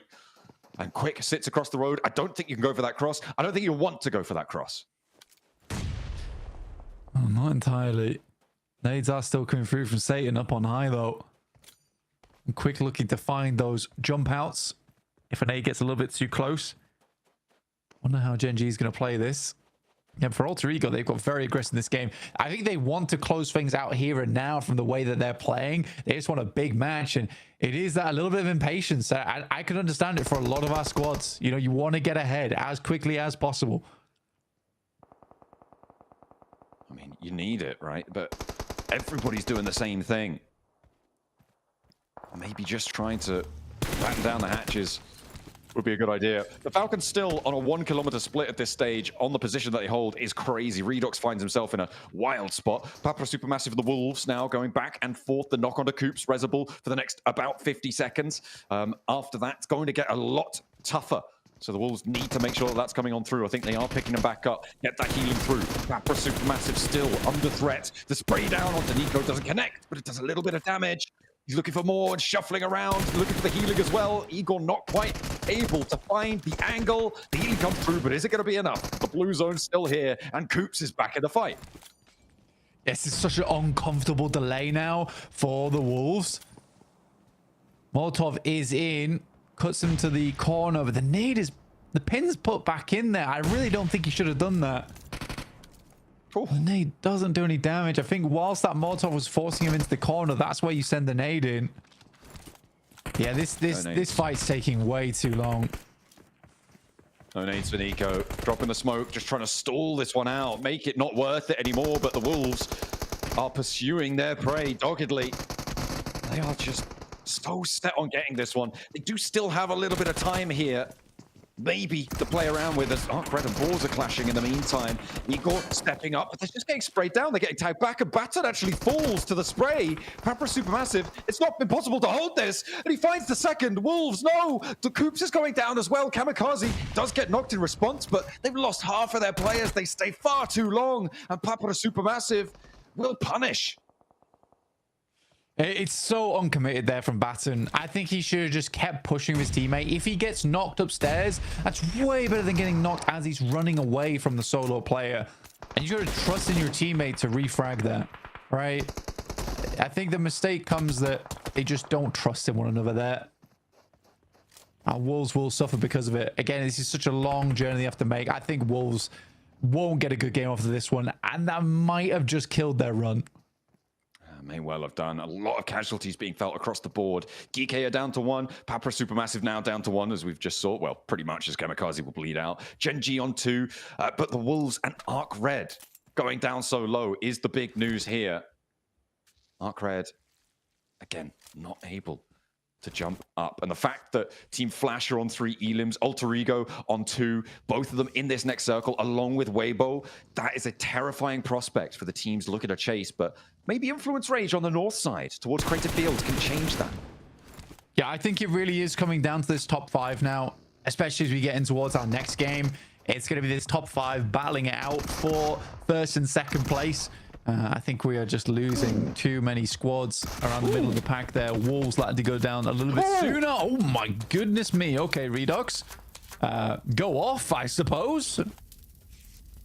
Hits them with a 1v3 on the DBS shutdown. Look at the rest of the team. They're all the way out the west flank. That was a full 1v3 against the Burmese Ghouls. Redox, he's been delivered. And now calling for the rest of his team to come and help, come and back up my position, because it's in the circle. What more could you want? Arc Red down to 1 player as we zoom in on Ramses. Just as the nade connects, Snoix blasts him back on the staircase, and they fall 65 points and 1 match to play. I think for the Boars, you know, I think they've stepped up in a big way. I think it's been a really good learning experience for them, 100%. And I think that teams might be a little bit more worried when they have to come back up against them in their own region. Nico says bye-bye to the camera. Bye-bye. And likely bye-bye now to their chances going through to last chance entirely. After Supermassive down on 31 points. Big disappointment for me personally. I think Papa Supermassive has some unbelievably good players. Genuinely, I think they got lost in the sauce at PMGC. Yeah, I mean today especially, who can blame them? It's been crazy what has happened today. Ooh, Gen G knocking themselves. That's very close to the middle, though. I think they are just dropping down from the high ground there, potentially. Weibo, no Elims just yet. But the Boars, maybe stepping into the firing line against them. They're giving a lot of ground here. Weibo are allowing the balls up and to this ridge line. They don't need to hold this side of the compound, but okay, no, Souk does rebuff them a little bit. He's backed off himself, however, and has to go for the first aid. Oh, stuck into the bandages. He's only got the one. It's precious. Yeah, you got to hold that. I mean, this is fine from Weibo, playing this close. You don't really want to play any closer than this jump, personally. You just take shots at them as they crest the ridge. I'm kind of curious to what Weibo wants to do next, though. Do they want to fight this, or do they want to back away? Souk's looking to maybe get an off angle on this one. Keeps looking for him, and Haflik again is spotted, darting around, scattering like a school of fish as the shark approaches. But it's Alliance, actually, taking shots from back up north. They're taking the third-party shots, and the balls really can't put too much pressure on because of it. Team Flash, they sit on the south side, and this is a very split single solo player right now under the pressure from Inner Circle, who actually divert away from it. Looks like they want to play more on the south side as T24 hops in for the buggy. And they are figuring out where they want to go right now. For Inner Circle, it is awkward, but I think that this crash over towards the Flash is probably the smart decision to go for. TS gets in the buggy, drops back out again, and Inner Circle, goodness me, Falak taking a whole lot of damage. That Molotov should do the trick. Just about. The first aid came through just in time for Falak, off and through, burning into the smoke. As the spray down to the back line, going to suppress the rest of the roster. 90 Globen getting stuck in. Falak still lighting up the shack. The weapon swap is there. He steps in and just about wins the trade. The flashes are coming through, though, onto the rest of Inner Circle. They've lost one. So have Team Flash. So have Alter Ego. These teams around the bubble are now starting to suffer. But this hillside claimed by Inner Circle. Next circle shift comes through. I reckon people analyze that to death. That was a very clutch play there from Falak. Super mechanically gifted. Gets hit by the Molotov, immediately jumps into the buggy closest to the shack, jumps back out again, and then just waits for those shots to come through. The prediction on when the shots would stop there through the smoke was really good as well. But for Inner Circle, they are down to 2. So no matter how flashy you can be here, I don't know if they'll be able to get the points total upwards to take on Weibo and the Flash here, and potentially Alter Ego, who has held this very safe and passive position on the eastern side for quite a while. They are hopefully going to keep racking up elims later into the game. That's what they're looking for. Against Weibo and Balls, though, and Alliance potentially look at a crash or take control of their position, take shots that way. It could be dangerous. Falcons did not manage to fully regroup onto the position. And Ralph will go down. They're nading out right now towards loops, but Team Flash gets central. Blank, they are into a compound, and again, they're in second place right now. This is not what Alter Ego wanted to see. Some pretty nice nades, honestly, from the Falcons. Not quite finishing the job just yet, though. Does tag on. Smoke train set up to try and get a little bit closer to get those nades into position, but I think now, with the Flash being here, the Falcons would rather chill things out. Sadly, they are in the back of the queue between these two teams. Flash and Loops ahead of them. No ammo on the Evercam. Oh, now he does. Got a little bit more. A little bit more to play with now. Weibo slowly creeping forwards. Teams breathing down their neck. The Boars, the ones step up to the plate against Souk. He'll immediately find that first knock. Step back. That is a bold peek from Souk, going for another one there after already taking some damage. And rightly so, has to tuck back in. There goes his first aid. That'll be topping him back up. Hero playing a little bit further back, and Souk under pressure from nades now. Doesn't quite go the distance. Snowex not able to connect. Drops the smoke, and Weibo regroups south. They're looking to move in and actually might be able to find the corner of Falcon compound right now that Narvalo is stretched out towards. The question is, will he be able to hold? Because the Boars are rampaging in behind them as well. Could be a third party to assist on this push, because Souk still holding that backline. Huge shots from Souk there. Sadly, 33Z is down. It's all down to Hero, but he gets taken out by Snowex once again. Absolute menace inside the lobby. They're hoping to keep 3 players alive. Hero's trying to wrap away as fast as he can, but Snowex is not going to let it happen, which drops Weibo down to just 2 players. Havlik down as well. 2v2. Alter Ego could potentially flex out for a third party, but I don't think they want to leave the safety for too long. Rosemary back on in. is going to be the first pickup. Sook again, just storming through this one. Now up to Snowix, looking for the shutdown, looking for the shots. Snowix falls, but Narvalo is moving. He's moving for the Falcons out of the corner of the compound. He's going to be the one to move up a third party. Just all remains, and he spots him. It's Narvalo to slay Weibo. And now they are down with 91 points, locking it in there. That is... I mean, it's not the century, Blank. They are 9 points shy. There are teams that can step up through this. I mean, it's a crazy flex out from Narvalo. Again, though, weird 2-2 split from Weibo, allowing the two players through. And then to be quite fair, 33Z and Hero have such a weak source defense on that. If I'm Order as well as Sook, I'm a little bit disappointed in my teammates, honestly. So... for Weibo, that's a very frustrating way to finish here on this game. The Flash chasing, Alter Ego chasing. Good shots from Alliance towards Influence Rage, but they've dropped two players already. Ooh, and placement points are coming in as well. Influence Rage should be able to get the res onto Law. They have got the time. Lil Boy with the high ground, hunting ground underneath him. Alliance under a lot of pressure here. They're both going to have to move at similar times. I think Alliance just about closer to the zone. And that backstop will have to move, but they have the vehicle there. And Little Boy can't expend too much ammo. For Influence Rage, they've been on this north side, and they only have one elim so far. Law's still down. There's Team Flash. Oh, Team Flash. Team Flash getting eliminated there. And that goes through to Loops and Falcons, taking one apiece. So second place is now stopped dead in its tracks. For Alter Ego, for Influence Rage, that's some more good news. Great news. And for the way that Influence Rage is currently playing the lobby, might be able to push themselves quite far ahead here in this game. However, towards a second place, potentially even a first if it's a ginormous match. They have 4 players. They have high ground to work with. 9Z Globin on the sidelines. Alliance pushing through now, but great shots from Krypton. Now looking at the flush as well, which is very, very important to Alter Ego, and they do grab it. Making sure that they can keep up the numbers as well. Alliance do manage to get the flush onto Law, so that is now Influence Rage on 3. Lil Boy still up on the high ground, actually. They're going to heal and stay out wide. He's really committing to this. They're really committing to this. He knew he was going down there, Blank. I'm not too sure what he was darting out for. Not playing on his 3, though, for Influence Rage. Feels like a misstep. Yeah, I mean, if he grabs that angle and is able to dart back in, sure. But for Influence Rage, that just feels like a mistake to me. Good shots from Diego so far. We'll find Leon. First aid kits. Quite a few of them there for Influence Rage, and quite a few bandages as well. For Alter Ego, this is their big chance, right? This is their big chance. Hopefully they just don't get shot through a blanket of smoke by Loops, who seem to be playing in a submarine. Working off radar, apparently. Can't see him that way. Absolutely. The Falcons joining them in that compound as well. Oh, they are. But that's the thing. There we go. Yeah. Submarine Commander Neil Zada.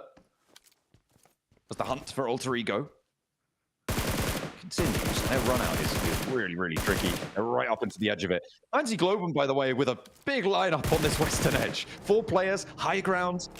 They're looking pretty good right now, Blank. I wouldn't be too surprised if they're able to find a chicken dinner, but we know what they're like when they're on the high ground. They just jump straight off.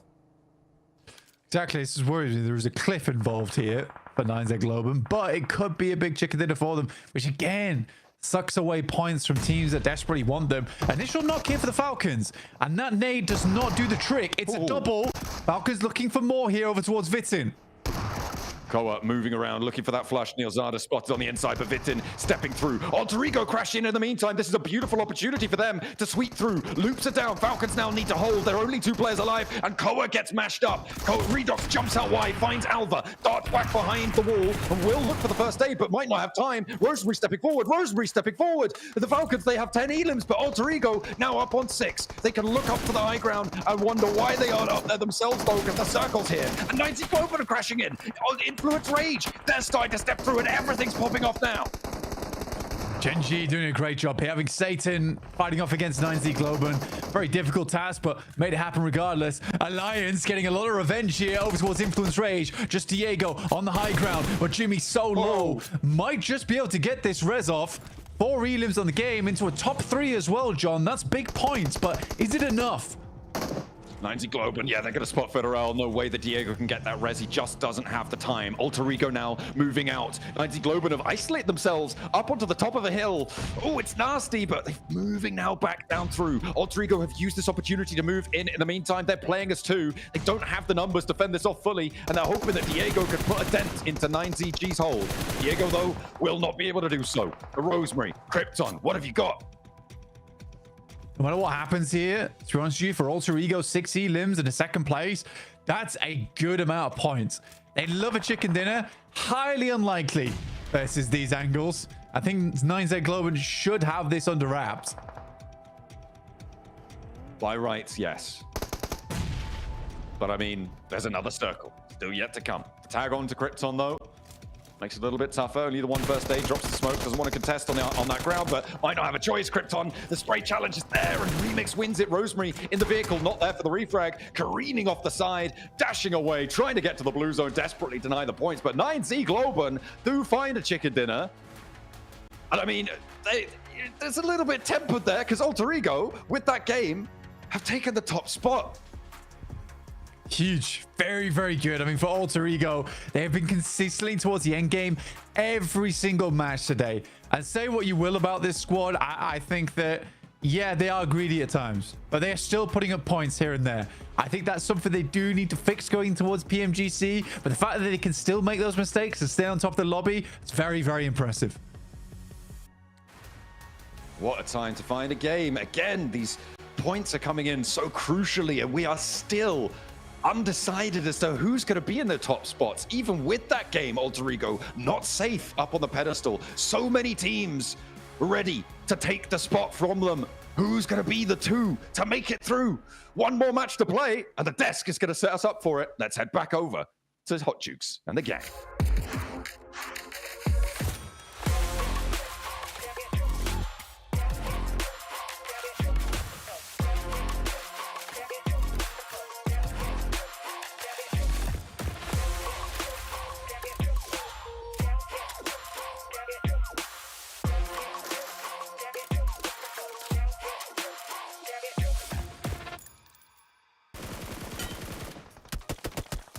And it's the Latino squad of 9Z that pull out the chicken dinner here in the first Miramar out of the two we're playing here towards the end. I mean, this whole game, you could just feel the tension in the air, Max, man. Just straight nerve-wracking gameplay. And of course, the team that's pretty much, you know, got nothing to lose at this point, they're the team that wins it, right? It always happens. It's just the team that we're not paying too much attention to. They're like, how about we have just the best day ever for us of the entire tournament? And it's like, well, great. A little bit too late, though, unfortunately for you. But you know what? Still a really good game from 9Z Globan, playing passive on the western side of Crater Field and able to get full control. Not even allowing Rosemary to deny that point. He was like, let me out to the blue, let me out. And they still confirmed that extra elimination. So that is good for them to get. And here we go. Get himself a total of 7 elims. Kolega able to pop off pretty nicely this game, Neptura. GG's. Yeah, I'm also looking at Raze though, Max. Look, 0 eliminations and 600 damage. He was out up on top of that mountain, which I really liked the angle he was able to take there and just give all the information that he could to his players. But yeah, 0 eliminations. That's a really interesting strat because I think more often than not, we see a few more elims coming their way, but that damage just fencing teams into where his players wanted them to be is really great from him. Yeah, well, good for 9Z, right? Let's get into the meat and potatoes, right, of what we got going on, right? Alter Ego making it towards the end game here, Max, man, and putting up points right when they needed it. And I was scared for Alter Ego because they had that early clash with, I think it was Influence Rage, right? And it was like, this is a bit weird, and especially because Influence Rage saw they got an elimination and they were like, oh, that's Alter Ego. I'm very happy, and also I think it was a little bit lucky that they were able to get away with 3 players alive, so still it works out great. The Redox, the clutch master, generally one of the best clutch players versus the side of Burning Schools. How does Redox keep doing it? Dude, clutching it up. Clutching it up here, Neptura. We love to see those big plays, especially towards the end, right? I mean, we thought Falcons were going to make this crazy comeback. At least that's what we heard from 7, and they tried. I like to see that here, Neptura. Yeah, I like to see the try because we know that if they try, they can succeed. It's just, for some reason, not working out for them. They did have some really great plays in this game. I'd like to see a little bit more of that spread out coming through, but I think a lot of that mountainside really worked against them because that high ground is just perfect. And you see there, Alter Ego actually able to just move in, push at the perfect time. A great third party onto that. The little thing that I found quite interesting in this game, we did see the ASM Abacan being used by Influence Rage with the burst mode on the ASM Abacan that shoots 2 bullets at insane level of accuracy. So really good to see them use it because at that kind of range, especially versus Leons from the side of Alliance, that was a very good mode to put your ASM Abacan in. So small detail, very, very impactful indeed. And by the way, 9G Globant, wait, I didn't even realize this. They dropped Los Higos Island south and go for the wildest rotation, just like on their angle, almost win next to Prison. They love wide rotations. It worked out great for them, but they're going into the later stages of this game. I really want to highlight one thing, which is that third party of Alter Ego. They're playing in the valley side next to the road. They're chilling. No one's fighting them. But the moment the fight breaks out between Loops and Falcons in that southern compound, the timing of that third party of Alter Ego was so beautifully executed that they deserve to get second place purely off the back of that play. Oh, I agree 100%. It was such a nice play. There you go. You see it there. And just as that circle closes up as well, it was really, really nice to see that timing come through. They know exactly what they're doing, and it's going to give them 12 points, the same as Falcons, right? But just a more even split up of those points. I mean, Falcons getting 2 placement points, but 10 eliminations. It's just too little too late, unfortunately, for them, I feel, at this stage. And 9Z as well, 17 points again. Where was this sort of performance from them yesterday? We would have loved to see that, but, you know, one more game left to go. It's all looking a little too late now. Well, you know, talking about 9Z, cool. Alter Ego getting points, Influence Rage getting points, Flash getting points. Guess who we're not seeing here? No Weibo. No inner circle. And that is not good. That does not bode well. Going into the final match, match 12 of Last Chance and Ego, inner circle, 2 points. Weibo, 3 points. Even Wolves, only 3 points. And you know what? Hot Jukes, I'm sorry to say it, but this 3-point game, I think, is the end for Wolves and that run for second place. I'm going to count out almost the entire lobby, guys. I'm not even going to lie. Going into the last match, I mean, the biggest, I think, upset for me so far has got to be Inner Circle, man. I mean, 6 points in 5 matches is rough, guys. You know, I'm sorry. Yeah, 4 matches, right? Because they went off in Rondo, and then all of a sudden, they're in first place. They're sitting so pretty, but to put up 6 points, Neptura, and the next 4, it's gotta hurt. Don't remind me, I'm gonna cry. No, Inner Circle, man. I don't know. I don't know what's going on with them.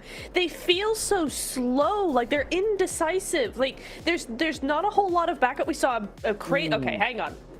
Okay, 79 to 93 to 91. Inner Circle have to come out so big in this match now because that gap has gotten so astronomically bigger. Alter Ego back on top with 93. Weibo somehow still here 2 points away, but man, it's so close towards the top 4. I'm going to bring up something that could be kind of scary for Weibo. They don't have a single chicken dinner. Tiebreaker, they instantly lose it. If they don't win the last game, they lose that tiebreaker by default. So Weibo, got to be careful. That win is going to be very important. But yeah, Inner Circle slipping down very slowly but surely. But the point gap is so small, guys, right? I don't know if you would agree, Neptura Hot Jukes, but it's so small. We could literally have a world where in this last game, Alter Ego and Weibo both get pushed out of top 2. That is how close it has been the entirety of today's matches.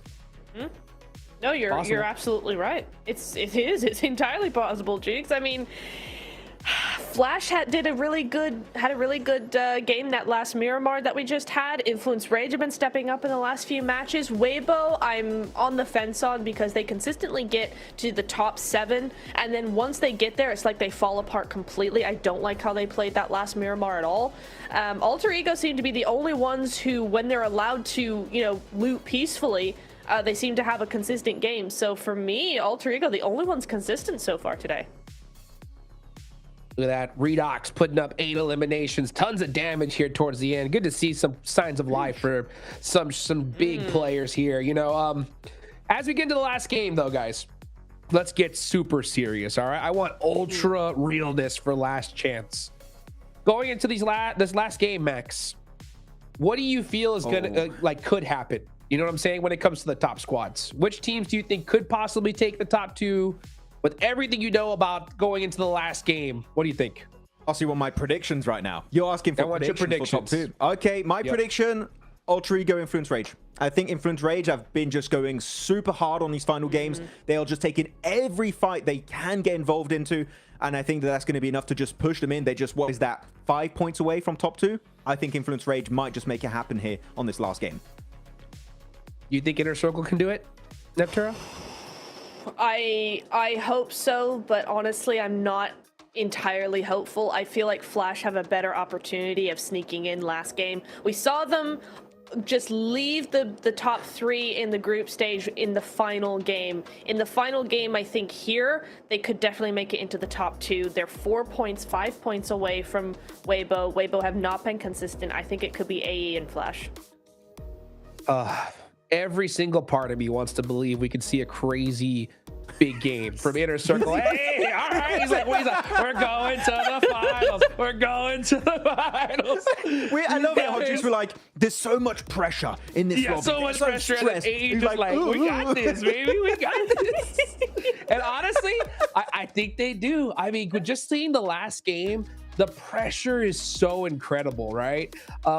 So many teams know it's over, right? For sure. Yeah. There's still squads that could, you know, I think obviously it's going to be Influence and Flash to possibly steal the top 2 points. Inner Circle, it would be a hero, like literally a historic comeback if they could do it, with considering everything they got going against them here. Am I right to think that, Max? I wouldn't call it a historical comeback, but definitely a big comeback, right? They've definitely been topsy-turvy. They've had highs, they've had lows. That's the thing with Inner Circle. Their highs are so high, like that Rondo game, and their lows in the previous 4 matches. Very, very poor performances. So Inner Circle, they need to bring one of their top-tier games in if they want to qualify. We know they can do it, but they're not making any funny faces. So I think they're locked in right now. I hope they're locked in a good way and not locked in, oh my god, it's the last game, what are we going to do, you know? Because that is not what we want here. I think at this point, they're far enough away where I'm kind of like, they should just go, hey, we don't really have much to lose here. It's 1 game left. We're just going to play our game and deal with it. I think, honestly, that's the way they have to go for the final match here. They can't let that pressure get to them at all, James. Well, here we go. No mercy, no resets, no second chances. Here we go to the scorched earth of Miramar for one final stand.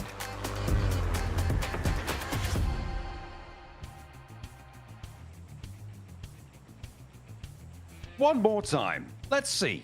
Are we going to change the tune of the top 2? I feel like if there's a day to do it where we change our standings, it might just be today. Right now, Alter Ego and Weibo atop the pack, but it is teetering, it is tottering, it is ready to fall at the slightest breeze. And let's see who's going to be able to put on a Gale Force performance.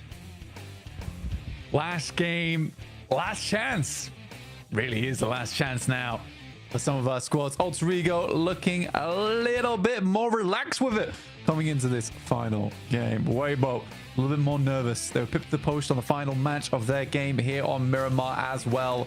Can they break the curse? Can Inner Circle get a massive chicken dinner here to get in? Can Influence Rage show us more of that aggression we saw over on Arangel? Oh, it's all to play for now. Things are getting serious. Alter Ego might have been smiles before it, but you can bet they have furrowed brows aplenty on side right now.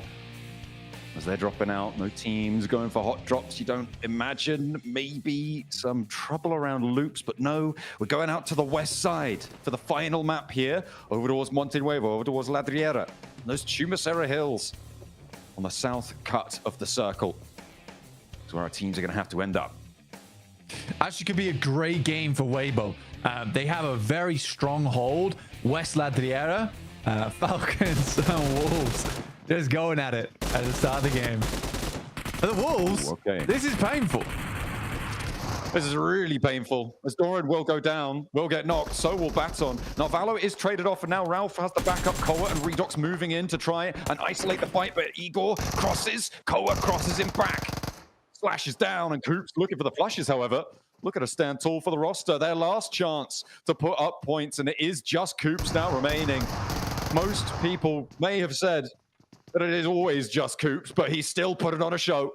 and looks for more, giving them the runaround. The Falcons now flagging Koa versus Coops. A potential for both of these two squads to be done and dusted. It's Coops to tag on first, steps out wide, and the Wolves fall down. It is Falcons to stay alive, but the Wolves will not make it. North America are once more brushed aside. Cannot believe the Falcons just kill Wolves' run. I don't know whether that's funny or really, really, really sad. I mean, for the Wolves, they needed a massive chicken dinner anyway. So to be honest with you, the fact that they can't win that fight out versus the Falcons, that would have been the first test, regardless. But yeah, unlucky. Unlucky. We're going to head over towards that western side, like I said. But yeah, as I was saying, Weibo have a very strong hold on La Driera. It's a fantastic spot for them. And with the circle the way it is, that feels like a La Driera finish. So see how quickly Weibo are going to move on. It's definitely needed to get out in front of things, if you can, with the points standing as they do.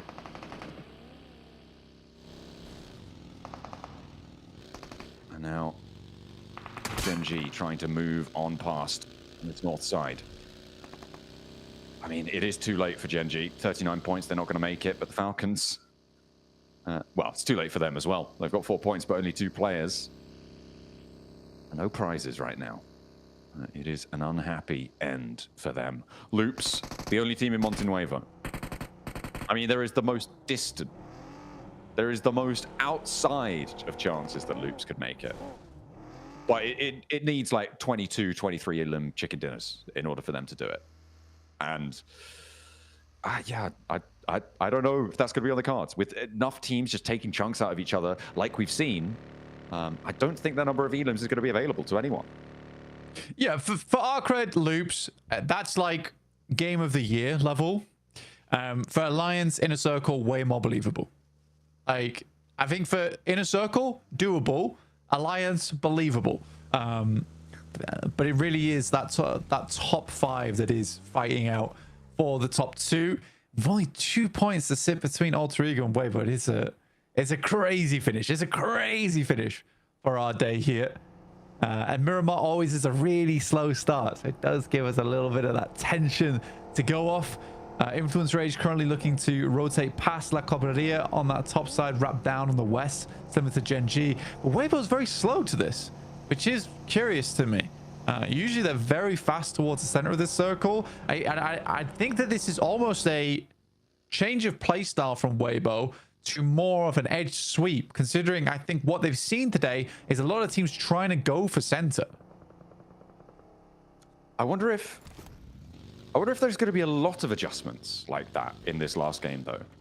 Because it is, as you said, the last opportunity, and teams have kind of been feeling the heat so far today, so that could be a widespread adaptation at the moment. We'll have to wait and see just what unfolds here, but last match is a sobering experience, and maybe it's going to knock some sense into some of our IGL calls and some of our player calls coming on in. The rotations may get tidier just by virtue of the fact this is their last chance to do them.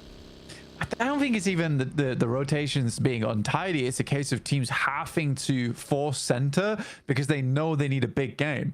And what's the best way to do that is to try and confirm a central position early, get some strong shots out towards the side. I think in my head, the reason that Weibo isn't going for this initial push here and has been playing more towards the edge all day is because they've been much more safe than a lot of our other squads. But Weibo, obviously, much more safe means 4 points ahead of the Flash and 5 ahead of Influence Rage.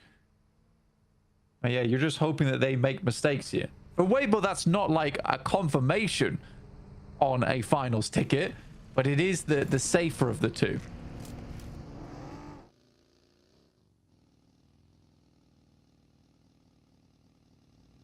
It's still no real safety on either approach at this point for anyone. Could all come crashing down. Alter Ego on the south side, near to Arc Red. Still leaving Puerto Paraíso. I mean, if Alter Ego go down early, right, that is big, big news. Weibo as well. It's one of those top 2 that falls. That is a massive opening, right, for those teams that sit just beneath the surface Influence Rage now sending down the western side on the western road, close.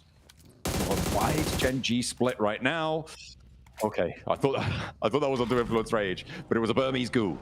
Don't worry, he's going back to the grave. Unknown ends his tournament. Yeah, unfortunate.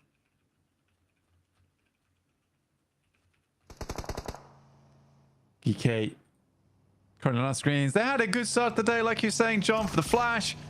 They're looking to finish off Baw's run right here and now, and also earn themselves some cheeky points. Themselves further up the tables. Only 88. Alter Ego very much in the blue right now.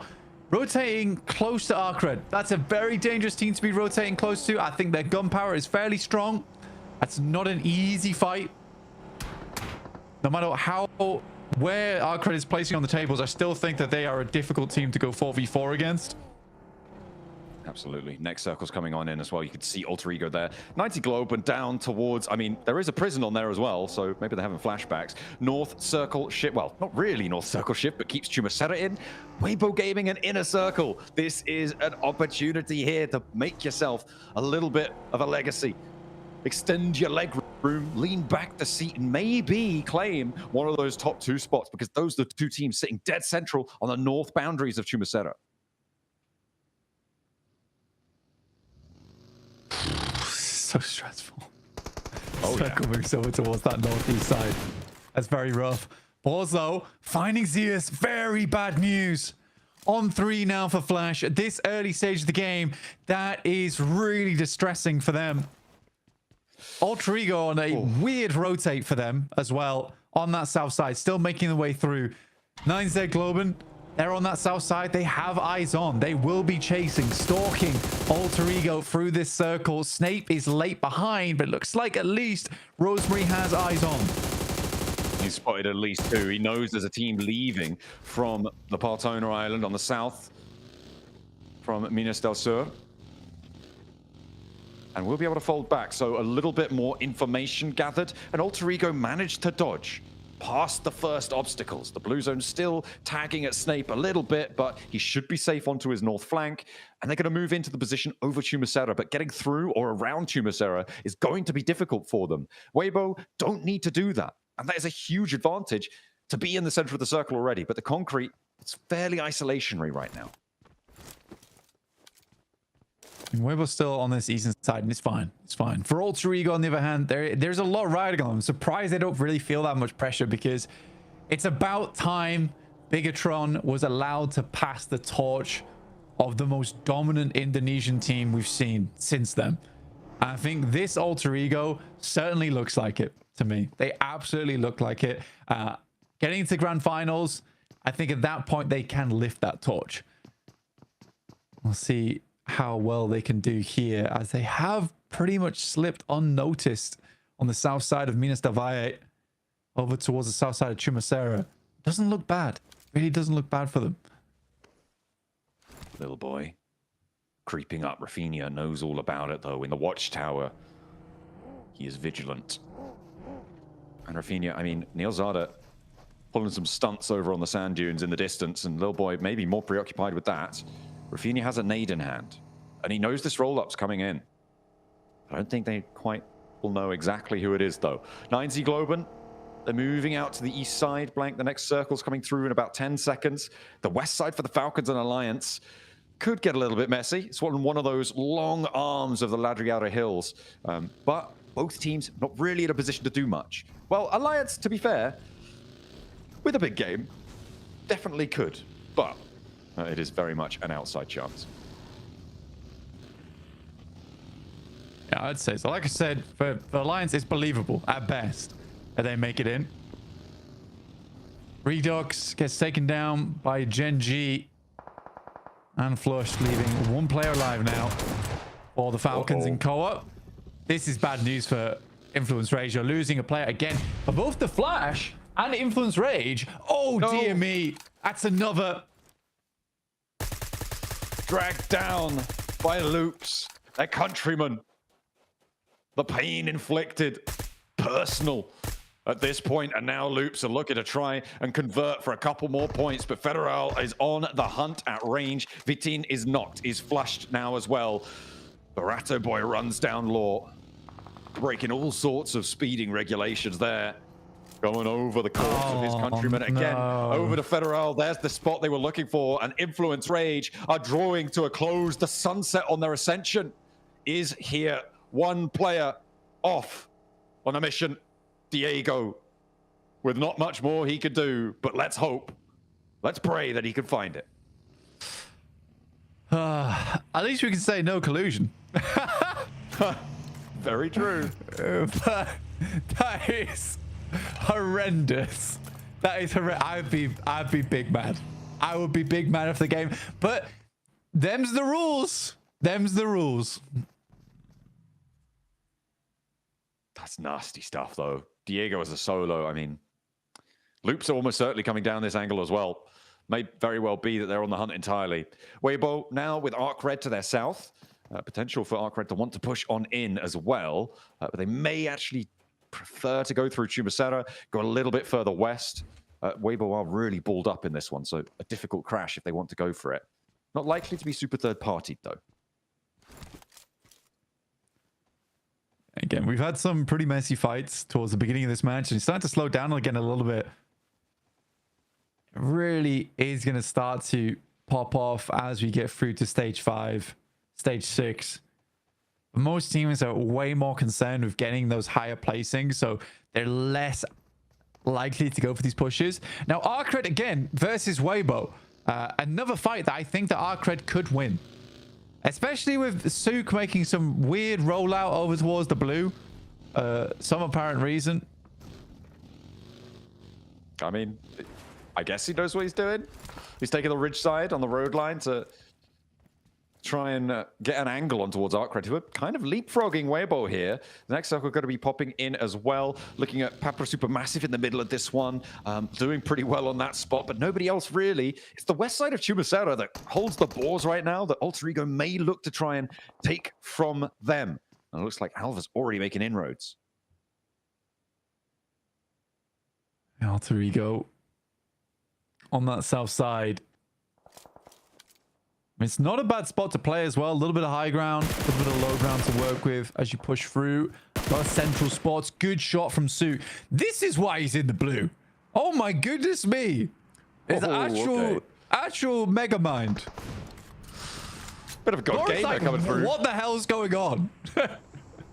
He's getting the angles, man. But now he's trapped out of the blue, and I wonder if Arcred are going to take the fight to him, or if Weibo are just going to crash them down and not even let them take a second look over towards Sook, because they're hopping out, they're dropping order, and Hero's back into the driver's seat. The blue zone survivable still, and they're going to make the most of it. Weibo chewing down, trying to close the gap. They're now neck and neck with Alter Ego on the points tallies, and they haven't taken a knock just yet, but that changes as there's a threaded shot through from Ramses on the high ground to 33Z. Hero trying to keep this under control. Order heals up and needs Ramses to go down. Sook's still chiming in, but he's down as well. Weibo maybe drawing short. Order challenged. Oh, it's all up to Hero now against Hardboy, and he will not do it. Ramses is there as well over the top, and Weibo fall in second place. They are under threat now of teams pushing past them.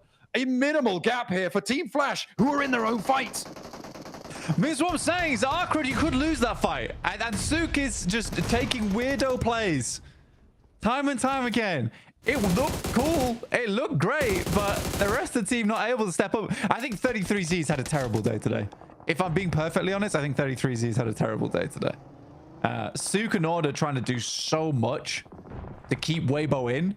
I think if they go out, that I'd be a little bit mad, honestly. Well, they still have a chance. Flash need to go out now.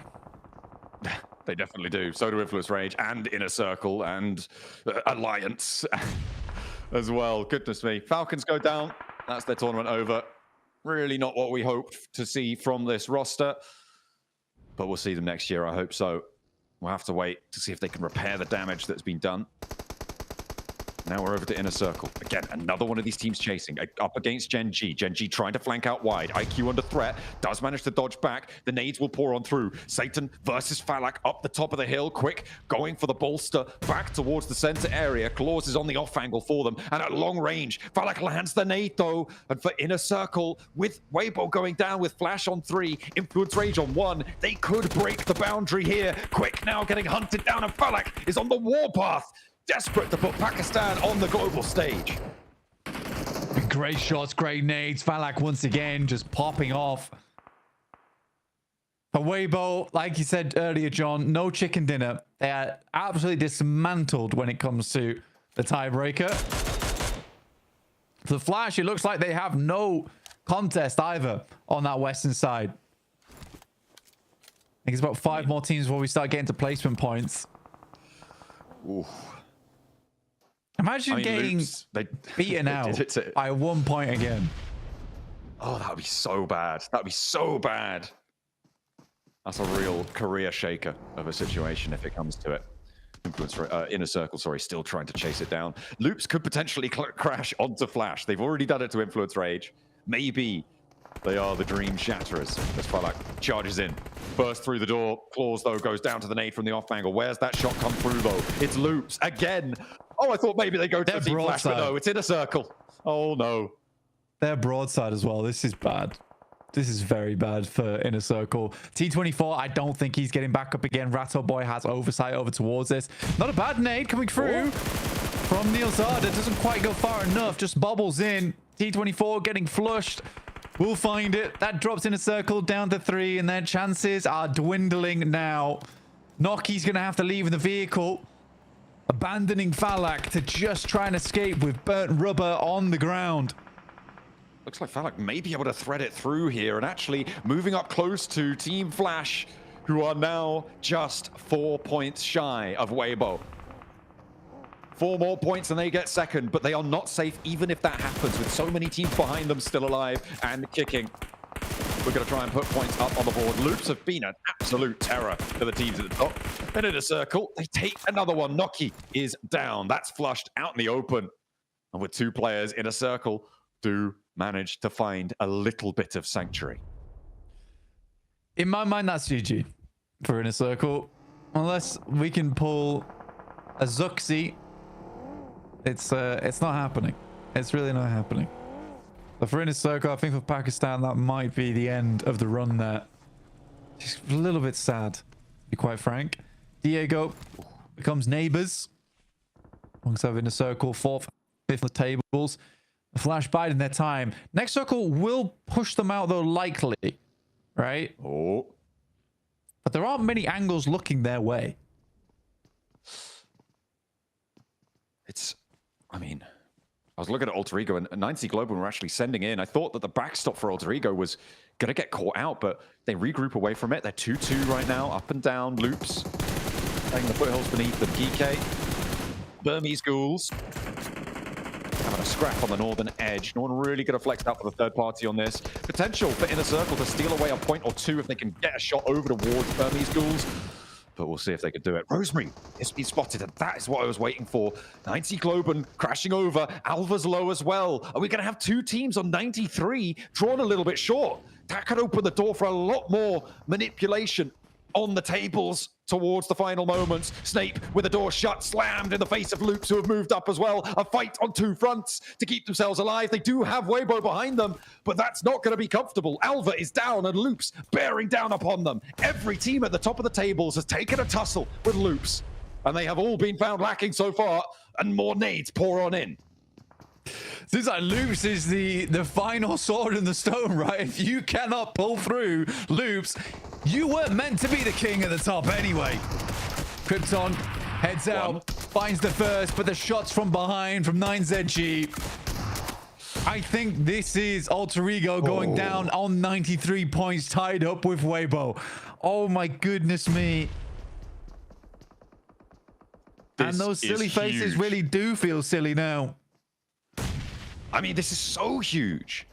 For Team Flash, this is a massive opportunity, Blank. 2 teams now sit before them. It's Weibo who will be pushed out first. The question for me is not is anyone going to overtake Alter Ego? It's who's going to join Team Flash up in the top 2 on this match. I mean, the placements are kicking in soon.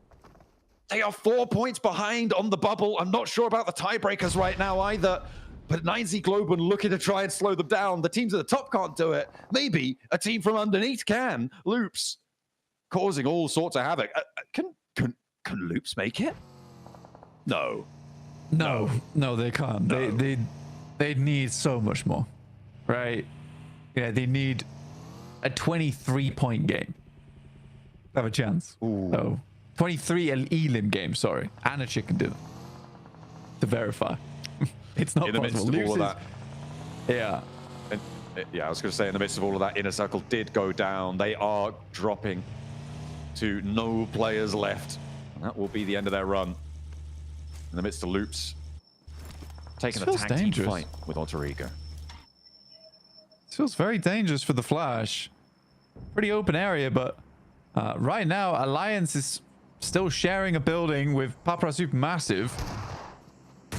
But yeah, we are looking to get towards placement. Nico finally flushed out. The Alliance can step forward now.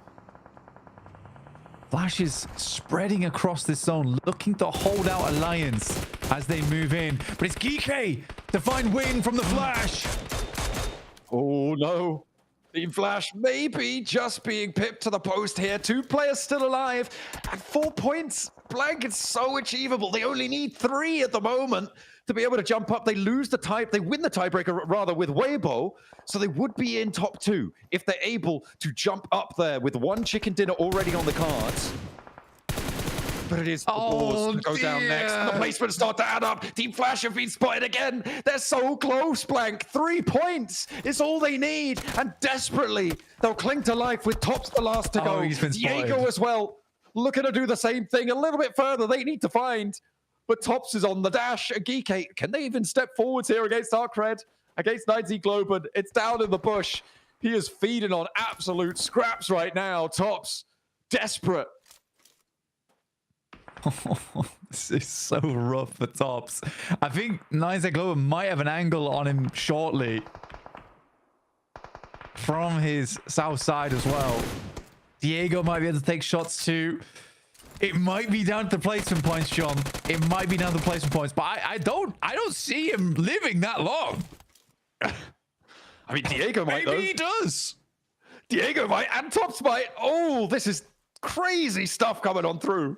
3-point gaps needed to be made on up. That's 4 points on placement total needed for Team Flash. That comes down to, what is that? That's 4th place necessary to earn those points. Influence rates need a lot more. If Tops can steal an Elim here or there, it's huge. Diego as well. The 2 teams chasing side by side on the screen. Yeah, this really does feel like last chance with 2 solos. But I think Geeky knows where he is. They have a rough idea of where he moved across to. He's making great use out of this crate for the time being. But it could all come crashing down any second. Any second now. He's got so many angles he needs to clear away from.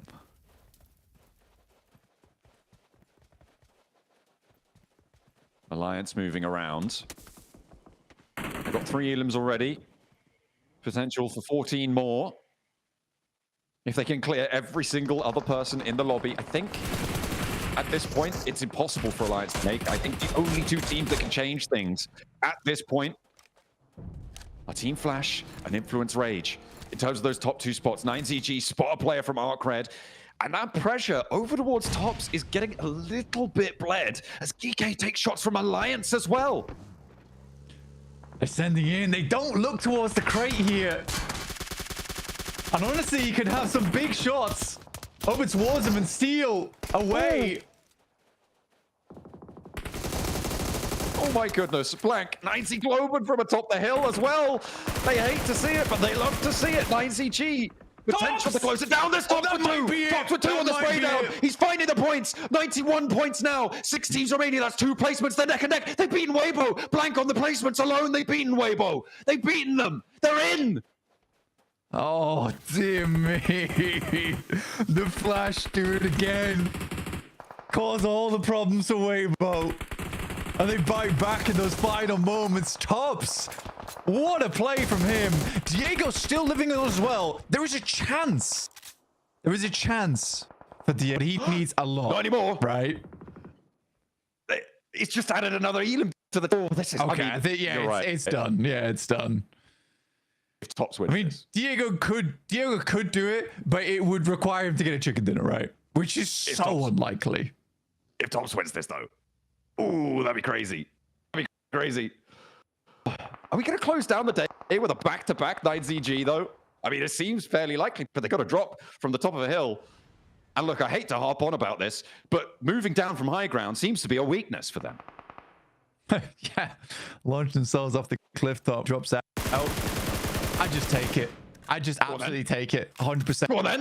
This guy is doing so unbelievable work right now for the Flash. Oh, wow.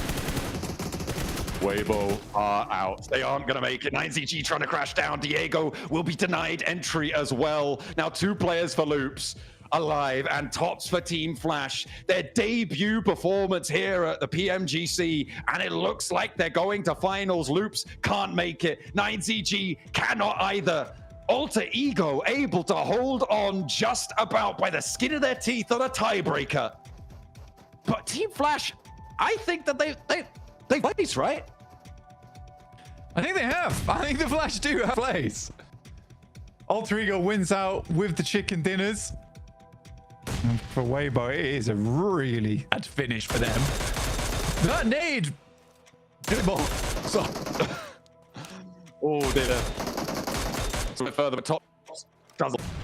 It's Rafinha peeking alone, and they will be on the hunt. It's very likely this is a back coming through the 9Z Globen, but it is too late. They cannot make it. Surely they right have to double leave that one up to the desk, but for 9Z Globen, that's too far. They don't even count on this match, and out they go. Tops will look for the spray down, but they connect in response, and the spray round is there. He falls, but he has done in 9Z Globen back for Alter Ego. Team take the 2 important spots to top the tables. They know they've done it. Do they know if they've gone far enough? Do the math. I mean, for the Flash, it's such a great game from Tops. It is an amazing game from encapsulate being last chance. He's gonna do it with one fella hiding on a crate in the middle of the zone, stealing away elims wherever you. What do? And we'll wave goodbye. Weibo as well blank their final miss. Can't bite the flashbacks of 9Z Global running inside prison is going to be a team new go in the time. Who's done it? Oh, the referee's putting his hands up. He's not telling, and his nerves are completely. And there they go. The news delivered. And Team Flash know they've done it. All should be aware as well. I'm not a little scared though, because if the Flash is above them, who else is? There you go. They should get. They should now. There you go. Relief on the faces. And on a tiebreaker too. I don't think we broke the century. It might have just been 100 points just for our first place. It was me for top 2 the whole time. Fought and in the blood spilled. Here we go, and shot a debut performance, aimed it down to close the last chance. The set. Let's at the desk.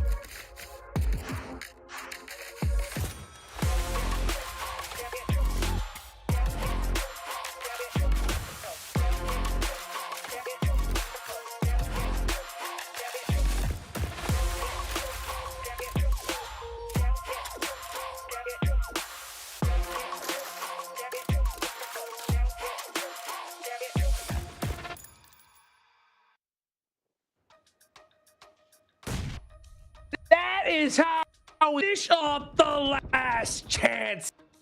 Went top, holding out right there towards the end, literally hiding in plain sight. Max, you saw him hiding behind that crate. He was blowing on the smoke a moment, just going, please stop bringing attention to me. And he clutches it up for his team. What a way to sneak in to the grand finals.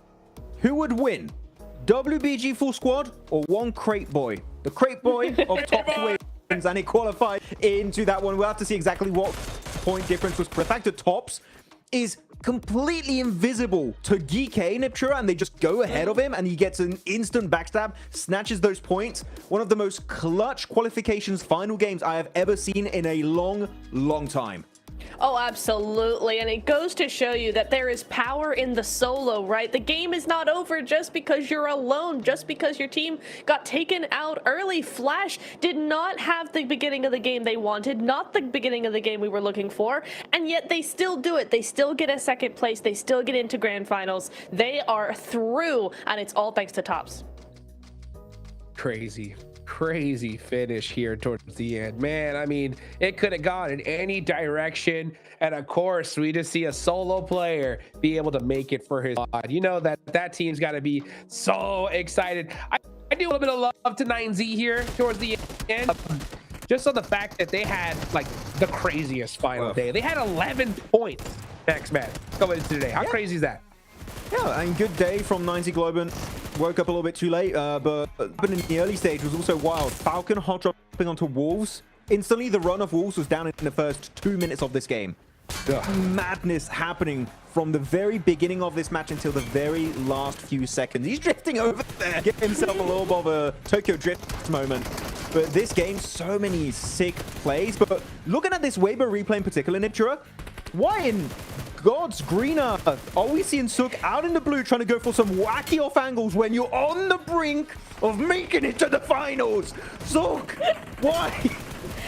Can we just extend that to Inner Circle? Why are you so slow? It was looking so good. You did so well, and then you just get stuck here and you decide, oh, we have time to loot. You need that 4 times. Thank you very much. And then GK come over the top of the hill. Stop it. I'm so sad.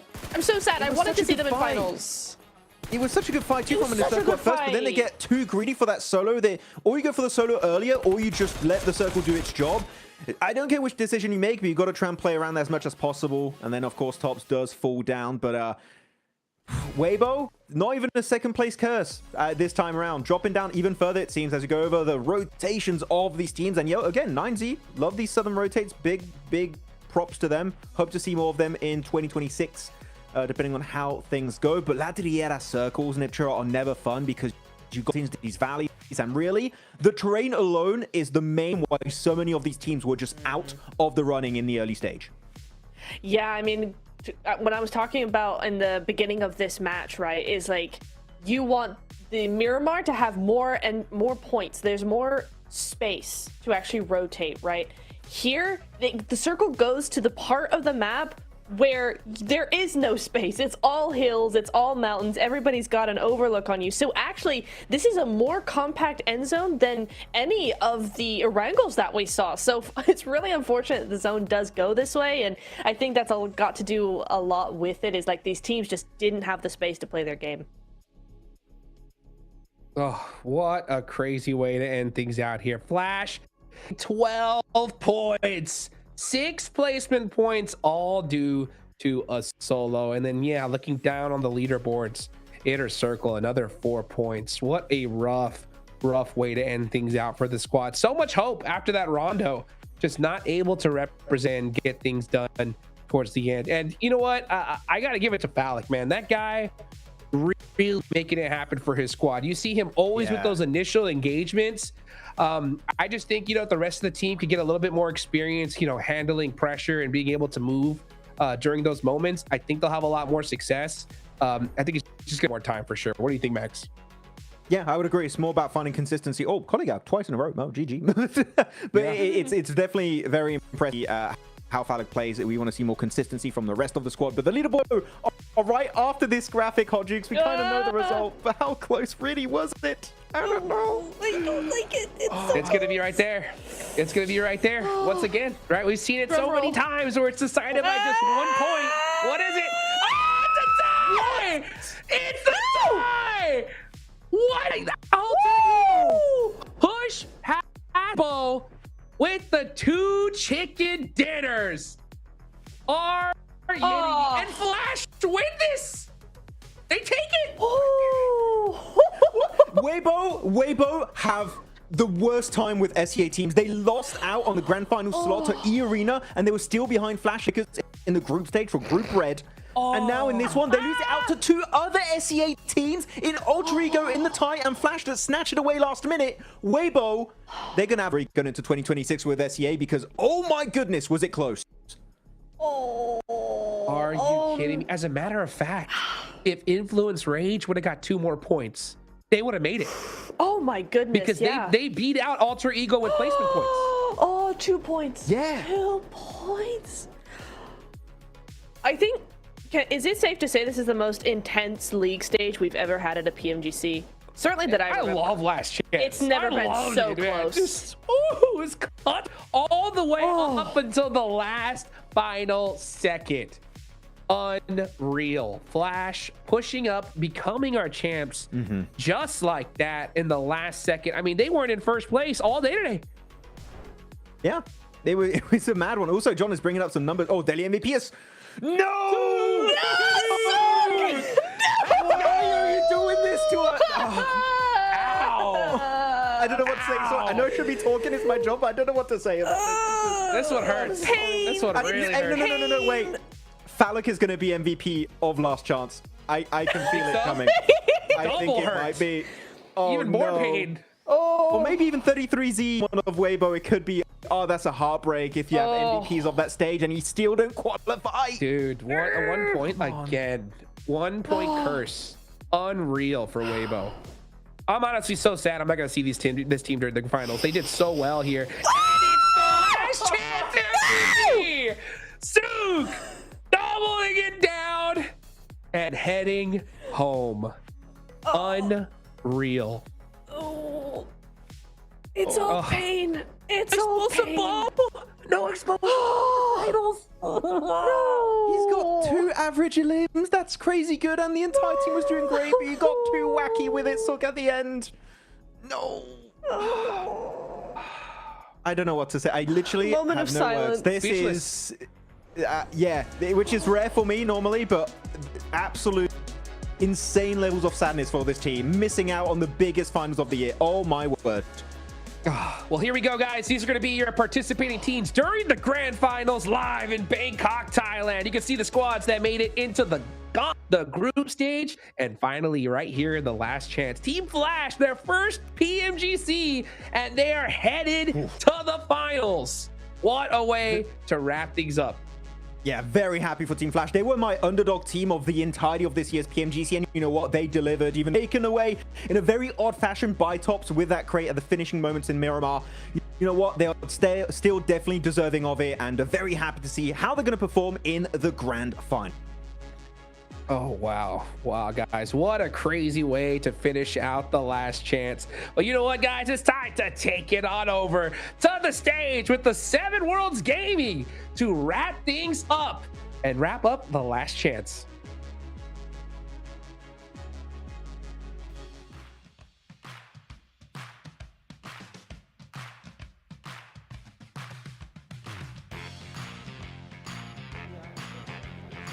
That is it. We have our grand final squads, the last 2 that are going to be joining the other squads. Alter Ego Aries from Indonesia and Team Flash from Vietnam. We're going to start with Rosemary because your squad ended up being tied with WBG, but thanks to your wins, that was the tiebreaker. Now, I'm going to switch it up because you were telling me something that I thought it was true, but you were able to confirm it for me. This is going to be your first PMGC Grand Finals. How does it feel to finally make it to the Grand Finals? Oke, ini adalah pertama kalinya kalian Alter Ego Ares lolos ke Grand Final PMGC. Bisa ceritain dikit nggak gimana perasaan kamu saat ini? Jujur kalau ditanya tentang perasaan kali ini sih jujur sangat senang banget karena di mana juga kita lolos dengan tiebreaker bisa dibilang kayak itu dikasih rezeki sama Tuhan yang sangat gila banget sih menurutku karena ya intinya dengan dedikasi kita yang sangat wow sih pasti hasilnya pasti bakal memuaskan lah buat kita lah gitu aja sih. So of course, if you ask me how I feel, I'm very, very happy. And even though we qualified through a tiebreaker, but then I still think that the God give us such a blessing, like a blessing moment for us. And I think it's a fit for us to qualify to the grand final and performing at the grand final as well. I mean, and being able to overcome this stage, last chance, it's so tough, too, to be able to be in the top 2 out of all this amazing 16 squads.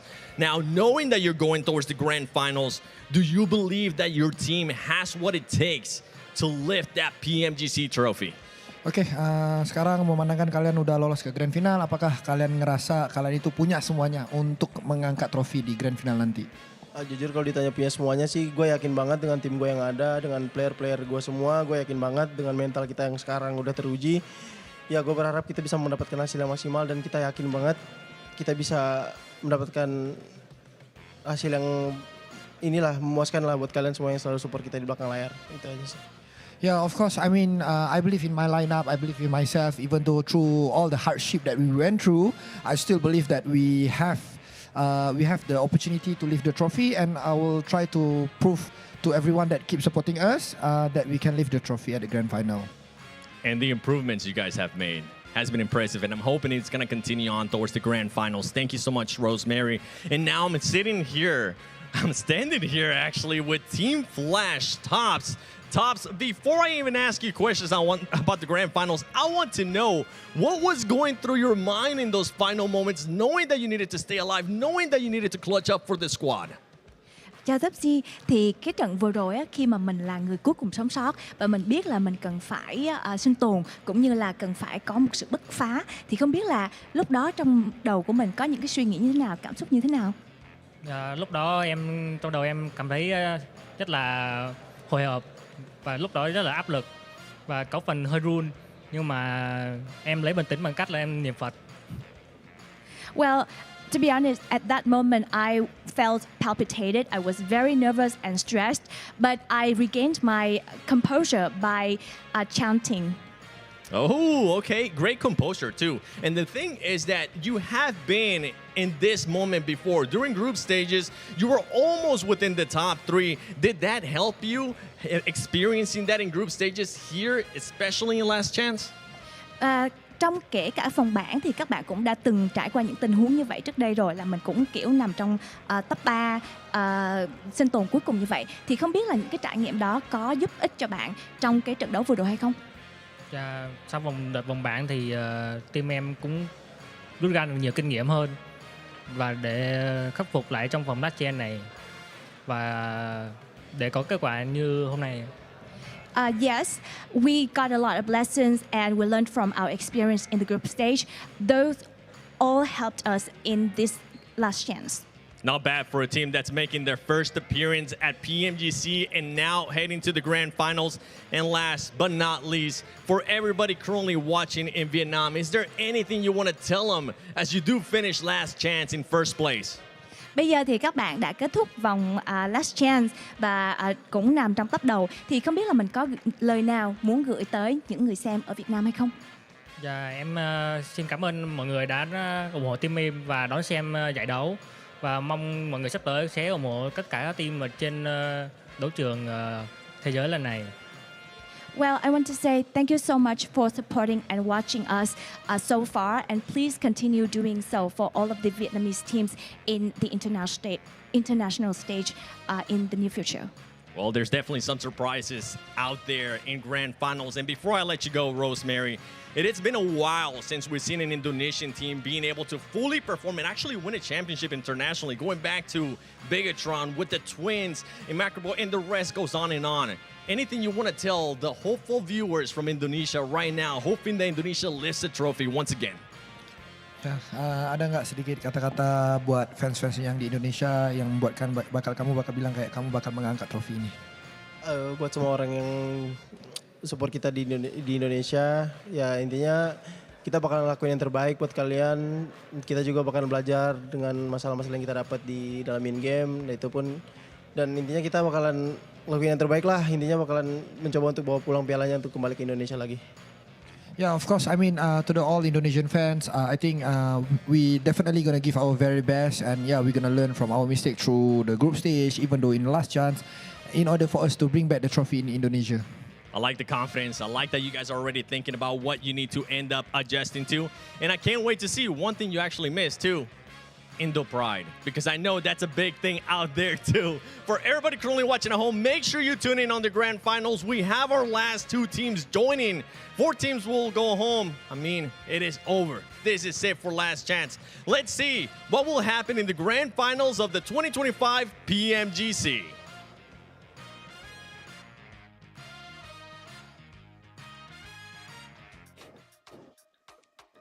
Hey, what a way to wrap things up here for the last chance. And for the final time, of course, we got to give a big thank you to none other than the Infinix GT30 series, the official gaming phone of PMGC 2025, engineered for precision, performance, and victory, empowering every gamer to hashtag be the one and outplay the rest on the global stage. Man, this was one heck of a time I had with you guys. Let me get your final thoughts. Max, I'll start with you. I mean, this year's PMGC, I think the league stage was the toughest to qualify through. I mean, the insanity of Gauntlet, each group stage, going into last chance, it was so close to the wire, and you know what? It's getting me even more pumped up for how things are going to go down for the grand finals. Can't wait. What about you, Neptura? I have just loved every single second of the league stage. I agree, it's been the most intense we've had ever at PMGC, and I cannot wait for the finals, Jukes. Well, that's it, folks, here for the league stage. We're going to be headed to the grand finals live in Bangkok, Thailand in just a few days. I can't wait to see you guys there. On behalf of myself and all the production, thank you.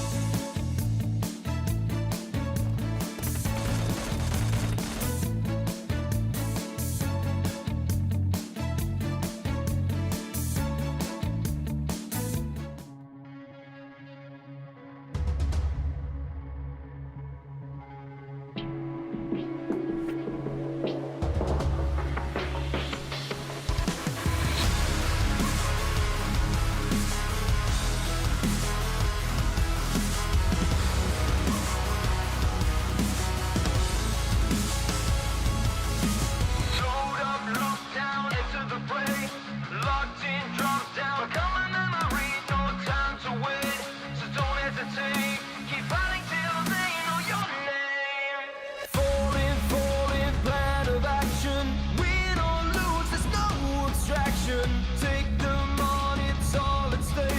The time has come, so see we all fade.